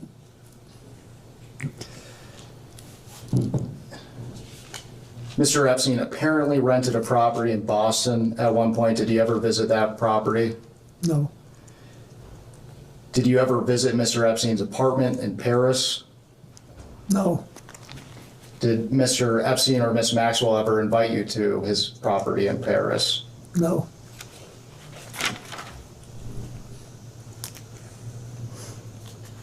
Did you ever visit Mr. Epstein's home in Palm Beach? no, Were you ever invited by Epstein or Maxwell to visit the Palm Beach property? I don't think so. Did you ever visit Ghislaine Maxwell's New York townhouse? No, I don't even know that I knew she had a townhouse.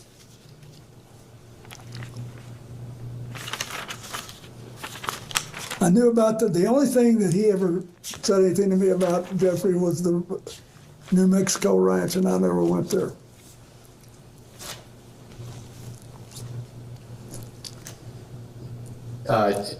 Did he invite you to the New Mexico ranch? Sort of. I mean, he was a little, but I didn't go. By then, I didn't go. Was there a reason? I don't remember, but I didn't. I think it was as we got closer to the end that he said something about it. Mr. President, in 2005, police in Palm Beach, Florida began investigating Epstein. In July 2006, Epstein was arrested for the first time for soliciting prostitution for minors.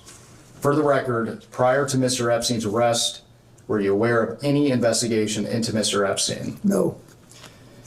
On October 20th of 2005, police executed a search warrant for Mr. Epstein's Palm Beach, Florida home. Palm Beach Detective Joseph Ricari spoke out about his belief that Epstein was tipped off about the raid since multiple computers expected to be at the house were missing when the search warrant was executed. To your knowledge, was Mr. Epstein tipped off about the October 20th search warrant in Palm Beach? He's asking for your knowledge. I don't know. I don't know. It's the first I've heard of it. They're only asking for your knowledge, Mr. President.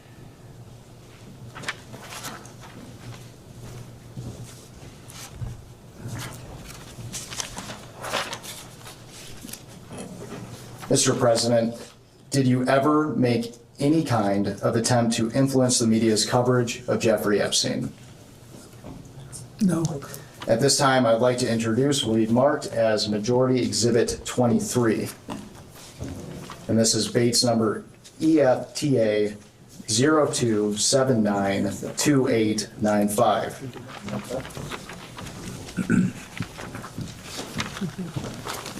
One page. Yes, ma'am. Thank you. Who's Shaza? I don't even know who that is.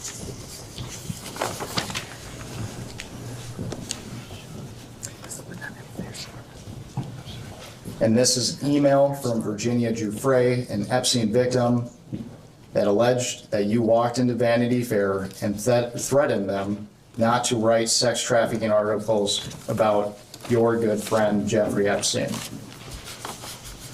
Mr. President, is this true? No.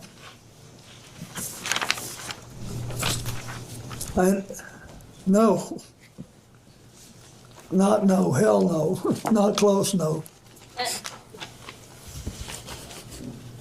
Why do you think Ms. Giuffre would make these claims? Are you asking him to have an opinion I don't about know, Ms. but- Giuffre's point of mind? Can we not do that? Like, ask him about the facts that he knows, as opposed to asking about the facts in other people's minds.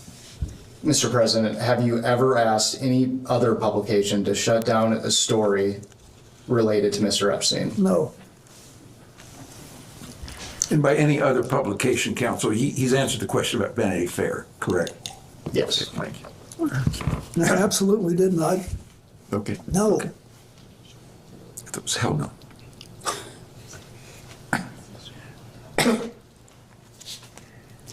Mr. President, did you ever advocate for or suggest leniency in Epstein's case to any government officials, including those in the Department of Justice or Florida State Attorney's Office?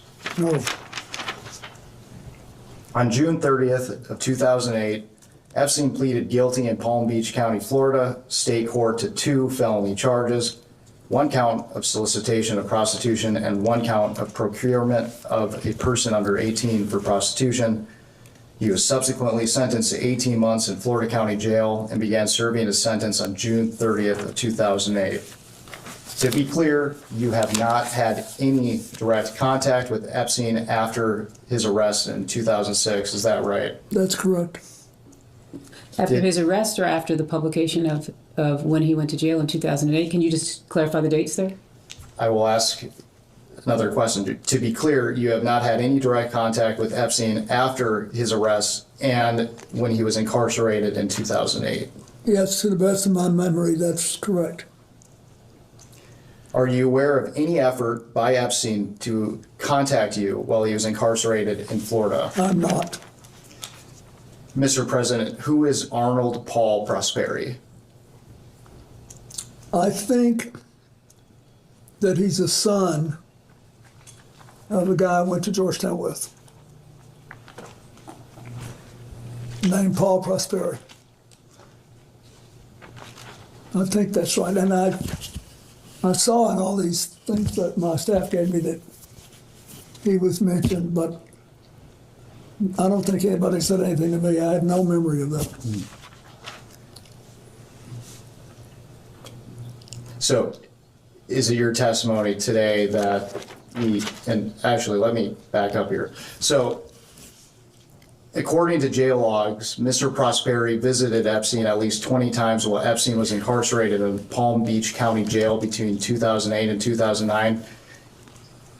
Based on what you just said, is it your testimony that you believe that to be the son of the man you went to college with? It could be. But he didn't talk to me.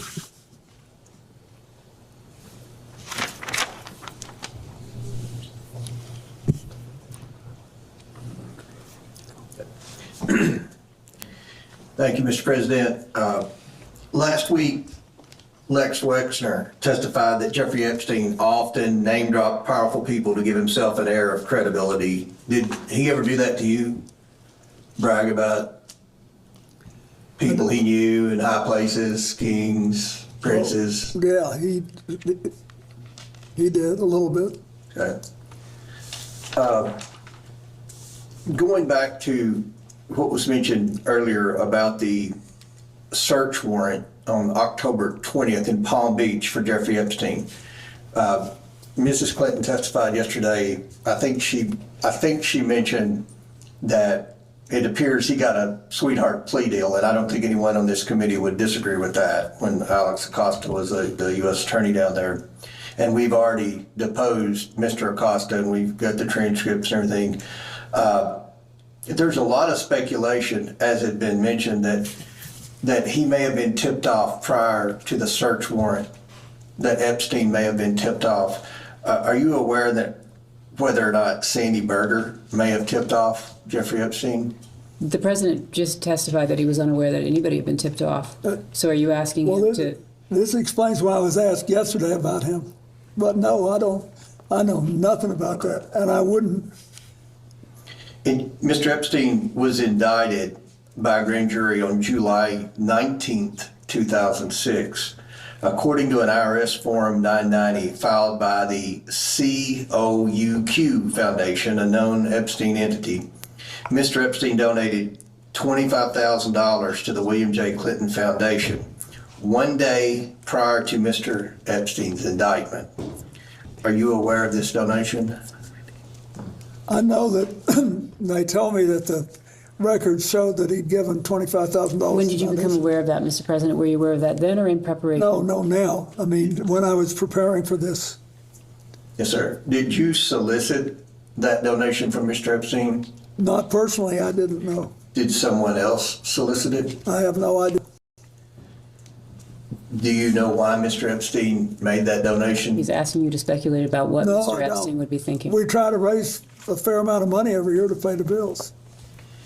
It seems to me that as investigators were narrowing in on Mr. Epstein, he may have been trying to earn some goodwill with you. What do you think about that? It wouldn't work. Right. Did it ever seem to you that Jeffrey Epstein was trying to suck up to you or get on your good side in order to further his schemes? No, I didn't think about it that way. I thought he wanted to do what he said. But he was, very idiosyncratic. Right. After his arrest in 2006, did you have any further contact with Mr. Epstein? I don't believe I did, no. Did anyone affiliated with Epstein, including Miss Maxwell, contact you on behalf of Jeffrey Epstein to discuss his arrest and the allegations against him? No. Did they ever ask, either Jeffrey Epstein or Miss Maxwell ever ask you for their assistance once Epstein was in trouble? No. Or once Miss Maxwell was in trouble? No. Did Jeffrey Epstein ever attempt to contact you while he was incarcerated in Florida? No. He didn't attempt ever to contact you? Not as far as I know, no. Yesterday, during the deposition of Secretary Clinton, she suggested that we follow the money with Epstein because there's a big question, how did he accumulate so much wealth? And I think you had testified earlier, and if I'm wrong, feel free to correct me, that you didn't really know how he made his money. I mean, he had a big plane, and I knew that he had made an extraordinary amount of money from Les Wexner, who was quite wealthy. I had no idea whether he had made enough to support the lifestyle that I saw.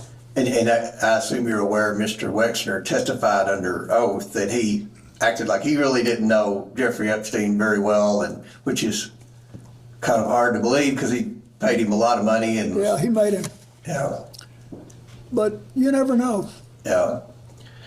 Well, one of the things when we concluded the deposition yesterday, we asked Secretary Clinton, for her advice moving forward in the investigation. And with respect to a statement she said yesterday, it was something that we've done on the committee, the majority has done on the committee.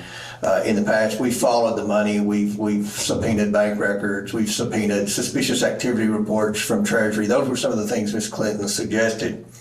And in order to do that, obviously we have to subpoena banks, specific banks for specific accounts. Do you ever recall in the conversations you had with Mr. Epstein any particular bank that he was affiliated with, or any particular big banks that maybe he had deals going? No. He never asked me about that. Okay. And with that, we can go off the record.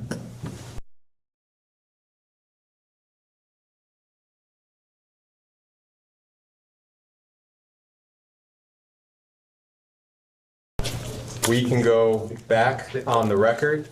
Mr. President, I just wanted to clarify one thing from the previous round. Our understanding of your testimony today is that with respect to the dinner with Ms. Maxwell in Los Angeles, you were not actually sure whether or not that dinner occurred. That's Is that correct. correct? Is that correct? That is correct. Thank you. As we start to close, is there anything you would like to add or clarify about what you've said here today? You're good. Well, You're good. I think we're fine. I'm struggling because it's hard to know exactly what I knew when I knew it, given what I've learned since.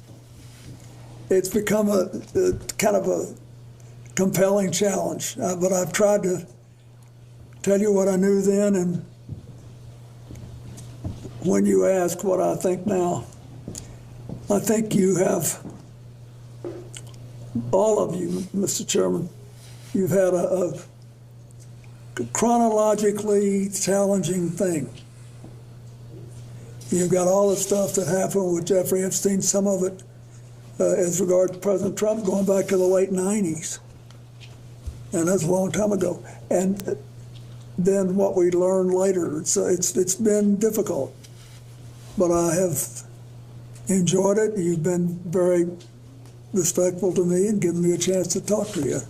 Well, we thank you for your time. And I wish you well. I still will say, if you can think of some things to do that will reduce the incidence of trafficking in America, and it should be possible for us to virtually eliminate underage abuse. It should be. We just got to figure out what kind of technology we need and what kind of policies. Thank you. And the answers that you provided today are to the best of your recollection. Is that correct? Yeah, the answers I provided today are what I believed at the time and what I think was in my heart, including about previous testimony. Great, thank you. Unless there's anything else you would like to share, we can go off the record.